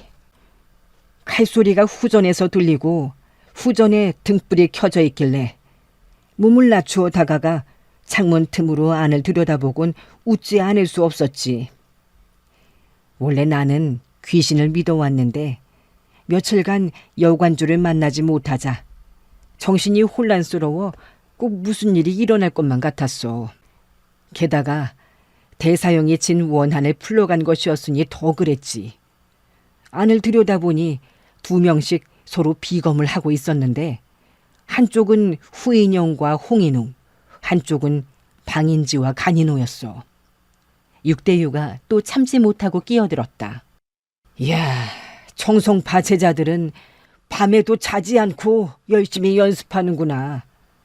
그렇게 연습하니 싸움이 벌어졌을 때 그렇게 용감하게 굴러떨어지지. 노동락이 그를 한번 흘겨보고 미소 지으며 말했다. 후전 중앙에 청색 도포를 입은 키 작은 노인이 앉아 있었는데 얼굴에 광대뼈가 튀어나온 게 몸무게가 기껏해야 7, 80금밖에 안 될 것 같았어. 무림계에서 청송파 장문이는 몸이 왜소하다고 말해왔지만 직접 보지 않고는 얼마나 작은지 모를 거야. 누가 그 사람을 천하의 여관주로 하겠어. 그의 주위에는 수십 명의 제자들이 둘러서서 4명이 펼치는 검초를 지켜보고 있었어. 내가 몇 초를 지켜보니 그들이 펼치는 검법은 바로 며칠간 연습했던 새로운 검법이었어. 그때 나는 매우 위험한 지경이었지. 만약 발각되면 나 자신의 수치는 물론이요, 우리 문파의 명성에도 목치를 하는 것이었지. 대사형이 청송사수의 우두머리인 후인영 홍인웅을 때려주자 사부님께서 비록 문규를 어기고 친구에게 죄를 지었다고 대사형을 벌했지만 내심 기뻐하셨을 거야. 필경 대사형은 우리 문파의 영광이니 청송사수의 누구라도 대사형을 당할 수 없을 거야. 그러나 내가 훔쳐보다 발각되면 그것은 돈을 훔치는 것보다 더 나쁜 일이니 돌아가면 사부님이 당장 가문을 축출하실 일이지. 그러나 그들이 그렇게 열심히 연습하는 것이 우리와 큰 관계가 있다면 어떻게 그냥 올 수가 있겠어. 그래서 마음속으로 조금만 더 보고 가야지 생각하고 조금 더 보았지. 그런데 4사람이 펼치는 검법은 정말 기이해서 한 번도 본 적이 없는 검법이었어. 검법이 굉장한 위력이 있다는 것이 아니라 도리어 전혀 그렇지 않았단 말이야. 나는 매우 이상해서 저 검법은 아무런 위력도 없는 것 같은데 청송파 제자들이 저렇게 열심히 연습하는 걸 보면 분명히 화산파 검법과 극성이라는 생각이 들어 더 보려고 했으나 볼 수가 없었어. 4사람이 격렬하게 겨루고 있을 때 돌아와야 했거든. 그들의 연습이 끝나면 돌아올 방도가 없었어. 여관주의 고강한 무공으로 보아 내가 한 발자국만 움직여도 발각될 것 같았지. 그 후 이틀간은 검소리도 들리지 않았고 나도 나가보지 않았지. 사실 그때 여관주가 있는 줄 알았으면 훔쳐볼 생각도 못했을 거야. 그것은 우연이었어. 6째 사제가 날 용감하다고 했지만 그때 겁에 질린 얼굴을 봤더라면 나를 겁장이라고 욕했을 거야. 육대유가 말했다. 뭘요, 그건 그렇지 않습니다. 저였더라면 여관주에게 발각될까 두려워 온몸을 떨면서 숨도 제대로 쉬지 못했을 겁니다. 발걸음도 옮기지도 못했을 거예요. 여관주가 아무리 무예가 뛰어나도 창밖에 있는 육대유 같은 영웅이야 어떻게 알겠어요. 노동락이 개의치 않고 계속 말했다. 그 뒤 여관주를 만났을 때 그는 부드러운 말투로 사부님께서 대사형을 벌하신 것에 유감을 표시했어. 청성, 화산, 양파는 오랫동안 우위를 쌓아왔기 때문에 철없는 제자들이 다툰 것으로 그렇게 제자들을 벌할 것까지는 없었다고 점잖게 말했지. 그날 저녁 나를 위해 연회를 베풀었어. 다음 날 새벽 내가 하직 인사를 고하니 그는 나를 송풍관 입구까지 배웅했어. 내가 입구에서 무릎을 꿇고 머리를 구부려 인사하자 그는 나의 왼쪽 어깨를 잡아 가볍게 일으켰어. 그의 힘은 너무 강해서 나는 전혀 저항하지 못하고 그냥 일어날 수밖에 없었어. 그가 만약 나를 치려고 했다면 나는 전혀 저항도 못하고 10여 장 밖으로 나가 떨어졌을 거야. 그가 미소 지으며 대사형이 그대보다 몇 년이나 입문이 빠르오? 그대는 고개사였다지? 라고 묻길래 나는 숨도 못 쉬고 한참 동안 있다가 겨우 대답했지. 예, 저는 고개사였습니다. 제가 화산파에 입문했을 때 대사형은 이미 12년이나 수련을 쌓았었습니다. 그러자 여관주가 웃으면서 12년, 12년이라고 라고 말했어. 그 소녀가 말했다. 그가 12년이라고 말한 것은 무슨 뜻이죠? 노동락이 설명했다. 그의 얼굴이 이상하게 변하더군. 내 생각에는 나의 무공은 평범했으나 대사형은 12년이나 더 수련했으니 무공이 훨씬 강한 것이 당연하다고 생각했을 것 같아. 노동락이 말을 계속했다. 내가 돌아와서 여관주의 회신을 사부님께 전했어. 편지에는 사죄의 말이 적혀 있었고 사부님이 웃으셨지. 다 읽으시곤 송풍관의 상황을 물으셨어. 그래서 청성파 제자들의 검법 연습 상황을 이야기하고 기억하고 있던 검초를 내가 보여드렸더니 사부님께서 말씀하시길 그것은 보기표국 임시가문의 벽사검법이야 하셨지. 임평진은 이 말을 듣고 쾅 하고 얻어맞은 듯이 가슴이 두근거렸다. 제1관 3장 여승 의림. 노동락은 다시 말했다. 그때 나는 사부님께 물었네. 임가의 그 벽사검법의 위력이 얼마나 대단합니까? 청성파가 왜 이다지도 뼈를 깎듯 그 검법을 닦아야 합니까? 사부께서 대답 없이 눈을 감고 잠시 생각에 잠기시더니 그제야 말씀하셨네. 덕나가, 너는 이곳에 입문하기 전에 강호상에서 여러 해를 지냈으니 무림에서 보기표국의 총표도 임진남의 무공을 어떻게 평가하고 있는지 들은 바가 있겠구나. 나는 대답했네. 무림의 친구들은 임진남이 발이 넓고 친구를 사귐에 의기가 높아 모두들 그와 거래하며 그의 표물을 건드리지 않는다고 합니다. 그러나 그의 진정한 무공이 어떠한지에 대해선 그리 잘 알려져 있지 않았습니다. 사부께서 말씀하시기를 그렇다. 보기표국이 이 몇 년 동안 흥성한 것은 바로 강호의 친구들이 체면을 지켜준 데 기인한 바 크다. 너는 여관주의 사부 장청자가 소년 시절에 임원도의 벽사검 말에 패했던 것을 들은 적이 있느냐? 나는 놀라서 여쭈어 보았네. 임원도라뇨? 임진남의 부친입니까? 사부께서는 아니다. 임원도는 임진남의 조부로 보기표국은 그가 세운 것이다. 당년에 임원도는 71호 벽사검법으로 표국을 개창했고 흑도의 무적 고수가 되었다. 그때 백도의 영웅들은 그가 너무 위험을 부리는 것을 보고 그를 찾아 비무하기도 했는데 장청자는 그러다가 벽사건법 아래에서 몇 초 만에 나뒹굴어야 했다. 라고 말씀하셨네. 내가 말씀대로라면 벽사건법은 과연 대단한 건법이로군요 하고 묻자 사부께서는 이렇게 말씀하셨네.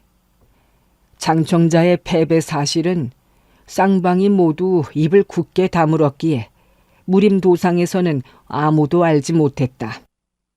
장청자 선배와 네 사족께선 서로 친한 친구였으므로 사족겐 말씀을 하셨고 그분은 이것을 자신의 평생의 지옥으로 여겼으나 스스로 임원도를 당할 수 없었으므로 복수가 끝내 어려움을 알고 계셨다.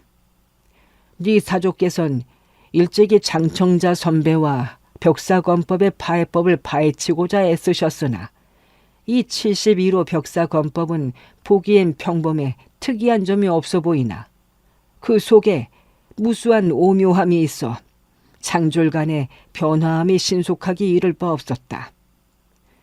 두 분께선 수개월을 연구하셨으나 파해법을 찾지 못하셨다. 그때 나는 바로 입문한 때였으므로 겨우 10여 세의 소년이었는데 자시중을 들면서 보고 익히게 된 것이다. 네가 한번 시험해 보면 곧 그것이 벽사건법임을 알 것이다. 세월이 유수 같아. 그것이 벌써 수십 년 전의 일이 되었구나. 하셨지. 임평진은 가전무공을 배웠지만 전혀 신통하지 못했었으므로 단지 좋은 사보를 찾아 다른 무공을 익혀 이 원한을 갚으려 했으나 이때 노동락이 자신의 증조부 임원도의 위풍에 관해 얘기하자 정신이 크게 깨어 마음속으로 생각했다. 원래 우리 가문의 벽사건법은 과연 시시한 것이 아니었구나. 당년에 청송파와 화산파의 순회 인물들이 당해내지 못했다니 말이다. 그런데 아버지는 어째서 또 청송파의 후생 소배를 당해내지 못하셨을까? 노동락은 계속 말했다. 내가 사부께 여쭙네. 장청자 선배는 그 원한을 후에 복수하지 않았습니까? 사부께서 말씀하시기를 비무에서 패한 것은 사실 무슨 원한이라기 어려운 것이다. 하물며 그때 임원도는 이미 명성을 날린 지 오래되어 무림의 친구들이 모두 흠모하던 전대의 영웅이요. 장청자는 막 출두한 소도사였음에랴. 젊은 후배가 전대 선배의 손아래 패했다고 어쩌겠느냐. 네 사족께선 장청자를 한 차례 권유하시어 이 일을 다시 꺼내지 않도록 하셨다. 뒤에 장청자께선 36세로 요절하셨으니 이 일을 마음에서 떨쳐내지 못해 울분이 끝내 쌓이신 때문일 것이다. 사건이 지난 지 수십 년 후에 여창해가 후련 제자들을 이끌고 함께 그 벽사건법을 익혀 나타난 것은 무슨 까닭일까? 덕나가, 너는 그것이 무슨 까닭이라고 생각하느냐? 하셨지. 송풍관의 여러 사람들의 연검 상황을 보니 사람마다 신색이 장중한 것이 여관주가 대거 복이 표국을 찾아간 까닭이 윗대의 복수를 위한 것이 아니라고 말하기 어렵지 않겠습니까?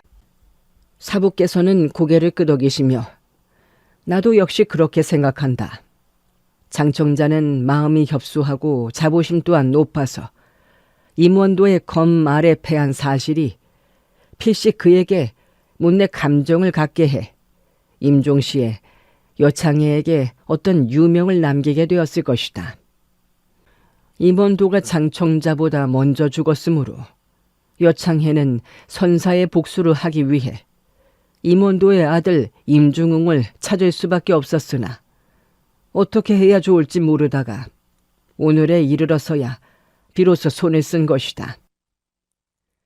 여창해는 생각이 매우 깊어 계획을 치밀하게 세운 후에야 움직이므로 이번에 청성파와 복입표국은 한 차례 큰 싸움을 벌여야만 할 것이다. 라고 하셨다네. 나는 사부께 물었네. 사부께서 보시기에 이번 싸움에선 누가 이기고 누가 지겠습니까? 사부께서 웃으면서 말씀하셨네. 여창해의 무공은 청출너람이라. 그 조예가 이미 장청자의 경지를 넘어섰다. 임진남의 무공은 남들이 자세히는 알 수 없으나 오히려 그 선조의 경지에 못 미친다고 보아야 한다. 하나는 앞서고 하나는 처진데다가 더불어 청성파는 암중에 있고 보기표국은 노출되어 있고 고수도 없으니 보기표국은 이미 7성가량 패해 있는 상태라고 할 수 있다. 만일 임진남이 사전에 정보를 알고 낙양금도 왕원패가 도와준다면 한번 겨루어볼 만하기도 하겠지. 동나가, 너는 한번 그 싸움을 보고 싶지 않느냐? 나는 흔쾌히 명을 받들었고 사부께서는 내게 몇 초의 청성파 비전 무공을 가르쳐 주시면서 그것으로 몸을 보호하도록 하셨다네. 육대유가 말했다. 사부께서는 어떻게 청성파의 권법을 아셨을까? 아, 맞다. 당년에 장청자께서 우리 사조와 함께 청성파 권법으로 벽사권법을 대적하고자 연구할 때 사부께서 옆에서 모두 지켜보셨겠지? 노동락이 말했다. 육사제, 사부님의 무공 내력에 대해 우리 제자들은 함부로 추측할 필요가 없는 것이네. 사부께선 또한 말이 새어나가지 않도록 하기 위해 동문 사형제들에게도 얘기하지 말라고 명하셨었네. 단지 소삼에는 기지가 영민해 그녀에게 사실을 탐지당하게 분명하므로 아예 나와 함께 동행하도록 하셨네. 우리 두 사람은 변장을 하고 복주성 외곽에서 가짜로 술을 팔면서 매일 보기표국으로 가서 동정을 살폈었네. 별다른 것은 보지 못하고 단지 임진남이 그의 아들 임평지를 연검시키는 것만 보았네. 소삼애가 보고는 고개를 갸웃거리면서 내게 말하더군. 저게 벽사권법이란 말이야? 저건 사벽권법이네. 사마와 똑같아서 저 임공자는 물리치기보다 멀리 도망치기 바쁘겠네. 했다네. 화산파 제자들이 모두 웃어 제끼자 임평지는 얼굴이 온통 붉어져 수치심을 느끼면서 속으로 생각했다. 원래 저들 두 사람은 우리 표국에 몇 차례나 드나들며 살폈었는데 우린 조금도 눈치채지 못했었으니 정말 창피스러운 일이 아닌가. 노동락이 계속 말했다. 우리 두 사람이 복주성 밖에서 있은 지 며칠 되지 않아 청성파의 제자들이 속속 도착하기 시작했네. 제일 먼저 온 사람이 방인지와 간인호 두 사람이었는데 그들 두 사람이 매일 보기표국으로 갔기 때문에 나와 소삼에는 그들과 부딪힐까 염려돼 다시는 보기표국에 가지 않았다네. 하루는 정말 공교롭게도 그 임공자가 돌연 나와 삼애가 문을 열어놓은 대보호주점의 손님으로 왔기에 소삼애는 그들에게 술을 날라다 주기만 했네. 당시에 우리는 그에게 간파당해 그가 의도적으로 탐문하기 위해 온 줄 알았으나 말을 몇 마디 나눠보곤 그가 전혀 눈치채지 못하고 있음을 알았네. 이 귀공자께선 아무것도 알지 못해 백치와 다를 바 없었다네. 그런데 그때 청성파의 제자들 중에서도 제일 막되먹은 놈들로 알려진 여인원과 가인달이 또한 우리 대보호의 손님으로 들어왔다네. 육대유가 손뼉을 치며 말했다. 둘째 사형, 사형과 소삼애가 개설한 대보호는 정말로 장사가 잘 되어 사해로 통하고 재산이 삼강에 달하였소? 두 분은 복권성에서 횡재를 하셨구려. 그 소녀는 웃으면서 나섰다. 말할 나위 있겠어요? 둘째 사형은 이미 대보호가 되었고 저도 부호의 복을 받아 웬만큼 돈을 벌어놓았다고요. 여러 사형제들이 모두 크게 웃었다. 노동락은 웃으며 계속했다. 이 임소표두의 무공은 평범해서 우리 소삼애에게도 미치지 못했는데 골기는 대단했었네. 골기, 뼈대와 기질, 여창해에 그 막돼 먹은 아들 여인원이 제멋대로 짓걸어대며 소사매를 직접거리자 그 임공자가 버럭 화를 내며 돌연 손을 뻗어 공격해 나가는데 임평진은 다시 한편으로 부끄럽고 또 한편으로 화가 나서 속으로 생각했다. 원래 청성파가 온갖 힘을 기울여 우리 표국을 공격한 것은 전대에 대한 치욕을 갚기 위해서였구나. 북주의 온놈들은 방한지 등 4명을 훨씬 넘었으니 내가 여인원을 죽이던 못 죽이던 결과적으로 별 상관이 없었던 일이었구나. 그는 마음이 무척 착잡해 노동락이 그가 어떻게 여인원을 죽였는가를 얘기하는 것도 귀에 들어오지 않았고 단지 노동락이 얘기하면 중인들이 한 차례씩 웃어대는 품이 그의 무공이 어찌나 형편없고 초식이 얼마나 엉성했는가를 비웃는 것으로만 들렸다. 노동락은 다시 말을 이었다. 그날 밤에 나와 소사매는 다시 보기표국을 살피러 갔다가 여관주가 후인영, 홍인웅 등 10명의 대제자들을 모두 이끌고 와 있는 것을 보았다네. 우리는 청성파 사람들에게 발각될까봐 멀찍이 떨어져서 싸움을 지켜봤는데 그들은 표국의 표두와 쟁자수들을 하나씩 죽였고 그러자 표국에서 구원하러 내보낸 모든 표두들 역시 그들에게 살해됐는데 그 손속이 악랄하기 짝이 없었다네.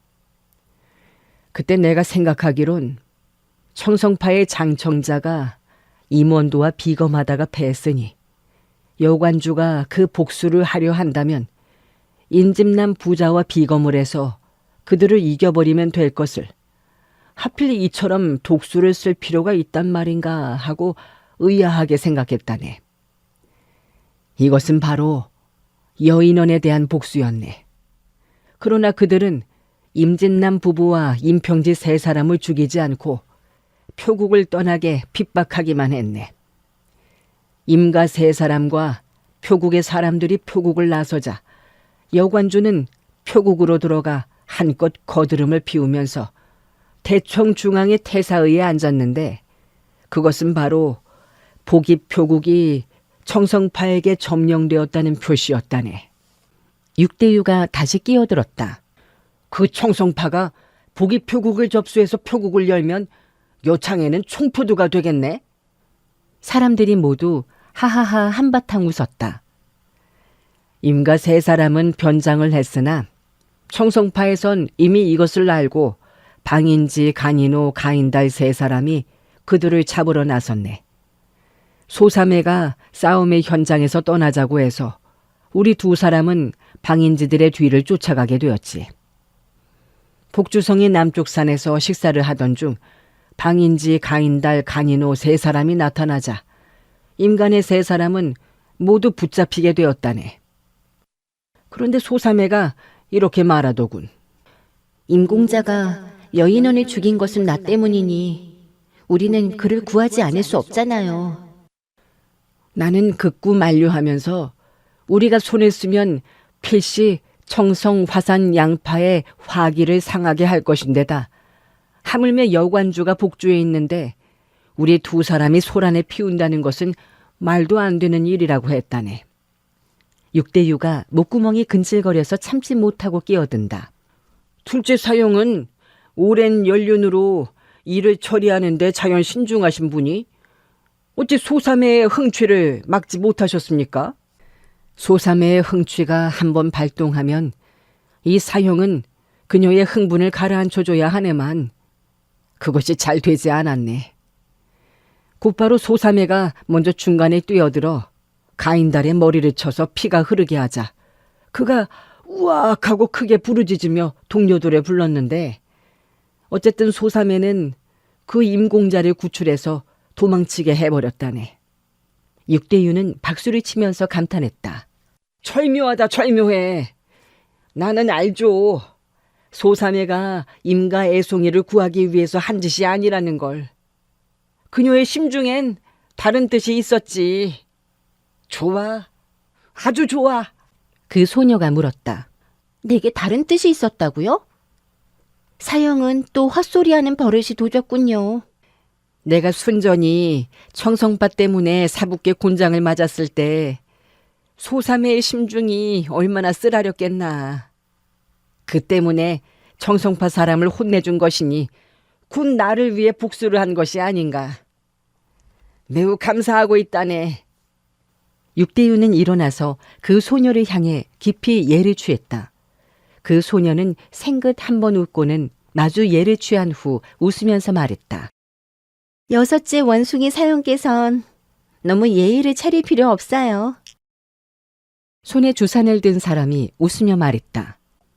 소삼애가 청성파 제자를 두들겨 패준 것은 확실히 누군가를 위해서 한 것이라고 봐야 하네. 너를 위해서 한 것인진 상당히 연구해볼 문제겠지만 말이야. 사부님의 곤장을 맞은 사람은 너 여섯째를 빼고는 아마 아무도 없지? 노동락은 웃으며 말했다. 이번에는 육사제가 제대로 맞췄네. 소삼애가 가인다를 혼내준 것은 확실히 육사제를 위한 것이라네. 후에 사부님께서 물어보시자 소삼애 역시 그렇게 말씀드렸다네. 육대유는 당황해서 손을 흔들었다. 이런, 소삼애가 나를 그토록 생각했다니. 차라리 다시 나를 10대차례 때려주십시오. 키 큰 사람이 물었다. 그 방인지와 간인호가 추격해오지 않았습니까? 소녀가 대답했다. 어찌 안 쫓아왔겠어요. 그렇지만 둘째 사형이 청성파의 건법을 배웠으므로 홍비명령 1초를 시전하니까 그들 두 사람의 장검이 잘려져 하늘로 날아갔어요. 안타까운 것은 둘째 형이 그때 흑건으로 얼굴을 가렸기 때문에 방간 두 사람이 그때까지 화산파 둘째 제자의 손아래 패한 것을 알지 못한다는 사실이죠. 노동락은 말했다. 모르는 것이 제일 좋다네. 그렇지 않으면 다시 한바탕의 풍파가 일어날 것이라네. 만일 진정한 무공으로 한다면 나 역시 방간 두 사람을 반드시 이긴다고는 할 수 없네. 단지 내가 돌연 청성파의 건법을 시전한 데다가 그들 건법의 약점을 공격하는 바람에 두 사람이 크게 놀랐고 그렇게 돼서 우리가 한 차례 선기를 점한 것뿐이라네. 사형제 자매들은 분분히 얘기하면서 모두들 대사형이 이 일을 알면 정말 신나할 것이라고 입을 모았다. 빗소리가 콩 목듯이 점점 커져갔다. 한 혼돈담이 빗속을 뛰어와 처마에 도착해서 비를 피해 쉬는 것이 보였다. 혼돈담, 물만두의 일종으로 물만두보다 얇고 작은 만두를 혼돈이라 하고 그것을 어깨에 메고 다니며 파는 사람을 혼돈담이라 한다.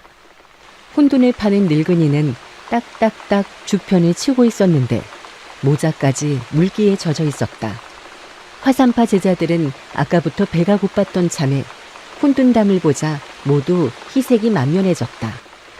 육대유가 소리쳐 말했다. 어이, 여기 뜨끈뜨끈한 혼돈 9그릇에다 계란 좀 주시오. 잠시 후 뜨거운 물속에서 건진 혼돈 5그릇이 날라져 왔다. 육대유는 차례를 엄격히 지켜서 첫째 그릇을 둘째 사형 노동락에게 먼저 주고 두 번째는 셋째 사형 양발에게, 이하로도 역시 순서에 따라 넷째 사형 시대자, 다섯째 사형 고금명에게 주고 다섯 번째 그릇은 자기 차례였으나 그 소녀의 앞에다 놓아주면서 말했다. 소삼애 먼저 들지. 그 소녀는 줄곧 그와 이야기할 때는 그를 유쿠하라 불렀으나 그가 혼돈을 자기 앞에 차려놓자 오히려 일어서서 말했다. 대단히 감사합니다, 사형.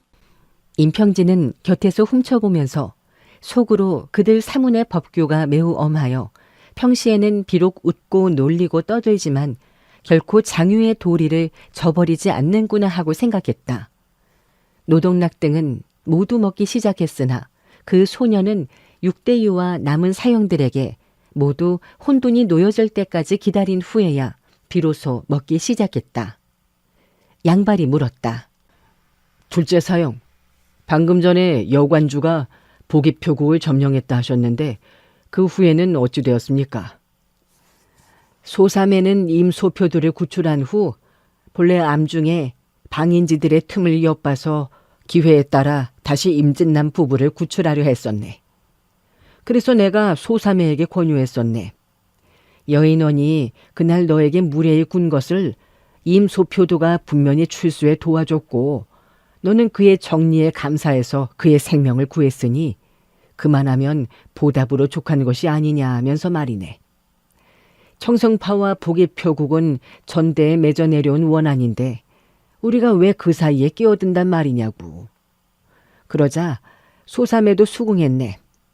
그 자리에서 우린 복주성으로 돌아왔고 10여 명의 청성파 제자들이 북의 표국의 앞뒤를 엄밀히 지키고 있는 것을 보았네. 그것은 아주 이상한 일이었네.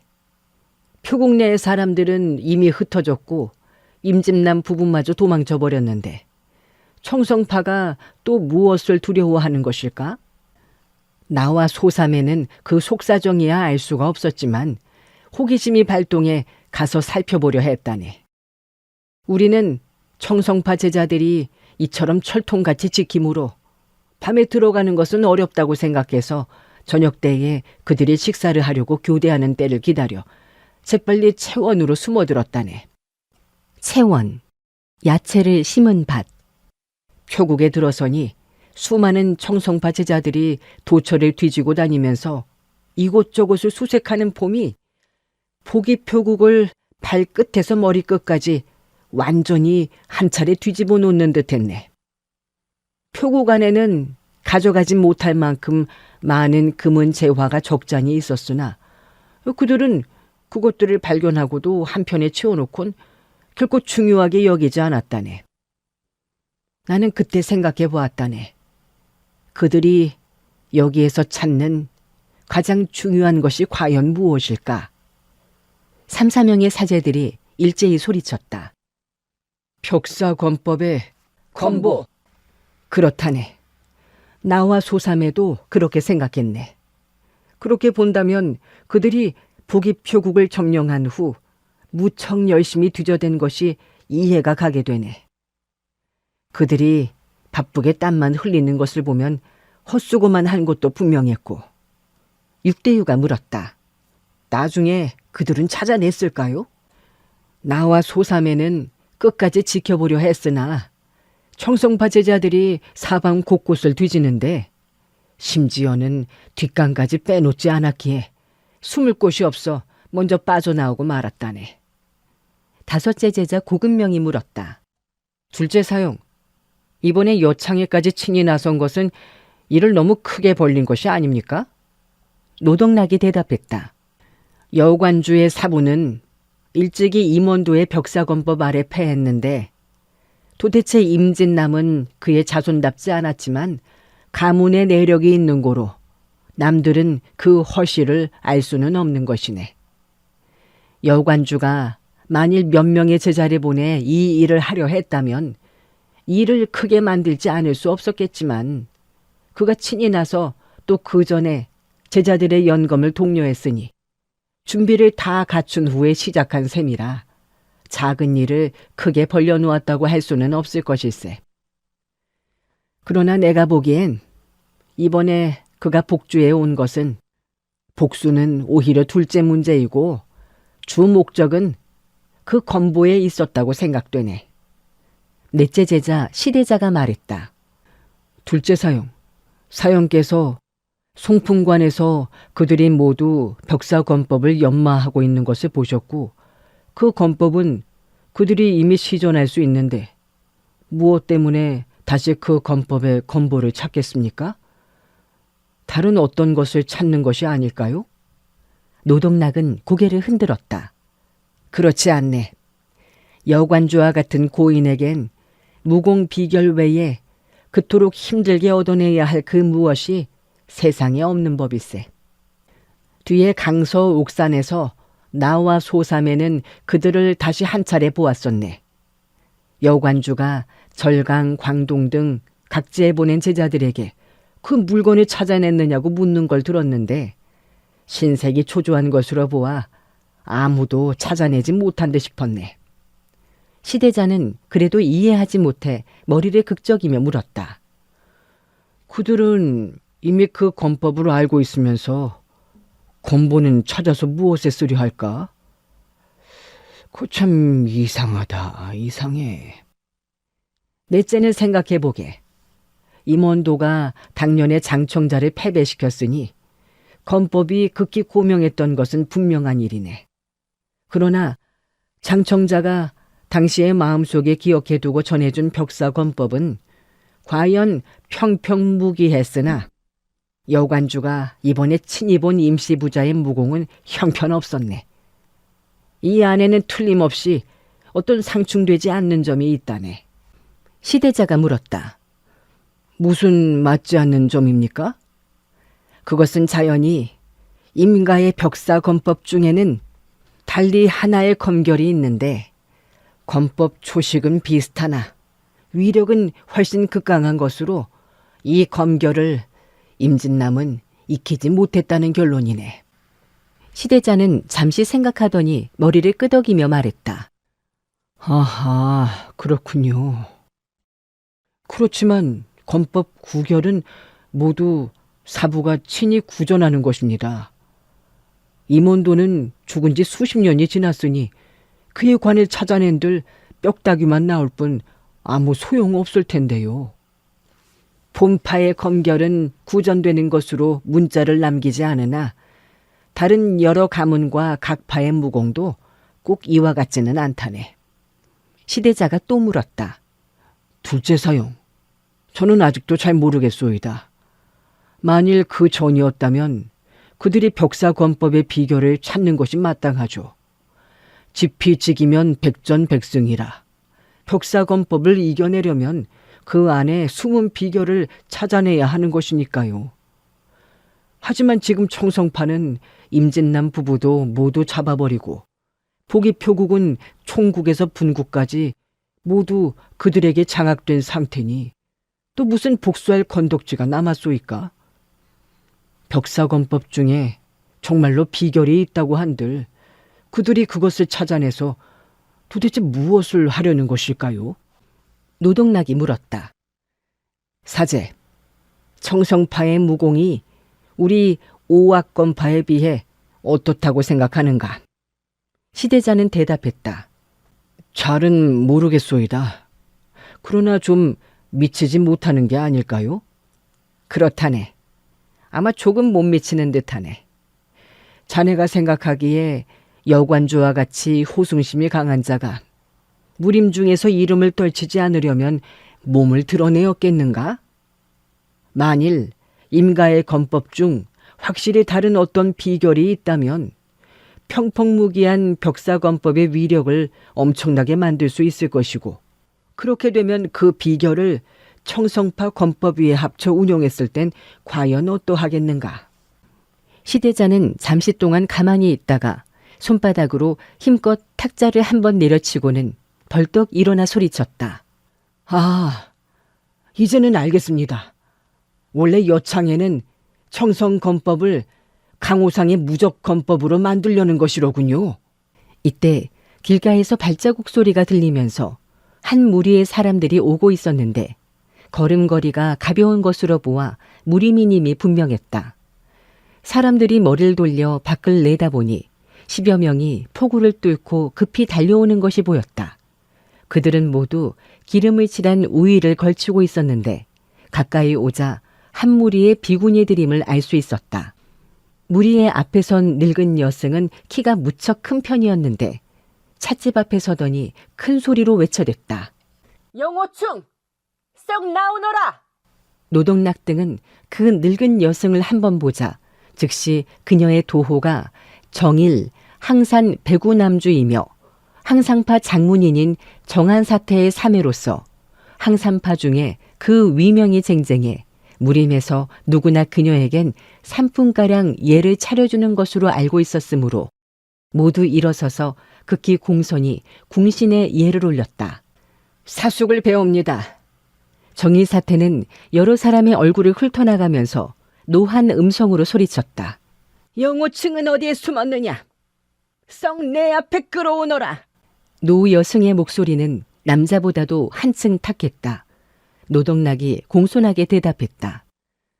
사숙께 말씀드리겠습니다. 영호춘 사형은 여기 계시지 않습니다. 제자 등은 줄곧 여기에서 기다리고 있었는데 사형은 아직 오시지 않았습니다. 임평진은 곰곰이 생각했다. 원래 그들이 한나절 내내 얘기하던 대사형이란 이의 이름이 영호충이로구나. 그 사람은 참으로 일도 많으네. 어쩐 일인지 모르나 저 늙은 여성에게 죄를 지은 모양이구나. 정일사태는 찻집안을 한 차례 살피다가 소녀의 얼굴에 시선을 멈추곤 물었다. 네가 영산이냐? 어쩌자고 이렇게 괴상망측하게 변장을 하고 있느냐? 그 소녀는 웃으며 대답했다. 어떤 못된 놈들이 저를 괴롭히려 하기에 변장을 해서 피하려는 것이에요. 정일사태는 흥 하고 콧소리를 내었다. 너희 화산파의 문규는 갈수록 엉망이로구나. 너희 사부가 제자들을 멋대로 놔두니 밖에서 제멋대로들 하는 게지. 이제 이 일이 끝나면 내 친히 화산으로 가서 너희 사부께 좀 따져봐야겠다. 영사는 애가 타서 급히 말했다. 사수님, 절대 그러지 마세요. 대사형은 얼마 전에 아버님께 30대의 곤장을 맞고 거동도 못해요. 사수께서 아버님께 한마디만 하시면 아버님은 또 60대의 곤장을 더 때리실 테니 사형이 죽지 않고 배기겠어요? 그 축생 같은 놈은 일찍 맞아 죽는 게 훨씬 낫다. 영산아, 네가 감히 내 앞에서 거짓말을 해? 무슨 영호충이 거동도 못한다고? 그 녀석이 움직이지도 못한다면 어떻게 내 소제자를 납치해 갈 수 있단 말이냐? 그녀가 이렇게 말하자 화산파의 제자들은 모두 대경실색하였다. 영사는 그만 울음을 터뜨리더니 황망히 변명했다. 사수, 그럴 리 없어요. 대사형이 아무리 담이 크다고 해도 어찌 감히 항사의 사매를 건드릴 수 있겠어요. 분명 누군가가 지어내서 사숙을 격분시키려는 것일 거예요. 정의사태는 큰 소리로 반문했다. 네가 아직도 거짓말이냐? 의광아, 태산파 사람이 너에게 무엇라 했느냐? 한 중년 비구니가 앞으로 나오더니 아른다. 태산파의 형제들이 말하기를 천송 도장이 형양성에서 친히 영호충과 의림사매가 같이 한 주루에서 술을 마시는 것을 목격했다고 했습니다. 그 주루는 무슨 회안루라고 했고요. 의림사매는 분명 영호충의 협박을 받아 억지로 술을 마셔 정신이 무척 어지러웠고 그들과 함께 술을 마신 자가 또 그 악한 일을 도맡아 하는 것으로 알려진 전백광이었다고 했습니다. 정의사태는 이미 알고 있었으나 이때 다시 듣게 되자 처음 들었을 때와 똑같이 크게 노해 손바닥으로 탁자를 쾅 하고 내리쳐 두 개의 훈둔 그릇이 멀리 튀어나가 쨍그랑 소리와 함께 땅에 떨어져 박살이 났다. 화산 제자들은 모두 안색이 창백해졌다. 영사는 곧 눈물이 넘쳐 흐르며 소리쳤다. 그들이 거짓말을 하는 거예요. 그럴 리가, 대사형이 그럴 리가 없어요. 청송 사숙이 잘못 본 거예요. 정일사태는 대갈일성했다. 태산파 천송 도인이 어떤 사람이냐? 그가 누군데 사람을 잘못 보겠느냐? 어찌 또 헛소리냐? 영호충 그 축생은 전백광 같은 악도와 어울린다고 했으니 대체 어디까지 타락했느냐? 너희 사부께서 감싼다고 해도 내 절대 가볍게 넘어갈 수 없는 일이다. 그 만리독행 전백광은 강호에 온갖 해악을 끼친 놈이니 이 논이가 하늘이 두 쪽이 나도 그 악종 놈은 잡아 없애버릴 테다. 내가 소식을 듣고 급히 달려갔을 땐 이미 전백광과 영호충이 의리미를 끌고 가버린 뒤였다. 나는 계속해서 그들을 찾아봤으나 그녀의 말끝은 점점 흐려졌고 발을 구르고 울먹이며 탄식했다. 우리 흐림이 이 녀석아, 어디 있느냐? 화산파의 제자들은 모두 불안해하며 한결같이 생각했다. 대사형이 항상 판문화의 여숙을 납치해서 주루에서 술을 마신 것은 출가인의 청명을 더럽힌 것이요, 이미 사문의 문규를 크게 어긴 것인데 다시 전백관 같은 자와 교류했다면 그것은 더욱 잘못된 일이로구나. 한참 후에 노동락이 비로소 말문을 열었다.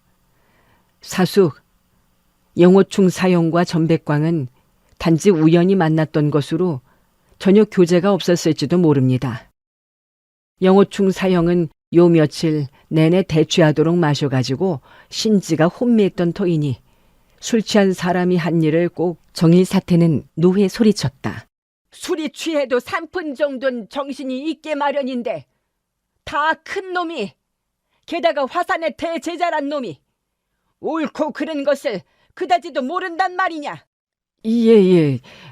사형이 어디에 있는지 모르니 사질들은 급히 그를 찾아 사숙께 먼저 머릿속에 사죄토록 한 뒤 다시 사부님께 말씀드려 엄한 벌을 내리도록 하겠습니다. 정일사태는 다시 노성에 질렀다. 내가 너희더러 너희 사형이란 놈을 대신하라고 왔느냐? 그녀는 돌연 손을 내밀어 영산의 완맥을 잡았다. 영산은 손목에 쇠갈고리가 채워진 듯하여 아 하고 놀라 소리쳤다. 사수! 정일사태가 소리쳤다. 너희 화산파에서 우리 의리미를 잡아갔으니 나도 너희 여제자 하나를 잡았다. 너희들이 우리 의리미를 찾아내놓으면 나도 영산을 풀어주겠다. 그녀는 몸을 돌려 영산을 끌고 나갔다. 영산은 상반신 한쪽이 마비되어 몸이 말을 듣지 않았으므로 질질 끌려서 거리로 나가게 되었다. 노동락과 양발은 동시에 뛰어올라 정의사태의 면전에 내려섰다. 노동락은 허리를 굽히며 말했다. 사숙, 우리 대사형이 사숙께 죄를 지었으니 사숙이 심화를 내시는 것도 무리는 아닌 줄 압니다. 그러나 소삼에는 분명 이 일과 무관하니 청컨대 사정을 봐주시기 바랍니다. 정일사태는 흥하고 코웃음 쳤다. 좋아. 너희가 감히 내게 대항해 보겠다는 뜻이렸다. 그녀는 오른쪽 어깨를 떨쳐 앞으로 밀어냈다. 노동락과 양발은 단지 엄청난 경풍이 순간적으로 닥쳐들어 숨이 탁 막히며 몸이 뒤쪽으로 주르륵 밀려가 버렸다. 노동락은 등뼈가 찻집과 마주선 한 점포의 문짝에 부딪고 우지직하는 소리와 함께 나무 부스러기와 함께 나뒹굴었다. 양발은 혼둔담에게로 날아갔으니 보기에는 그 노인과 부딪혀 호루 속에 끓는 물을 온통 뒤집어 쓰는 중상을 면치 못할 것 같았다. 그런데 그 혼돈을 파는 노인은 왼손을 뻗어 날아오는 양발에 받쳐 그를 가볍게 내려놓았다. 정일사태는 고개를 돌려 눈을 부릅뜨고 그 노인을 바라보았다. 원래 당신이었군. 그 노인은 웃으며 말했다. 그러하오, 바로 나요. 사태의 불같은 성미는 더욱 정진하신 듯하구려. 정일사태가 물었다. 당신은 내 일에 참견하려는 게요? 이때 저쪽 길 쪽에서 기름종이 우산을 쓰고 등촉을 든 2명의 사람들이 급히 달려왔다. 혹시 항산의 신리가 아니십니까? 정일사태는 그들을 돌아보았다. 신이라니 어찌 감히.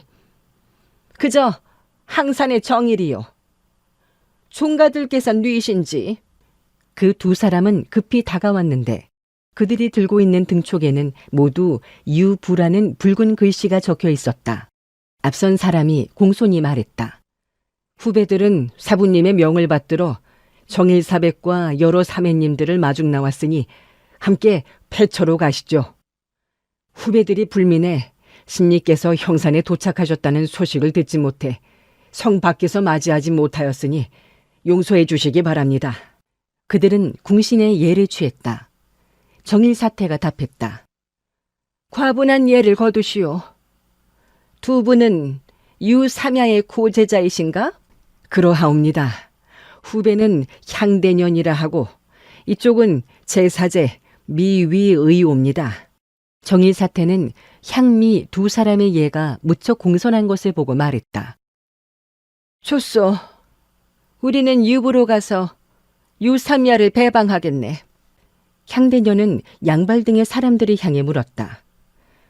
이 몇 분들께선 양발이 말했다. 화산의 양발입니다. 향대년이 기뻐했다. 원래 화산파의 양 셋째 나으리시구려. 오래전부터 영명을 흠모해 왔습니다.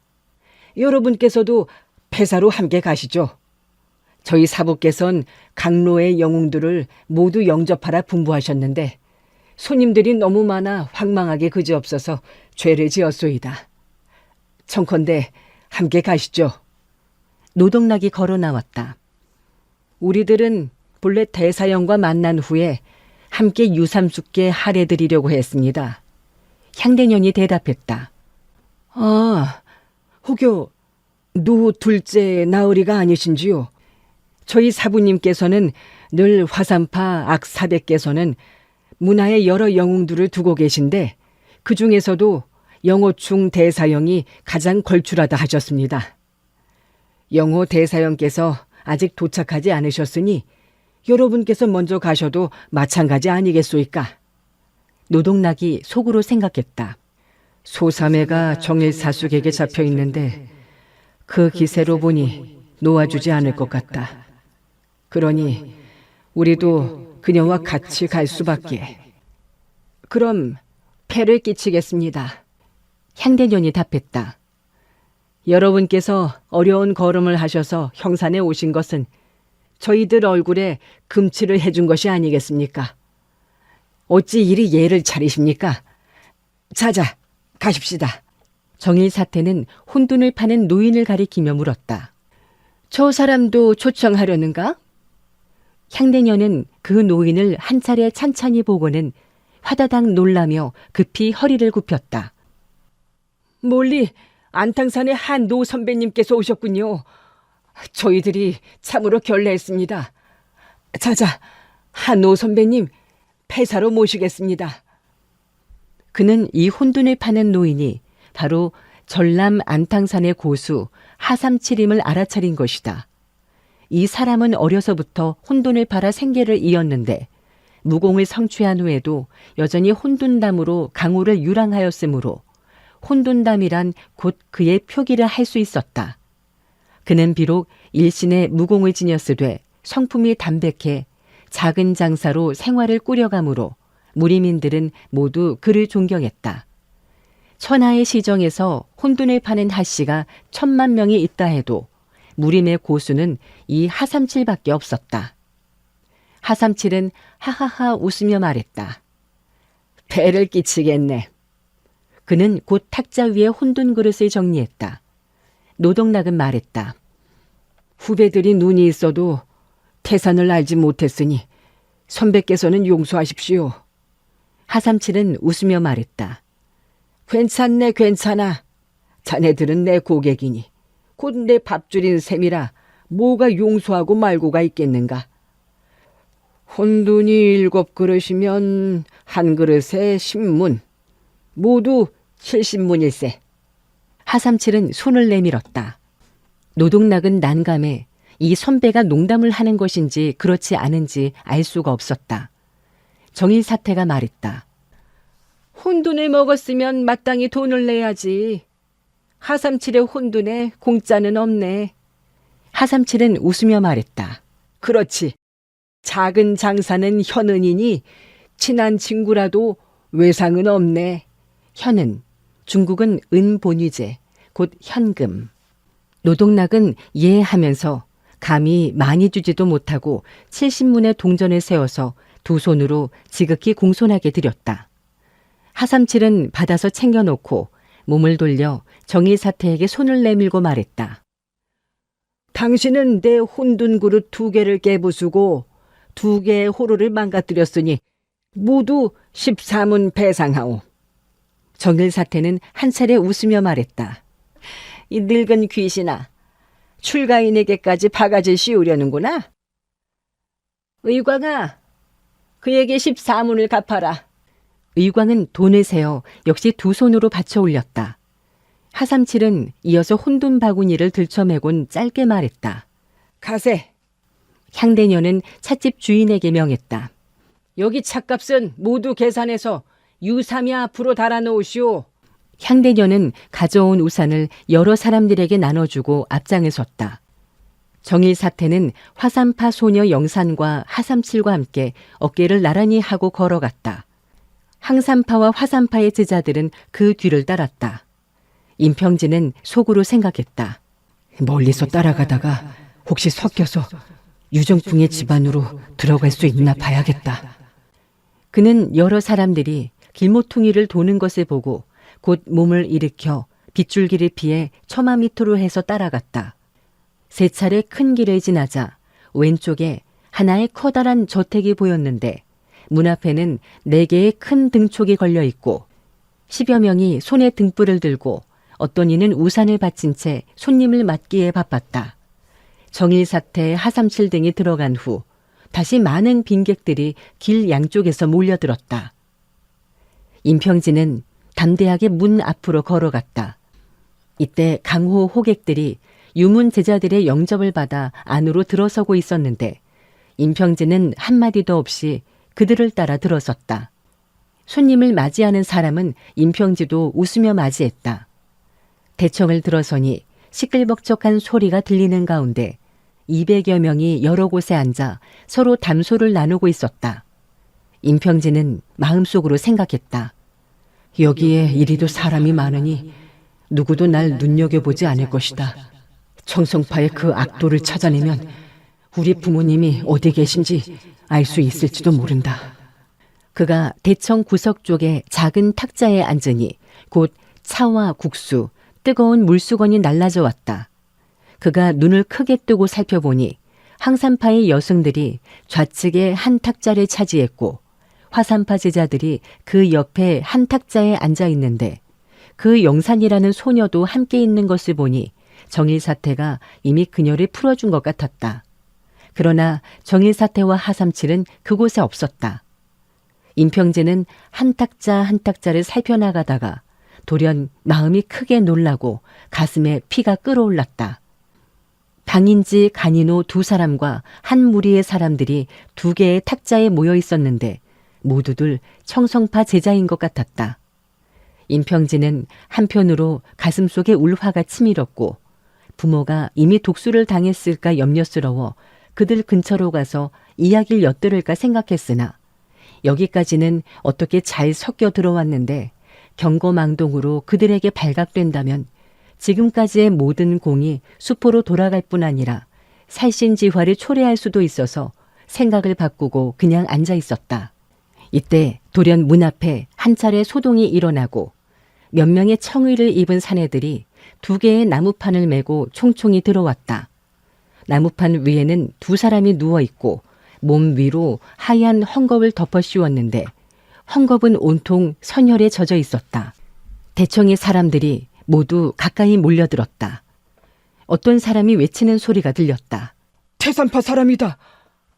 천송도인이 중상을 입었군. 또 한 사람은 누구일까? 태산파 장문인 청문진인의 제자인데 죽었는가? 죽었소.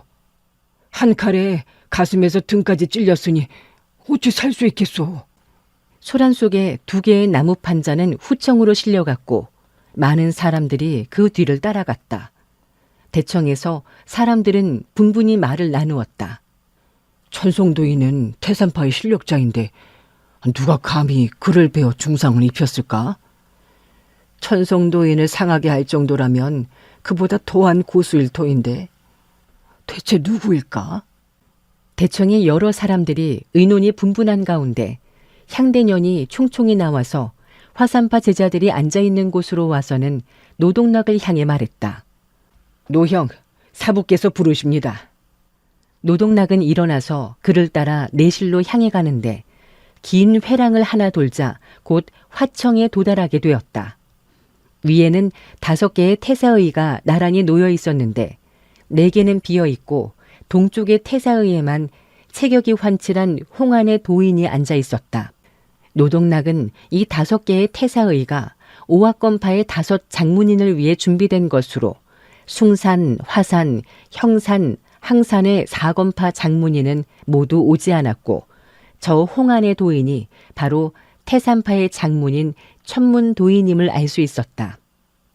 양쪽으로는 19위의 무림 선배들이 앉아 있었는데 항산파의 정일사태, 청성파의 여창해, 전람 안탕산의 하삼칠 등이 모두 그곳에 앉아 있었다. 그 아래 주인의 자리에 앉아 있는 왜소한 체구에 검은색 장포를 입은 중년인이 바로 유정풍이었다. 노덕락은 먼저 유정풍에게 예를 올리고 다시 천문도인에게 배례했다. 화산파 제자 노덕락, 천문사백을 배웁니다. 천문도인은 만면에 살기를 띄운 것이 심중의 울분이 극에 달해 폭발 직전임을 알 수 있었는데 태사의 손받침을 왼손으로 내려치며 소리쳤다. 영호충은 그의 이 한마디는 매우 커서 흡사 하늘에서 천둥이 치는 듯 대청을 울렸다. 대청의 사람들은 멀리서 폭갈이 들려오자 모두들 놀랐다.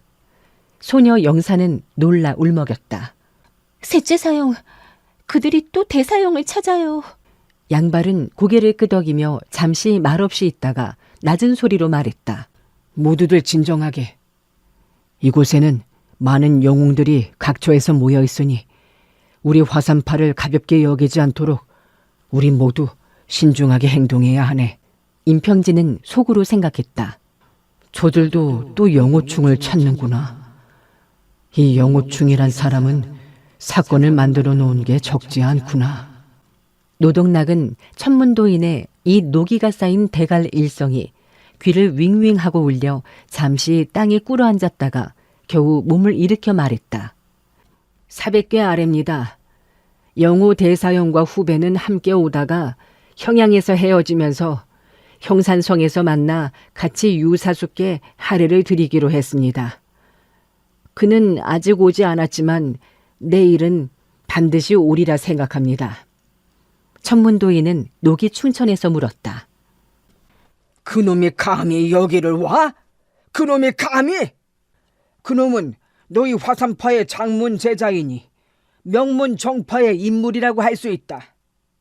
그놈은 전부터 그 자질이 매우 총명하고 장부의 기계가 있어서 앞으로 무림을 이끌어갈 만한 영재라는 설왕설래가 있었는가 하면, 한편으로 천둥벌거성이처럼 예의와 규범을 스스로 우습게 알고 곳곳에서 말썽을 일으키고 또 술을 억척으로 퍼마신다 하니 대체 어떻게 생겨먹은 놈이냐? 그 놈이 그 가난무도한 재화 음적 전백광과 함께 어울려 있었으니 대체 그 두 놈들이 무엇을 했겠느냐? 노동락은 차분하게 대답했다. 제자가 알기로는 대사형과 전백광은 평소 면식이 없습니다. 대사형은 평시 술을 즐겨 그가 전백광임을 알지 못한 채 함께 술을 마셨으리라고 생각됩니다. 천문도인은 한 발을 내딛어 일어선 후 노성을 질렀다. 네가 아직 헛소리를 해서 영호충 그놈을 억지로 변호하려 드느냐? 천송사제, 자네가 그에게 말해주게. 자네가 어떻게 당했고 영호충이 전백광을 알고 있었나 없었나를. 두 짝의 나무판은 서쪽 태사위 아래 놓여 있었는데 한 목판에는 한구의 시체가, 또 다른 쪽에는 긴 수염의 도인이 안색이 창백하고 수염에는 선혈이 잔뜩 엉긴 채 누워서 낮은 목소리로 말하기 시작했다. 오늘 아침 나와 지사질은 형양 해안로에서 영호충을 보았소. 또 전백광과. 여기까지 말하고 그는 숨을 헐떡거렸다. 유정풍이 말했다. 천송사형, 다시 말씀하실 필요 없소이다. 내가 당신이 방금 전에 한 말을 그대로 그에게 전하겠소. 그는 고개를 노동락에게로 돌려 말을 계속했다. 노현질, 자네와 영호현질, 그리고 여러 동문들이 먼 길을 와서 나를 축하해 주는 것에 감사하는 바이네. 어찌 영호현질이 그 전백광과 알게 되었는지 우린 진상을 규명해서 만일 영호 현질이 정말 모르고 어울렸다면 우리 오악건파는 본래 한 집안과 같으니 그에게 한번 기회를. 천문도인이 버럭 소리 질렀다. 무슨 기회를 줘? 문호를 정리하는 뜻에서 마땅히 그 놈의 목을 잘라야지. 유정풍이 말을 이었다. 악사형은 극히 문교의 엄하시네. 강호 제일가는 화산파의 명예를 이번에 영호 현질이 크게 실축시켰네. 천문도인이 다시 소리쳤다. 자네는 아직도 그놈을 현질이라고 하는가? 그저 그런 놈은. 그는 일파 대종사로서의 신분을 생각해서 급히 뒷말을 삼키고 참느라고 어쩔 수 없이 푸 하고 한숨을 내지르고 의자에 털썩 앉았다. 노덕락이 물었다. 유사숙, 이 일이 대체 어찌 된 연유인지 사숙께서 좀 알려주시기 바랍니다. 천송도형이 말했네. 오늘 이른 아침에 그는 천문도형의 제자 지백성 현질과 함께 형양 회안루에 가서 한잔하려고 주르러 올라갔다가 거기서 세 사람이 앉아 먹고 마시는 것을 보았다 하네. 천송도형도 한번 보고는 전혀 믿기지 않았다 하네. 그 세 사람을 그는 본래 알지 못했으나 복장으로 보아 한 사람은 화산파 제자이고 한 사람은 항산파 제자임을 알 수 있었다네.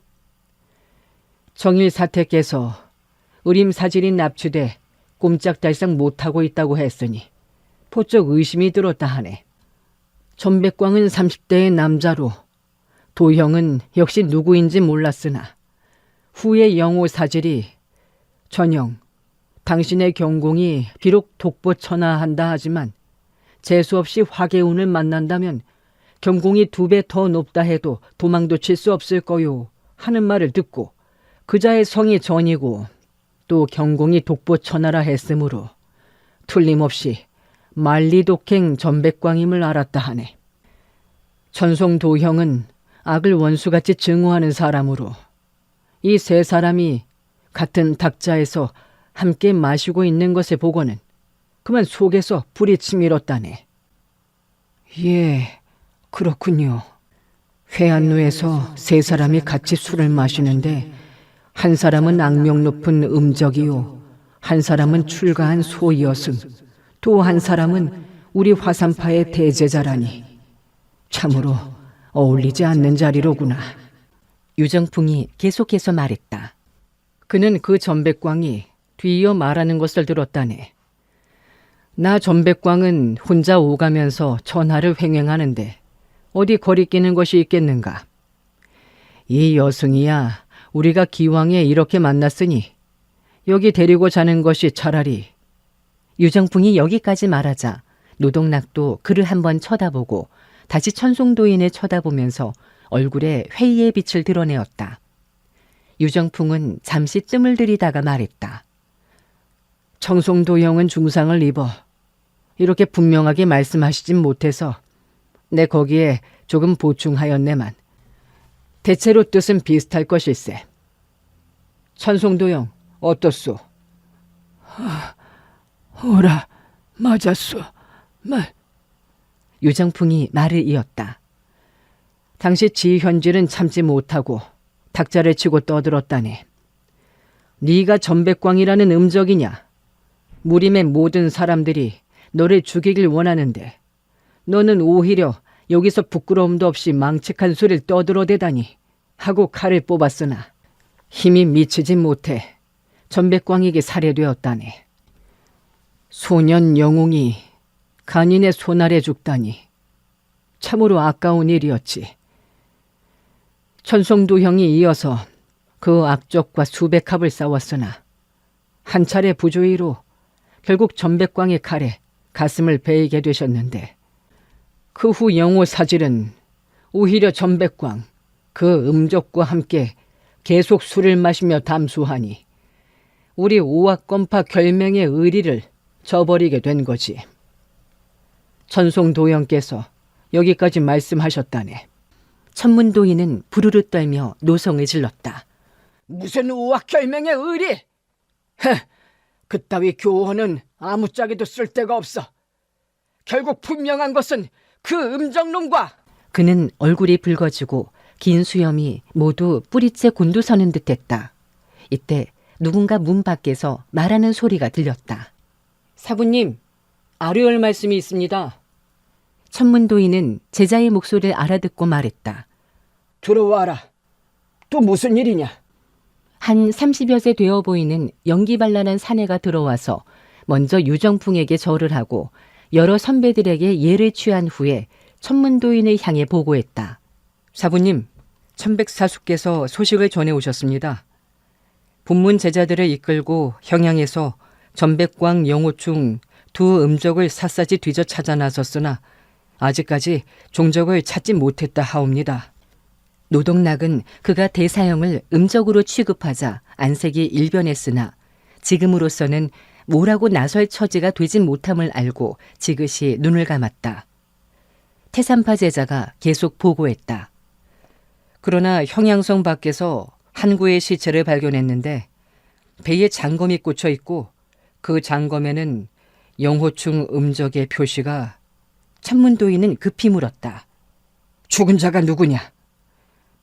청성파 문화의 형제분인데 그때 저희들은 확인하지 못했다가 시체를 형산성 안으로 운반해온 후에야 비로소 나인걸 형제임을 알게 되었습니다. 여창이가 벌떡 일어나 놀란 목소리로 물었다. 인걸이라고? 그 시체가 어디 있느냐? 밖에서 누군가의 대답이 들려왔다. 시신은 여기 있습니다. 여창에는 죽은 자가 자신의 4대 제자 중의 하나인 나인거림을 듣고 크게 놀랐으나 목소리를 가라앉히고 부탁했다. 번거로우시겠지만 시신을 가져다 주시게. 문 밖에서 대답 소리가 들리고 두 사람이 목판을 들고 안으로 들어섰다. 그 두 사람은 하나는 형산파 제자이고 나머지는 청성파 제자였다. 목판 위의 시체는 복부에 한 자루의 날카로운 검이 꽂혀 있었다. 검은 죽은 사람의 아랫배에서 위로 찔러 올라가 석자 장검이 몸 밖으로 한 자도 보이지 않으니 검끝이 시신의 인후에 이르렀음이 분명했다. 이같이 아래에서부터 위로 뚫은 동나란 초식은 무척 보기 어려운 것이었다. 여창에는 중얼거렸다. 영호충, 네 손속이 이리도 동날하다니. 이때 문 밖에서 맑고 아름다운 음성이 다급하게 들려왔다. 사부님, 제자가 돌아왔어요. 정인사태는 안색이 급변하며 경황 없이 외쳤다. 의림이냐? 속히 이리 오너라. 사람들은 일제히 문 쪽을 향해 눈길을 모았는데 그렇게 공공연하게 두 명의 음적들과 함께 주루에서 술을 마시던 여승이 대체 어떤 인물인가를 궁금해했다. 문이 열리며 사람들의 눈앞이 환해지고 한 명의 소녀승이 들어서는데 그 자태의 청수절속함이 실로 보는 사람의 눈을 시원하게 했다. 그녀는 아직 16, 17세의 애티가 남아있는 여승이었는데 몸매가 유연하여 두터운 옷으로 가렸으나 그 아련한 자태를 감추지 못하고 있었다. 그녀는 정의사태 앞으로 걸어와서 날아갈 듯 절을 올렸다. 사부님, 이 한마디를 하고는 돌연 왁하고 울기 시작했다. 정일사태는 안색이 침중해져서 물었다. 너 무슨 일이 있었느냐? 어떻게 돌아왔느냐? 의림이 울며 말했다. 사부님, 제자는 이번에 다시는 사부님을 못 뵐 줄 알았어요. 그녀의 목소리는 가을 하늘처럼 해맑았고 두 개의 삼소목수로 정의사태의 옷소매를 붙잡아 매달렸는데 그 손이 하얗다 못해 투명해 보였다. 사람들은 모두 마음속으로 생각했다. 저런 미녀가 왜 여승이 되었을까? 여창에는 그녀에게 한 번 눈길을 준 뒤로는 다시 쳐다보지도 않고 곧장 나인걸의 시신에 꼽힌 그 날카로운 장검을 응시하다가 검자루에 청색 수술이 달려있고 검자루 아래에 화산 영호충이란 5글자가 새겨진 것을 보게 되었다. 그는 눈을 돌려 노동락이 허리에 차고 있는 검과 비교해보고 그 검에도 역시 청색 수술이 달려있자 돌연 그쪽으로 걸어가 왼손이 재빨리 뻗어 노동락의 눈을 향해 지풍을 날렸다. 노동락은 크게 놀라 급히 거화 요천의 일초를 펼쳐 쌍수를 쳐들어 막았다. 여창에는 냉소하며 왼손을 작게 오므려 그의 쌍소를 잡아채고 오른손을 내밀어 착하는 소리와 함께 노동락의 허리에 찬 장검을 빼어들었다. 노동락은 두 손이 여창애에게 잡히자 떨쳐내려 했으나 꼼짝도 할 수 없었다.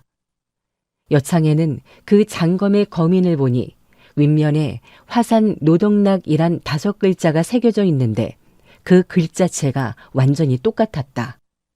그는 손을 한 차례 놀려 검끝을 노동락의 아랫배에 대고 음산하게 말했다. 이 검으로 비스듬히 위로 찔러 올리는 것이 화산 파검법의 어떤 초식인가? 노동락은 이마에서 식은땀을 뚝뚝 흘리면서도 의연히 말했다. 우리 화산검법에는 그런 초식이 없소이다. 여창애는 속으로 생각했다. 인거리를 죽인 이 일초는 장검을 아랫배에 찔러 넣어 검끝이 목구멍에 이르렀다. 영호충이 땅에 엎드렸다가 아래에서부터 위로 찔렀을까? 그는 살인한 후에 무엇 때문에 장검을 뽑아내지 않고 고의로 증거를 남겼을까? 청성파에 대해 그는 어떤 원한이 있는 것일까? 돌연 의림이 말하는 소리가 들렸다. 여선배님, 영호 대사형의 그 일초는 화산파 검법이 아니에요. 여창애는 몸을 돌려 얼굴에 서리빨 같은 냉기를 띠고 정일사태에게 말했다.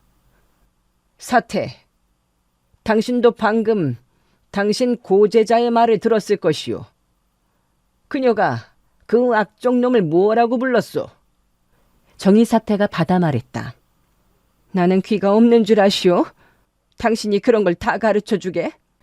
그녀도 의림이 영호충을 영호 대사형이라 부르는 것을 듣고 마음이 상했는데 여창애가 곧바로 이 점을 지적하자 크게 꾸짖으려 하던 제자를 도리어 두둔하게 되었다.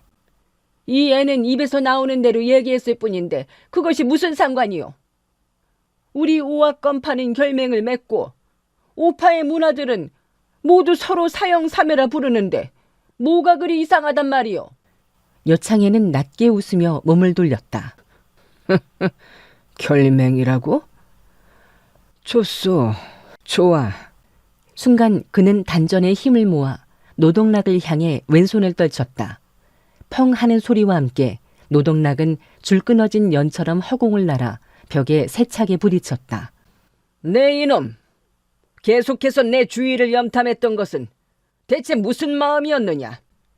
노동락은 그에게 한 차례 맞고 오장육부가 온통 뒤집히는 듯하고 기혈이 들끓어서 간신히 벽을 짚고 일어났는데 무릎이 부들부들 떨리고 눈앞이 캄캄해서 곧 주저앉을 것 같아서 억지로 버티고 있었다. 원래 나와 소사매가 암중에 그들의 행적을 탐지했던 것을 저 교활한 난장의 도사가 일찍부터 알고 있었구나. 의리마, 이리 와서 네가 어떻게 그들에게 잡히게 되었는지 또 어떻게 풀려났는지 이 사부에게 자세히 얘기해 보아라. 그녀는 제자의 손을 붙잡고 밖으로 나가려 했다. 사람들의 마음속에는 모두들 저처럼 아름다운 여승이 전백광 같은 체와 음적의 손 아래 떨어졌었으니 어찌 깨끗한 몸을 보존할 수 있었겠는가 하고 생각했다. 그 속사정을 여러 사람들 앞에서 토로할 수는 없을 것이므로 정일사태가 그녀를 아무도 없는 곳으로 데려가 상세히 물어보려는 것을 이해하였다. 돌연 푸른 그림자가 번뜩이더니 여창애가 섬정같이 문 앞을 가로막아 섰다. 이 일은 두 사람의 생명에 관계된 문제이니 청컨대 의림 소사태는 이곳에서 말씀을 해주시게. 그는 다시 말을 이었다. 지백성 소협은 오악검파의 사람이네. 오파문하는 모두 사형제와 같다 하니 그가 살해되었으나 태산파에선 혹 아무런 개입도 않을지 모르겠네. 그러나 우리 제자 나인걸은 영호충과 서로 호영호재할 자격조차 없다네. 정일 사태는 성미가 불과 같아 평시에도 대삼의 정정, 장문삼의 정한도 그녀에게는 3푼쯤 양보해주는 터인데 어찌 여창애가 이같이 길을 막고 비꼬는 것을 들어넘기겠는가. 이미 사태의 두 줄기 눈썹이 꿈틀 위를 향해 치켜올랐다. 유정풍은 평소 정일 사태가 성질이 나면 두 눈썹이 이처럼 곤두선다는 것을 들어서 알고 있었다. 그녀와 여창애는 모두 당금 무림의 인류 고수라 할 수 있으니 두 사람이 격돌하면 일이 매우 커질 터이므로 급히 뛰어내리며 포곤했다. 두 분께서는 유모의 집을 찾아주셨으니 모두 저의 손님이시라. 제 얼굴을 보아 화기를 상하지 마시기 바랍니다. 이 모두 유모의 불찰이니 두 분께선 마음을 가라앉혀 주십시오. 정일 사태는 한 차례 차갑게 웃었다. 유사며의 말씀도 우습구려. 내가 저 쇠코도사로 인해 심사가 사나워졌기로써니 그것이 당신과 무슨 상관이요? 그는 나를 못 가게 하고 나는 가야겠소. 그가 나를 잡아둘 수 있는지 한번 두고 봅시다. 여창애는 원래 이 늙은 여승이 그 성질만큼이나 무공이 높다는 것을 알고 있어서 그녀와 싸우는 것은 승산이 없을 뿐더러 서로 그녀를 요행히 이긴다 해도 그녀의 대삼의 정한 사태가 가만히 있지 않을 터이니 이로써 항산파와 등을 돌린다면 후환이 무궁할 뿐 아무래도 이득이 없을 것 같아서 하하하 너스레 웃음을 치며 물러섰다. 빈도는 단지 의림소 사태에게 진상을 들으려 했을 뿐이요. 빈도가 어찌 감히 항산 배구남주의 앞길을 막아서겠소이까. 그는 번듯 신형을 날려 다시 자리에 앉았다. 정일 사태 역시 마음을 돌려 의림의 손을 잡고 자리로 돌아와 물었다. 그날 너를 잃어버린 후부터 쭉 얘기해봐라. 대체 어찌 되었느냐? 그녀는 의림이 나이 어리고 순진스럽기 짝이 없어 사문의 치욕이 돌아올 때까지 모두 얘기해버릴까 두려운 생각이 들어서 급히 한마디를 덧붙였다. 중요한 얘기만 해라. 상관없는 부분은 얘기할 필요가 없다. 네, 제자는 가르침을 어기는 일은 아무것도 하지 않았어요. 단지 전백광이란 그 나쁜 사람, 그 괴상한 사람. 정일 사태가 의림의 말을 막고 고개를 끄덕거렸다. 됐다. 무서워할 필요 없다. 내 모두 알고 있다. 내 반드시 전백광과 영호충 그 두 악적 놈들을 갈게갈게 찢어서 네 원한을 풀어줄 테니. 의림은 또릿또릿한 두 눈을 크게 뜨고 얼굴이 이상하다는 기색을 띠었다. 영호 대사형이 악적이라니요? 그는 돌연 눈물을 흘리면서 외쳤다. 그는 이미 죽었어요. 사람들은 이 말을 듣고 모두 놀랐다. 천문도인은 영호충이 이미 죽었다는 소리를 듣자 노기가 좀 가라앉으며 큰 소리로 물었다. 그가 어찌 죽었느냐? 누가 그를 죽였단 말이냐? 의림이 대답했다. 바로 저 청성파의 나쁜 사람이에요. 하고 의림은 손가락으로 나인걸의 시체를 가리켰다. 여창애는 갑자기 기분이 좋아졌다. 원래 영호충 그 악적 놈은 인걸에게 죽은 것이로구나. 그렇다면 그들 두 사람은 동귀여진한 것이로구나. 좋다. 인걸이 이놈, 내 일찍부터 네 놈이 근성이 있는 줄 알았다만 과연 우리 청성파의 위명을 실추시키진 않았구나. 그는 의림을 쳐다보고 흐흐흐 웃었다. 자네들 오악건파의 사람들은 모두 좋은 사람이고 우리 청성파 사람들은 모두 나쁜 사람이란 말이렸다. 의림의 고운 볼 위로 방울방울 눈물이 흘렀다. 저는 몰라요. 저는 저 나쁜 사람을 말한 것이지 청성파를 나쁘다고 한 것은 아니에요. 하면서 또다시 나인걸의 시체를 가리켰다. 정일 사태가 여창애를 노려보았다. 당신의 저 엉터리 제자가 무슨 짓을 했는지. 의리마, 두려워 말고 저놈이 무슨 나쁜 짓을 했는지 모두 얘기하도록 해라. 사부가 여기 있는데 누가 널 감히 건드리겠느냐?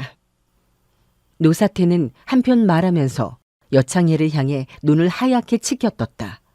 출가인은 허튼 소리를 하지 않는 법이오. 소사태, 자네는 감히 관음보살의 이름으로 허튼 소리를 않는다고 맹세할 수 있겠는가? 그는 의림이 그의 제자 나인 거를 못된 놈으로 몰아붙이면 죽은 자는 말이 없는 법이라 어떻게 변명할 길이 없었으므로 이렇게 다짐한 것이다. 저는 원래 사부님께 절대 거짓말을 하지 않아요. 의림은 무릎을 꿇고 두 손을 모아 미간에 댄 채 말했다. 제자 의림은 사부님과 여러 사백 선배님들께 맹세하오니 감히 이런 반구의 거짓말도 하지 않겠나이다. 그 자리에 있는 사람들은 그녀의 말이 매우 간절하고 그 모습이 풀잎의 새순처럼 청초하고 애잔해 보였으므로 마음이 숙연해졌다. 검은 수염을 기른 한 사람의 서생이 이제까지는 한마디 말도 없이 줄곧 듣고만 있다가 이때에야 비로소 말을 거들었다. 소사태께서 이미 맹세하셨으니 이 자리에 누구라도 믿지 않는 사람이 없을 것이오. 마음을 놓고 말씀하시오. 정일사태가 받아서 말했다. 쇠코 같은 도사, 들었소? 문 선생까지 이렇게 말씀하셨소. 본래 내 제자는 거짓이 무엇인지도 모르는 아이라오. 그녀는 이 검은 수염의 서생이 성이 문씨임을 알고 있을 뿐 그의 내력을 잘 알지 못했으나 단지 그가 현남인으로 판관필을 쓰는 솜씨가 출신 입화의 경지에 다다랐고 점혈, 해열의 공부가 대단하다고 들은 바 있었다. 사람들의 눈이 모두 의림의 얼굴로 모아졌으니 그녀의 아름다운 자태가 명주 미옥 같고 순결무구하여 여창에까지도 이 소녀 여승은 거짓말을 할 사람이 절대 아니로구나 라는 생각이 들 정도였다. 화청의 모든 사람들은 일순 숨을 죽였고 의림이 입을 열기만을 기다렸다. 어제 오후 저는 사부님과 여러 사매들과 함께 형양으로 오던 중 비가 몹시 내려 고개를 내려오다가 발이 미끄러져 손을 뻗쳐 산벽에 매달렸는데 손에는 푸른 이끼가 가득했어요. 고개 아래 당도에서 저는 계곡으로 가서 손을 씻었어요. 그런데 갑자기 계곡물 속 제 그림자 옆에 한 남자의 그림자가 어른거렸죠.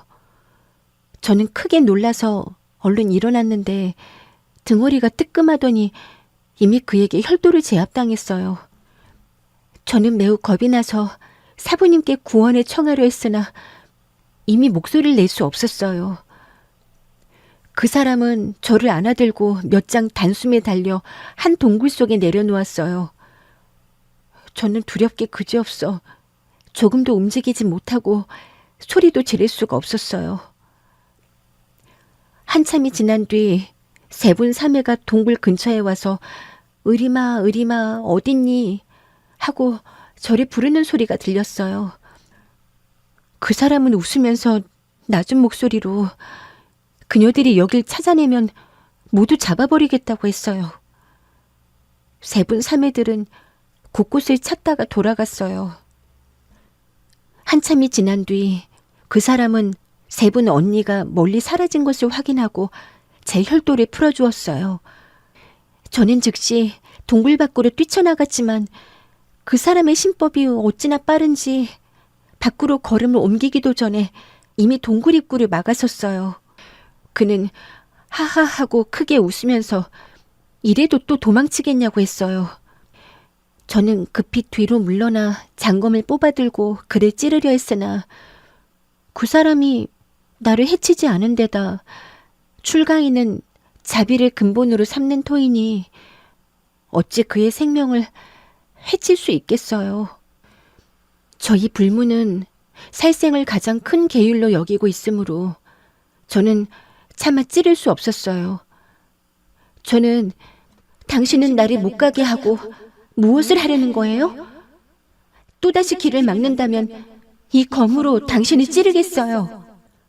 하고 말해줬더니 그는 웃으면서 소사태, 당신은 참 착하구려.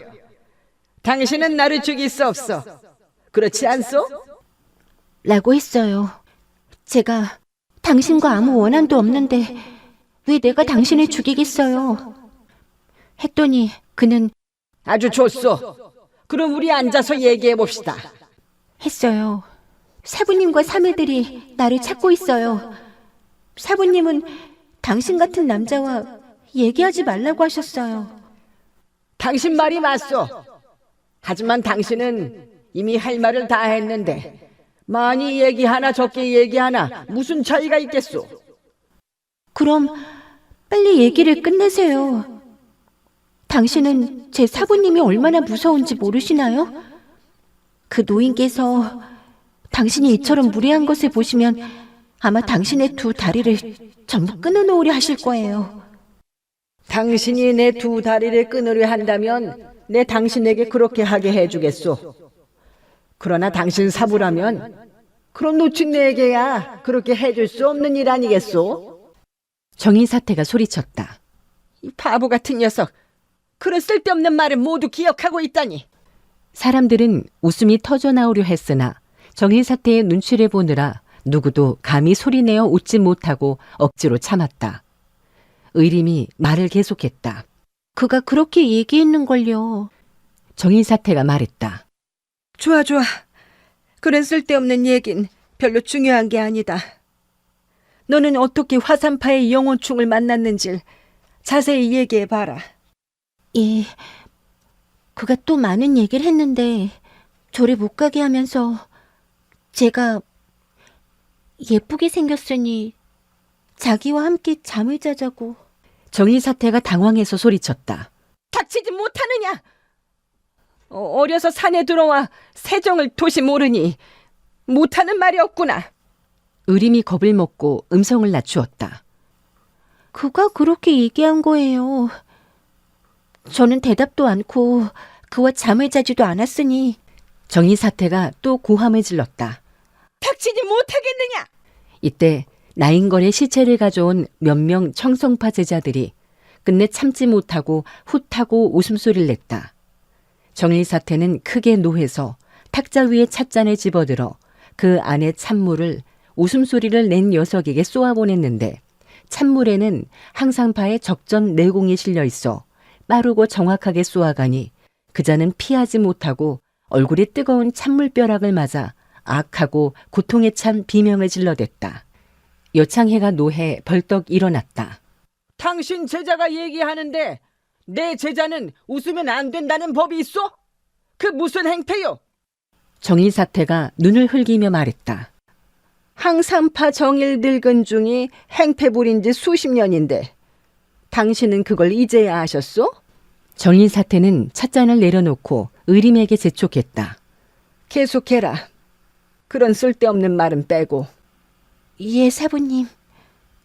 저는 동굴 밖으로 나가려고 했는데 그가 계속 못 가게 막았어요. 밖을 보니 하늘은 이미 어두워졌고 저는 마음이 아주 초조해져서 검을 빼들고 그를 찔렀어요. 사부님, 제자는 감히 살계를 어기려 한 것이 아니고 단지 그에게 겁을 줘서 놀라게 하려고 했을 뿐이지 정말 죽이려고 한 것은 아니에요. 저는 금침도검 1초를 시전했는데 눈을 깜빡할 사이도 없이 그의 왼손이 뻗어와 제 손목을 잡았으므로 저는 크게 놀라 옆으로 피했는데 이미 칼을 그에게 빼앗겨 버렸어요. 그의 무공은 아주 신비해서 오른손으로 검자루를 잡고 왼손 엄지와 식지로 검 끝을 잡아 가볍게 힘을 주니 깡 하는 소리가 나고 제 장검이 한 치 정도 부러져 나갔어요. 정의사태가 물었다. 단번에 칼을 한 치 정도 분질러 버렸다고? 의림이 예 하고 대답하자 정의사태와 천문도인은 서로 한 차례 쳐다보며 똑같이 생각했다. 전백광이 장검의 중간을 잡고 전체를 부러뜨렸다면 그건 별게 아니다.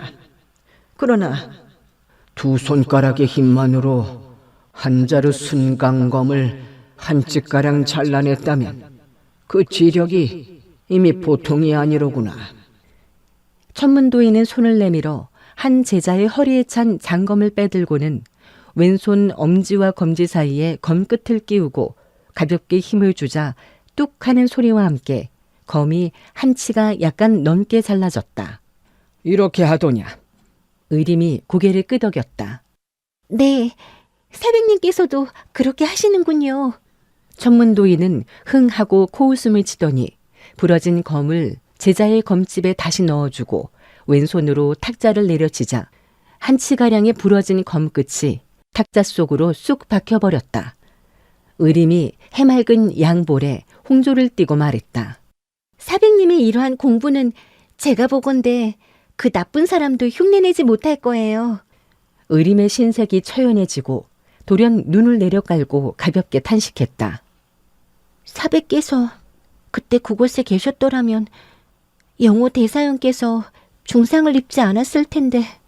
천문도인이 물었다. 무슨 중상이란 말이냐? 너는 조금 전에 그가 죽었다고 하지 않았느냐? 의림이 대답했다. 네, 영호 대사형은 몸에 중상을 입어서 청성파의 저 나쁜 사람에게 살해되신 것이에요. 여창에는 그녀가 전백광을 악인이라 하고 자신의 제자 또한 악인이라 칭하는 것을 듣고 청성파 문화생을 그 악명 높은 음적 전백광과 같이 호칭하자 또다시 흥하고 콧소리를 냈다. 사람들은 의림의 한상 그윽한 눈에 눈물이 그렁그렁해 곧 울어버릴 것 같자 어느 누구도 그녀에게 묻지 못했다. 천문도인 유정풍, 문선생, 하삼칠 등 여러 사람들은 모두 그녀에 대해 안타까운 마음을 금치 못했으니 만일 그녀가 출가한 여승이 아니었더라면 많은 사람들이 등을 두드려주고 머리를 쓰다듬어 주어 그녀를 위로해 주려 했을 것이다. 의림은 옷소매로 눈물을 훔치고는 울먹이며 말했다. 그 악인 전백광은 저를 핍박해서 옷을 벗기려 했어요. 저는 손으로 그를 때리려 했지만 두 손이 모두 그에게 잡혀버렸어요. 바로 그때 동굴 밖에서 돌연히 누군가의 웃음소리가 들려왔어요. 하하하 하고 웃었어요. 전백광이 큰 소리로 누구냐 하고 묻자 밖에선 하하하 하고 연속해서 3번의 웃음소리가 다시 들려왔어요. 알만한 놈이면 여기서 빨리 도망치거라. 전대하께서 한번 화가 나면 네 놈의 파리 같은 목숨도 끝장인 줄 알아라. 그 사람은 또다시 하하하 하고 웃었어요. 전백광은 마침내 화를 냈고 저는 그 사람이 얼른 구해주었으면 하고 바랬어요. 그렇지만 그 사람은 전백광의 무예가 아주 높은 것을 아는지 동굴로 들어오진 않고 단지 밖에서 계속 웃어댔어요. 전백광은 몹시 신경이 쓰이는지 우왕좌왕하며 씩씩거리더니 제 혈도를 짚어놓고 휙 하는 소리와 함께 바람같이 뛰쳐나갔는데 한참을 찾아도 찾지 못하고 동굴로 돌아와서 제 곁으로 다가왔어요. 그러자 또다시 동굴 밖에서 하하하 하는 웃음소리가 들려왔어요. 그 웃음소리는 멀리서 들리는 것 같기도 하고 어쩌면 아주 가까이서 내는 소리 같기도 해서 아주 이상했어요. 저는 재미가 있어서 웃음을 참을 수가 없었어요. 정일사태는 그녀를 힐끗 흘기며 꾸짖었다.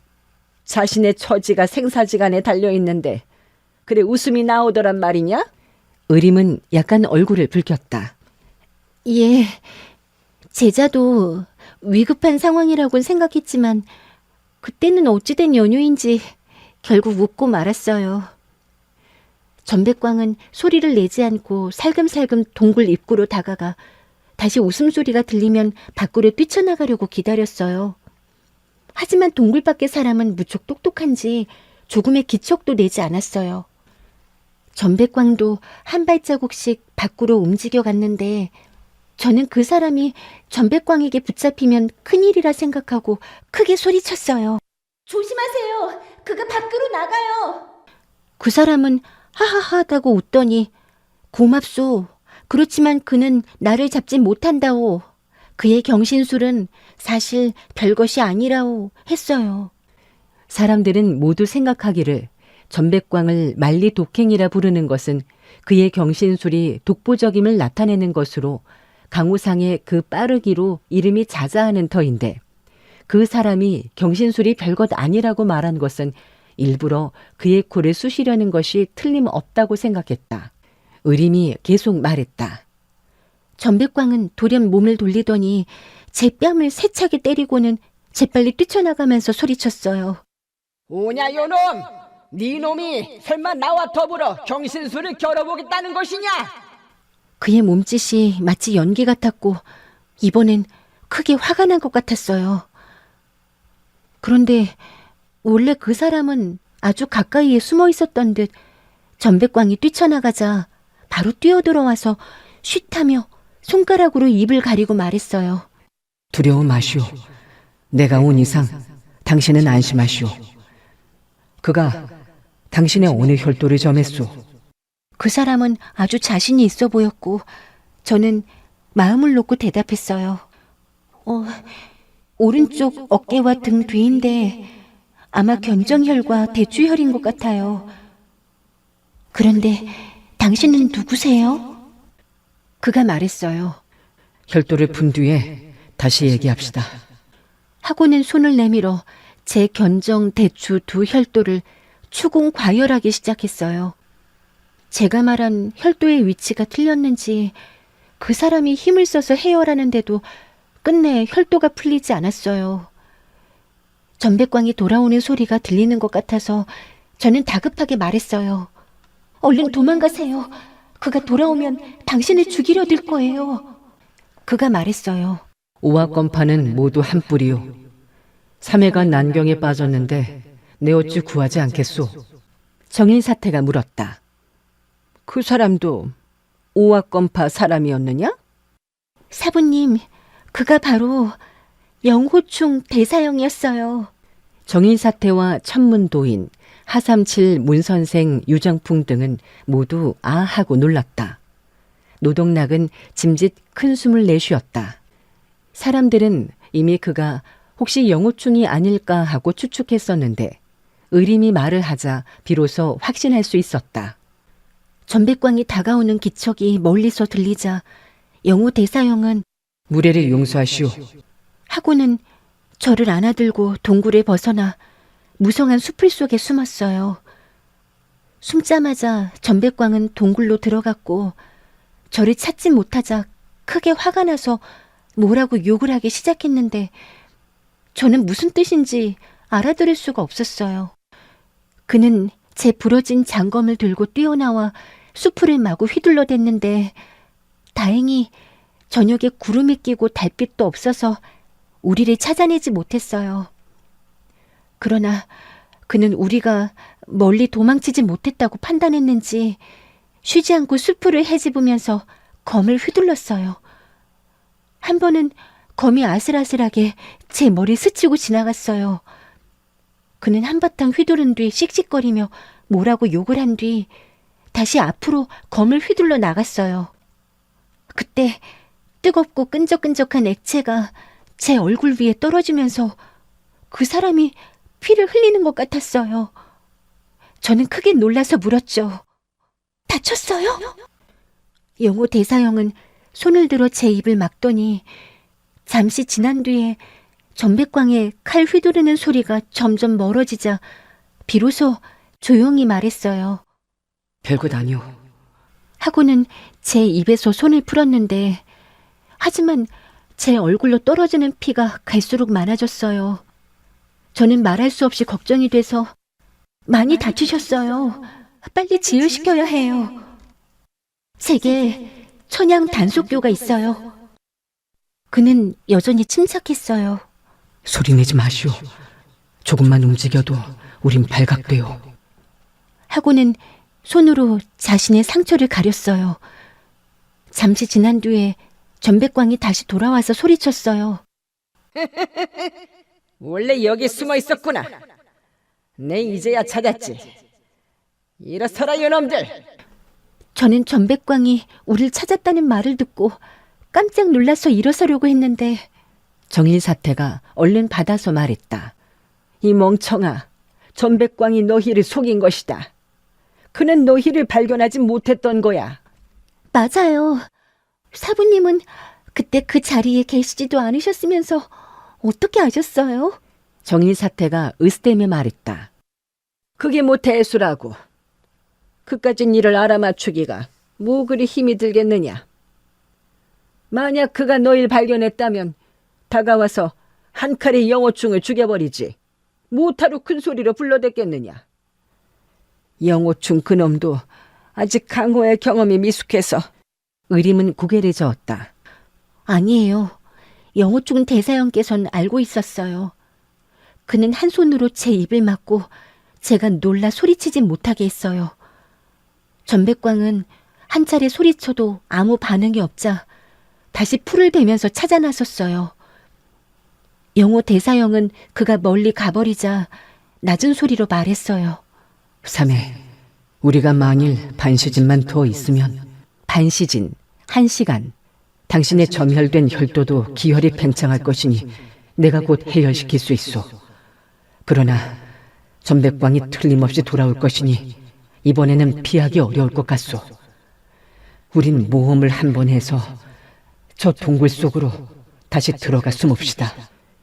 의림이 여기까지 말하자 문선생, 하삼칠, 유정풍 세 사람은 약속이라도 한 듯이 동시에 손뼉을 탁 쳤고 문선생은 고개를 끄덕거렸다. 좋아. 담력이 있고 똑똑한 젊은이로구먼. 저는 동굴로 들어가자는 말을 듣고 매우 무서웠어요. 하지만 그때 전 영호 대사형에게 탐복하고 있었으므로 좋아요. 생각대로 하세요 하고 대답했어요. 그는 저를 안아들고 재빨리 동굴로 들어가서 저를 내려놓았어요. 제가 말했지요. 제 옷 속에 천양 단속교가 있는데 요상에 잘 들으니 꺼내서 상처에 바르세요. 그가 대답했어요. 지금 꺼내는 것은 편치 못하니 당신이 움직일 수 있게 된 후 꺼내주시오. 그는 검을 뽑아 옷소매를 베어내서 자기의 왼쪽 어깨를 묶었어요. 그때야 저는 비로소 알았어요. 그가 저를 보호하기 위해 숲을 속에 숨어 있을 때 전백광의 일검이 그의 어깨를 베었지만 그는 꼼짝도 않고 아무 소리도 내지 않았기 때문에 어둠 속이라 전백광이 발견해내지 못했다는 것을 말이에요. 저는 마음속으로 약을 꺼내는 것이 뭐가 불편할까 하고 정의사태는 흥 하고 코웃음을 쳤다. 그렇게 말하니 영호충이 무슨 대단한 정인군자나 되는 듯하구나. 의림은 초롱초롱한 두 눈을 크게 뜨고 말했다. 영호 대사형은 당연히 세상에서 제일 훌륭한 사람이죠. 그와 저는 평소 알지도 못했는데 자신의 안위도 돌보지 않고 몸을 던져서 저를 구해주었는걸요. 여창이가 냉랭하게 말했다. 자네와 그가 평소 알지 못했다 하나 그는 몇 차례 자네의 얼굴을 보았을 것이네. 그렇지 않고야 어찌 그 같은 호의를 베풀었겠는가. 말뜻은 바로 영호충이 그녀의 미모에 반해서 그렇게 몸을 돌보지 않고 뛰어들었다는 것이었다. 아니에요. 그는 저를 본 적이 없다고 했어요. 영호 대사형은 절대 거짓말하는 사람이 아니에요. 절대로. 이 몇 마디 말에는 확신이 담겨 있어 음성은 비록 부드러웠으나 결연한 의지가 엿보였다. 사람들은 그녀의 굳은 신념에 감동되어 그 말을 믿지 않을 수 없었다. 여창애는 속으로 생각했다. 영호충이 간 큰 놈은 하늘도 땅도 두려워하지 않고 어리석은 짓을 저지른 것이 미색을 탐내서가 아니라면 일부러 만리독행 전백광과 대적해서 무림의 그 이름을 떨치려는 뜻에서였을까? 의림이 계속 말했다. 영호 대사형은 자신의 상처를 묶어맨 뒤 다시 제 어깨와 등 뒤의 혈도를 추궁과열하기 시작했어요. 얼마 지나지 않아 동굴 밖에서 사사삭 하는 소리가 점점 가까이 들려오더니 전백광이 검을 휘둘러 수풀을 헤치며 동굴로 다가왔어요. 저는 가슴이 콩콩 뛰었고 그가 동굴로 다가오는 소리를 듣고 숨도 쉬지 못했어요. 그런데 갑자기 어깨에 지독한 통증이 와서 부지불식간에 낮게 신음소리를 내고 말았어요. 그러자 곧 발각이 되어서 전백광은 웃으면서 동굴 쪽으로 다가왔어요.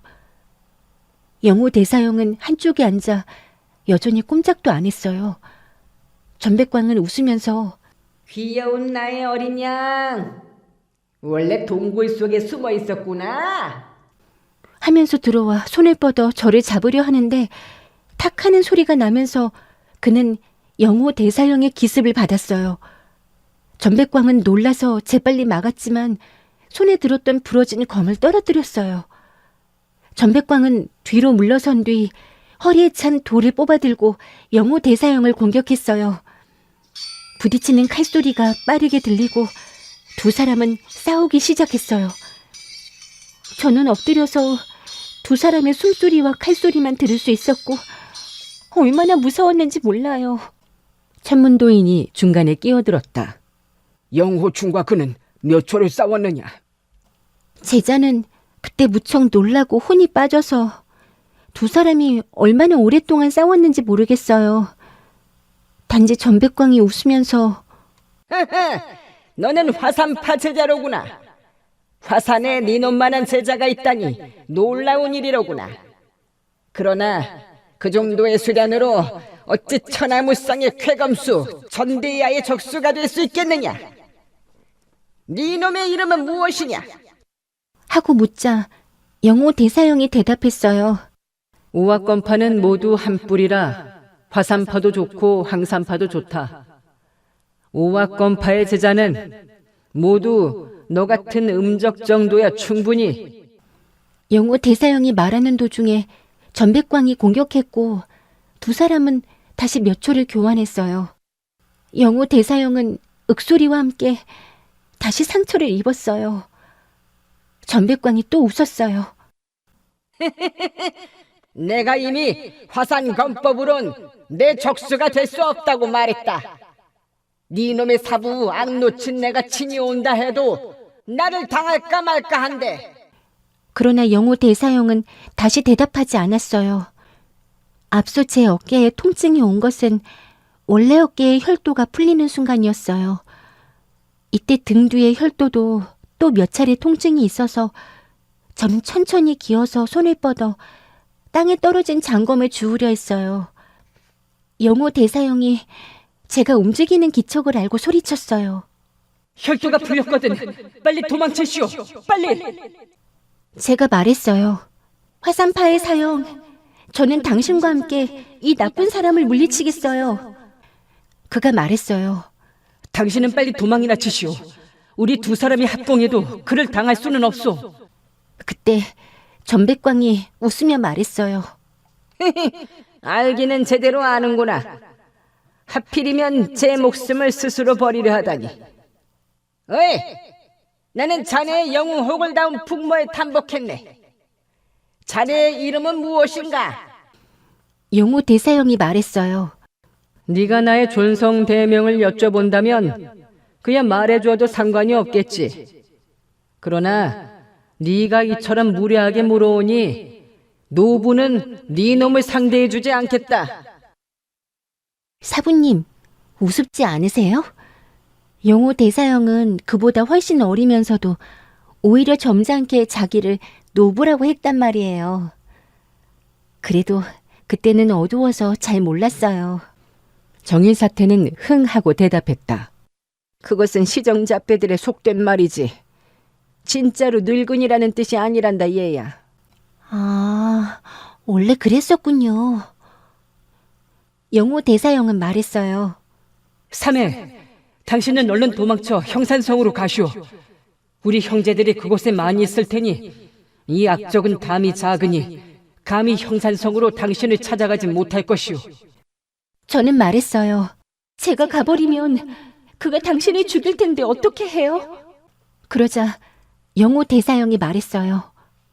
그는 날 죽이지 못하오. 당신이 가면 나는 자연히 방어할 방법이 있어. 내가 그를 막아내고 있을 테니 얼른 가시오. 칼소리가 나면서 두 사람은 다시 싸웠고 영호 대사형은 다시 상처를 입자 마음이 급해졌는지 소리쳤어요. 아직도 가지 않다니. 당신은 내게 욕을 먹어야 하겠소. 그때 전 이미 땅에 떨어진 검을 잡고 말했어요. 우리 둘이 그를 상대해요. 그러나 전백광이 웃으며 말했어요. 아주 좋지. 그렇게만 해주면 이 전대야는 일신의 신묘한 재주로 화산 항상 두 팔을 한꺼번에 상대할 기회를 가지게 되지. 영호 대사형은 정말로 저를 욕하기 시작했어요. 이 철부지 소녀 중대가리야. 넌 정말 멍청하기 짝이 없구나. 아직도 빨리 도망가지 못하겠어? 계속 안 가고 멍청하게 서 있으면 다음에 만날 때 내 너의 사부에 귓밤망이를 올려붙여 주리라. 전백광이 웃으며 말했어요. 이 예쁜 여성이 나와 헤어지기 싫어서 가지 않으려는 것이라네. 영호 대사형은 급히 소리쳤어요. 넌 도대체 갈 작정이냐 안 갈 작정이냐? 저는 가지 않겠어요. 하고 고집을 부리자 영호 대사형이 말했어요. 네가 그래도 안 가겠다면 나는 네 사부를 욕하리라. 정한 그 땡땡이 중은 늙은 멍청이로다. 너 같은 어린 멍청이를 가르쳐냈으니. 저는 말했어요. 정한 사백은 제 사부님이 아니에요. 그는 또 말했어요. 좋아.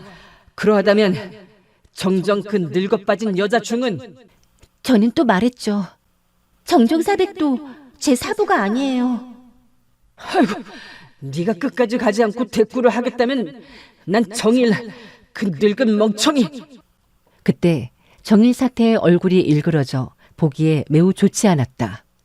의림이 급히 말했다. 사부님, 화내지 마세요. 영호 대사형은 저를 구하기 위해서 그런 것이지 결코 정말로 사부님을 욕하려고 그런 것은 아니에요.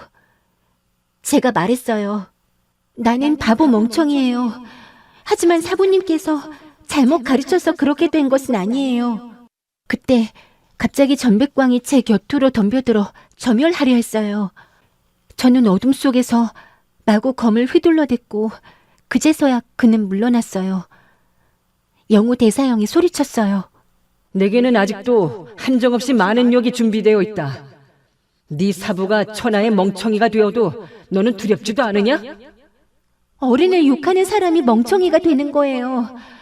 그러지 말고 우리 함께 도망쳐요. 영호 대사형이 방법을 바꾸어서 말했어요.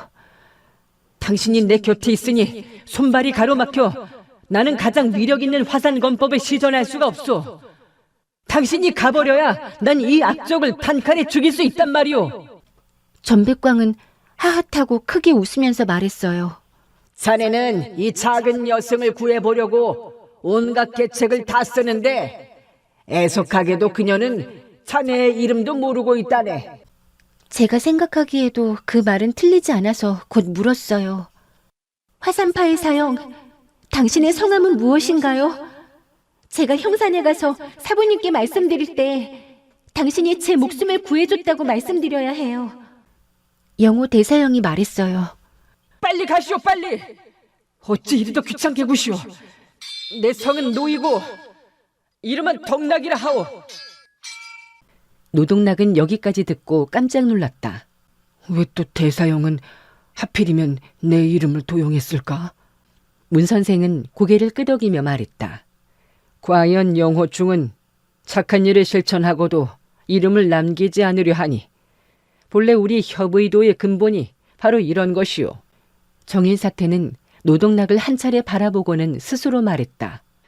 그 영호충이란 놈이 아주 예의를 모르고 간덩이가 엄청 커서 감히 나를 욕하고서 아마도 나중에 내게 추궁당할 일이 겁이 나서 다른 사람에게 죄를 덮어 씌운 것이겠지. 그러고는 노동락을 향해 눈을 크게 뜨고 말했다. 어이 화산의 둘째 제자야. 그 동굴에서 나를 늙은 멍청이라고 욕한 것이 바로 자네지? 그렇지? 노동락은 황망히 허리를 굽히며 말했다. 아니오시다. 제자가 어찌 감히... 유정풍은 미소를 띠며 말했다. 정일사태, 영호충이 자신의 사제인 노동락의 이름을 말한 것은 이유가 있소이다. 이 화산의 둘째는 입문이 늦어서 배분이 비록 낮으나 나이는 적지 않소. 수염도 저리 많고 그는 좋기 의림사질의 조부라 해도 통할만하오. 정일사태는 그때에야 비로소 영호충이 전적으로 의림의 입장을 고려해서 그렇게 말한 것임을 깨닫게 되었다. 사실 동굴 속은 완전히 칠흑같이 어두워서 서로 볼 수가 없었으므로 의림이 빠져나온 후 그녀를 구한 사람이 화산파의 노덕락이라 한다면 그는 이처럼 나이 많은 사람이니 다른 사람들이 이러쿵저러쿵 쓸데없는 억측을 하지 않을 것이고 이렇게 되면 비단 의림의 청백을 보존하는 일이 될 뿐 아니라 또한 항산파의 이름을 더럽히지 않는 것이라 생각이 미치자 노사태의 얼굴에 한 줄기 미소가 떠오르며 고개를 끄덕였다. 그 어린 놈이 생각이 깊기도 하구나. 의림아, 그 뒤 어찌 되었느냐? 저는 그의 이름을 듣고 곧 그가 화산의 둘째 사형이라고 알았어요. 그때 전 여전히 가지 않고 버티었죠. 제가 말했어요. 둘째 사형, 당신은 저를 구하기 위해 스스로 위험에 빠졌는데 제가 어찌 먼저 도망을 가겠어요. 사부께서 제가 그처럼 동도의 의리를 저버린다면 필히 저를 일장에 때려 죽이실 거예요. 사부께서 평소 늘 가르쳐 주시길 우리 항산파가 비록 모두 여자이지만 협의를 행함에 있어서 남자들에게 뒤질 수는 없다고 말씀하셨어요. 좋아, 바로 그런 것이다. 우리 무예인으로서 강호 도우이를 돌보지 않는다면 살아있는 것이 죽기보다 못한 것이라. 남녀를 불문하고 이것은 마찬가지인 게지. 사람들은 그녀의 성미가 불과 같고 호탕하기 이를 데 없으니 모두들 자연 흠모하는 마음이 들었다. 이 늙은 여승의 기계와 협의가 오히려 사내들보다 더하구나. 의림이 계속 말했다. 그러나 영호 대사형은 다시 지독하게 욕을 하기 시작했어요. 이 썩은 달걀 같은 중대가리야. 네가 여기서 한사코 붙들고 늘어지니 노부로 하여금 천하무적의 새로운 화산검법을 한번 시전해 보시지도 못하게 하는구나. 이제 이 늙은 것의 목숨은 악적 전백광의 손 아래 떨어져 버리겠구나. 원래 너 중대가리와 전백광이 서로 짜고 이 늙은이를 함정에 빠뜨린 것이로구나. 나 노동락이 오늘 재수가 옹붙어서 너를 만났으니 이놈의 자식도 못 낳고 손자도 못 보는 우라질놈의 몹쓸 중대가리가 기어이 노부를 해치고 마는구나. 이 늙은이는 일신의 10장 이내에 있는 모든 것을 박살낼 수 있고 위력이 하늘을 놀라게 할 광세검법을 가지고 있으면서도 건풍이 너 중대가리에게까지 미쳐 생명을 빼앗을까봐 시전하지도 못하는구나. 틀렸다.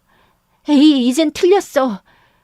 전백광, 네 놈은 이리 와서 노부의 목을 한 칼에 시원스럽게 잘라버려라. 이 늙은이는 오늘이 제삿날일세. 사람들은 의림의 고운 입술에서 그 맑고 부드러운 목소리로 영호충의 그처럼 거칠고 무례하고 호담무쌍한 이야기를 그대로 전하는 것을 듣고 모두들 웃지 않을 수 없었다.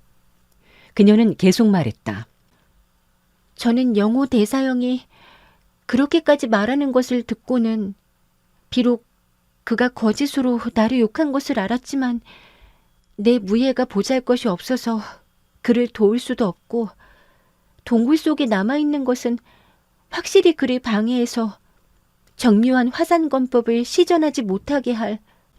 정일사태는 흥 하고 콧소리를 냈다. 그놈은 거짓말도 잘하는구나. 그놈의 화산검법도 그의 허풍과 같을 테니 어찌 천하무적이라 하겠느냐? 의림이 말했다. 사부님, 그는 그 악한 전백광으로 하여금 어려움을 알고 스스로 물러가게 하려 했어요. 저는 그의 욕설이 점점 더 흉엄해지는 것을 듣고 이렇게 얘기할 수밖에 없었어요. 노사형, 제가 갈게요. 제가 갈 테니 우리 다음에 다시 만나요. 그는 욕을 참 많이도 알았어요. 이 썩은 달걀 같은 중대가리야 썩 꺼져. 멀리 꺼져버릴수록 좋아. 한번 여자 중대가리를 만나면 노름에서 반드시 잃는 법이라. 노부는 전에도 너를 본 적이 없으니 앞으로도 죽을 때까지 보지 않으면 연병이 떨어진 것이나 매 일반이다. 노부는 평생 노름을 제일 좋아했는데 너 여자 중대가를 다시 만나면 어떻게 미천이 남아나겠느냐. 정일사태는 발연대로하여 탁자를 치며 일어서서 크게 소리쳤다. 이런 발칙한 것! 그래, 그때도 너는 가지 않았느냐? 의림이 말했다. 저는 그가 화를 내는 것이 무서워서 갈 수밖에 없었어요. 동굴을 나서자마자 곧 동굴 속에서 창창 챙챙하며 변기가 서로 부딪히는 소리가 크게 들려왔어요.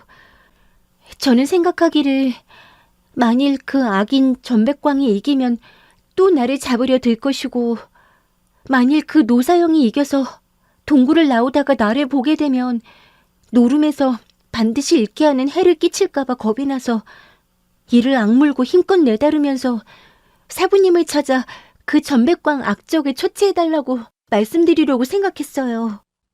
정일사태는 하면서 고개를 끄덕끄덕했다. 의림이 돌연 물었다.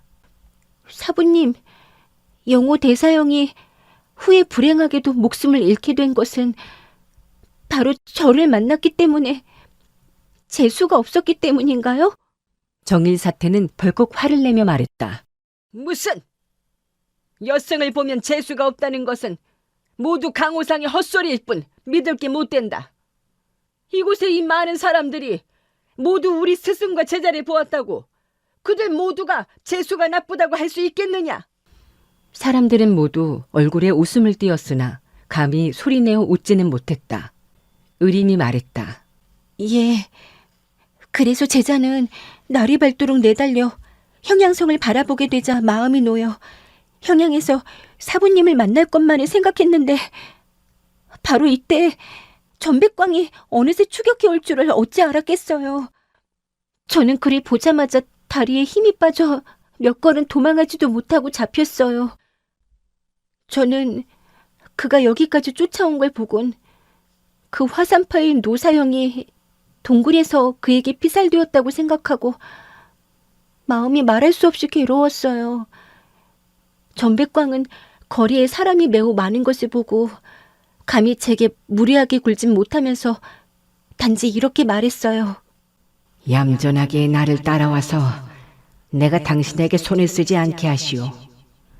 만약 말을 듣지 않는다면 내 즉시 당신의 옷을 홀랑 벗겨 길 가는 사람들이 모두 쳐다보게 하겠소. 저는 놀라서 감히 반항하지 못하고 그를 따라 성으로 들어가지 않을 수 없었어요. 그 술집 회한로 앞에 이르러 그가 말했어요. 소사태, 당신은 참으로 치모 나간의 아름다움을 가졌소.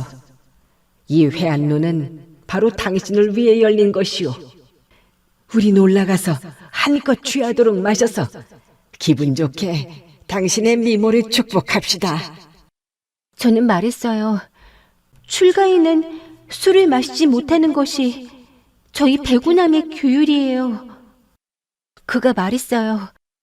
당신네 배구남의 규율은 많기도 한데 진짜로 그렇게 많은 걸 모두 지킬 수 있겠소? 이번에 난 당신에게 크게 파괴를 하도록 만들어야겠소. 무슨 청교다 계율이다 하는 건 모두 사람을 기만하는 것들이요. 당신 사부. 그녀는 여기까지밖에는 감히 더 얘기하지 못했다. 정일사태가 말했다. 그 악적의 헛소리는 얘기할 필요 없다. 그 후에 어찌 되었는가 말해봐라. 후에 저는 말했어요. 당신은 너무 과장해서 말하는군요. 저희 사부님은 숨어서 몰래 술을 마시고 개고기를 뜯어먹은 적이 없어요. 라고요. 사람들은 듣자마자 모두 웃음을 참지 못했다. 의림이 비록 전백광의 말을 옮기지 않았다 하나 이 답변을 들어보면 누구라도 전백광이 정일사태를 숨어서 술과 개고기를 먹는 돌중이라고 욕한 것을 알 수 있었다. 정의사태는 안색이 침중해져서 한숨을 쉬며 속으로 생각했다. 이 어린아이 너무 순진해서 해서는 안 될 말을 가릴 줄 모르는구나. 의림은 계속 말했다. 그 악적은 손으로 제 옷소매를 잡고 말했어요. 당신이 주루에 올라가 함께 술을 마시지 않는다면 나는 곧바로 당신의 옷에 찢어버리겠소. 저는 하는 수 없이 그를 따라 올라갔어요. 그 악적은 술과 안주를 시켰는데 그는 정말 못된 사람이었으니 제가 소채를 먹겠다고 했는데도 그가 주문하는 것은 모두 우육, 돼지고기, 닭, 오리, 물고기 등이었어요. 그는 제가 그것들을 먹지 않으면 제 옷을 찢어버린다고 했어요. 사부님, 저는 무슨 일이 있어도 먹지 않겠다고 했어요. 불문 제자들은 고기를 먹는 것을 금함으로 제자는 계율을 범할 수 없었어요. 그 나쁜 사람이 제 옷을 찢는 것은 비록 좋지 않은 일이지만 그것은 제자의 잘못이 아니지 않겠어요? 바로 그때 한 사람이 주르르 올라왔는데 허리에는 장검을 차고 안색이 창백한 채 온몸엔 온통 핏자국이 얼룩져 있었어요. 그는 우리가 앉아있는 탁자로 와서 한마디도 없이 제 앞에 놓인 술잔을 집어들어 한숨에 다 마셔버렸어요. 그는 혼자서 술병을 기울여 한 잔 따르고는 술잔을 들어 전백광을 향해 말했어요. 자, 한 잔. 그리고 저에게도 자, 한 잔 하고는 또 모두 마셔버렸어요. 저는 그의 목소리를 듣고 놀라움과 기쁨을 감출 수 없었어요. 원래 그는 바로 산속 동굴에서 저를 구해준 그 노사형이었어요. 그는 전백광에게 살해되진 않았는데 몸 곳곳이 피로 얼룩져 그가 저를 구하기 위해서 입은 상처가 실로 가볍지 않다는 것을 알 수 있었어요. 전백광은 그를 위아래로 훑어보더니 말했어요. 당신이로구먼. 그는 대답했어요. 그렇소. 나요. 전백광은 그를 향해 엄지를 번쩍 세우며 칭찬했어요. 훌륭하오. 그 역시 엄지를 치켜 세우고 칭찬했어요. 훌륭한 궤도법이었소. 두 사람은 모두 하하하고 크게 웃으면서 동시에 술잔을 들이켰어요. 저는 무척 이상했어요. 두 사람은 얼마 전에 그렇게 지독하게 싸웠는데 어떻게 지금은 돌연 친구가 되었을까? 그 사람이 죽지 않아서 저는 무척 기뻤어요. 하지만 그가 전백광 그 악적의 친구가 되었으니 제자는 다시 무서워지기 시작했어요. 전백광이 말했어요. 당신은 노동락이 아닐세. 노동락은 늙은인데 어찌 당신처럼 젊을 수 있겠는가? 저는 몰래 그 사람을 쳐다보았는데 그는 20여 세에 불과한 나이로 원래 어젯밤 그가 노부는 이렇게 오래 살아왔는데 어쩌고 말한 것은 모두 전백광을 속인 것이었어요. 그 사람은 웃으면서 말했어요. 난 노동락이 아니오. 전백광은 탁자를 탁 하고 내려치더니 말했어요. 맞다. 당신은 화산의 영호충이오. 강호에서 첫 손가락에 꼽히는 청년 영웅 영호충. 영호 대사형은 그제서야 인정하고 웃으며 말했어요. 어찌 감당하겠소. 영호충은 당신 수하의 패장이니 너무 비웃지 마시오. 전백광은 말했어요. 싸우지 않고는 알 수 없다더니 영호충이 이렇게 멋진 사내인 줄을 내 어찌 알았겠소. 우리 친구의 예를 맺는 것이 어떻겠소.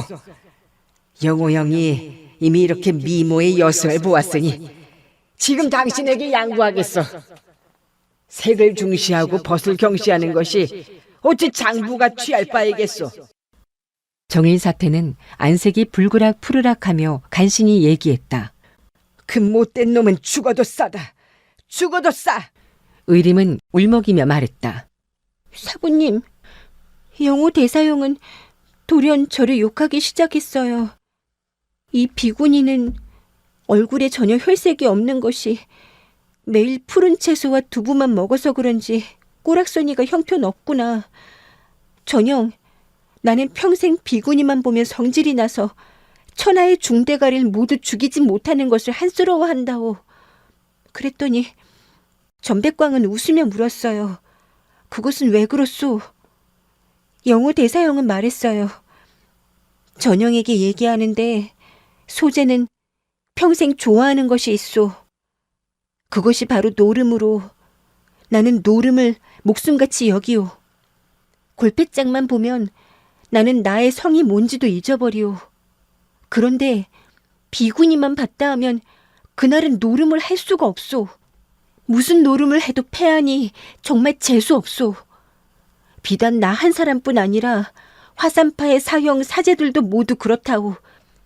그래서 우리 화산 제자들은 항산파의 사백, 사숙, 사매들이 보면 얼굴엔 비록 공손한 빛을 띠고 있지만 마음속으론 재수없다고 생각하는 거요.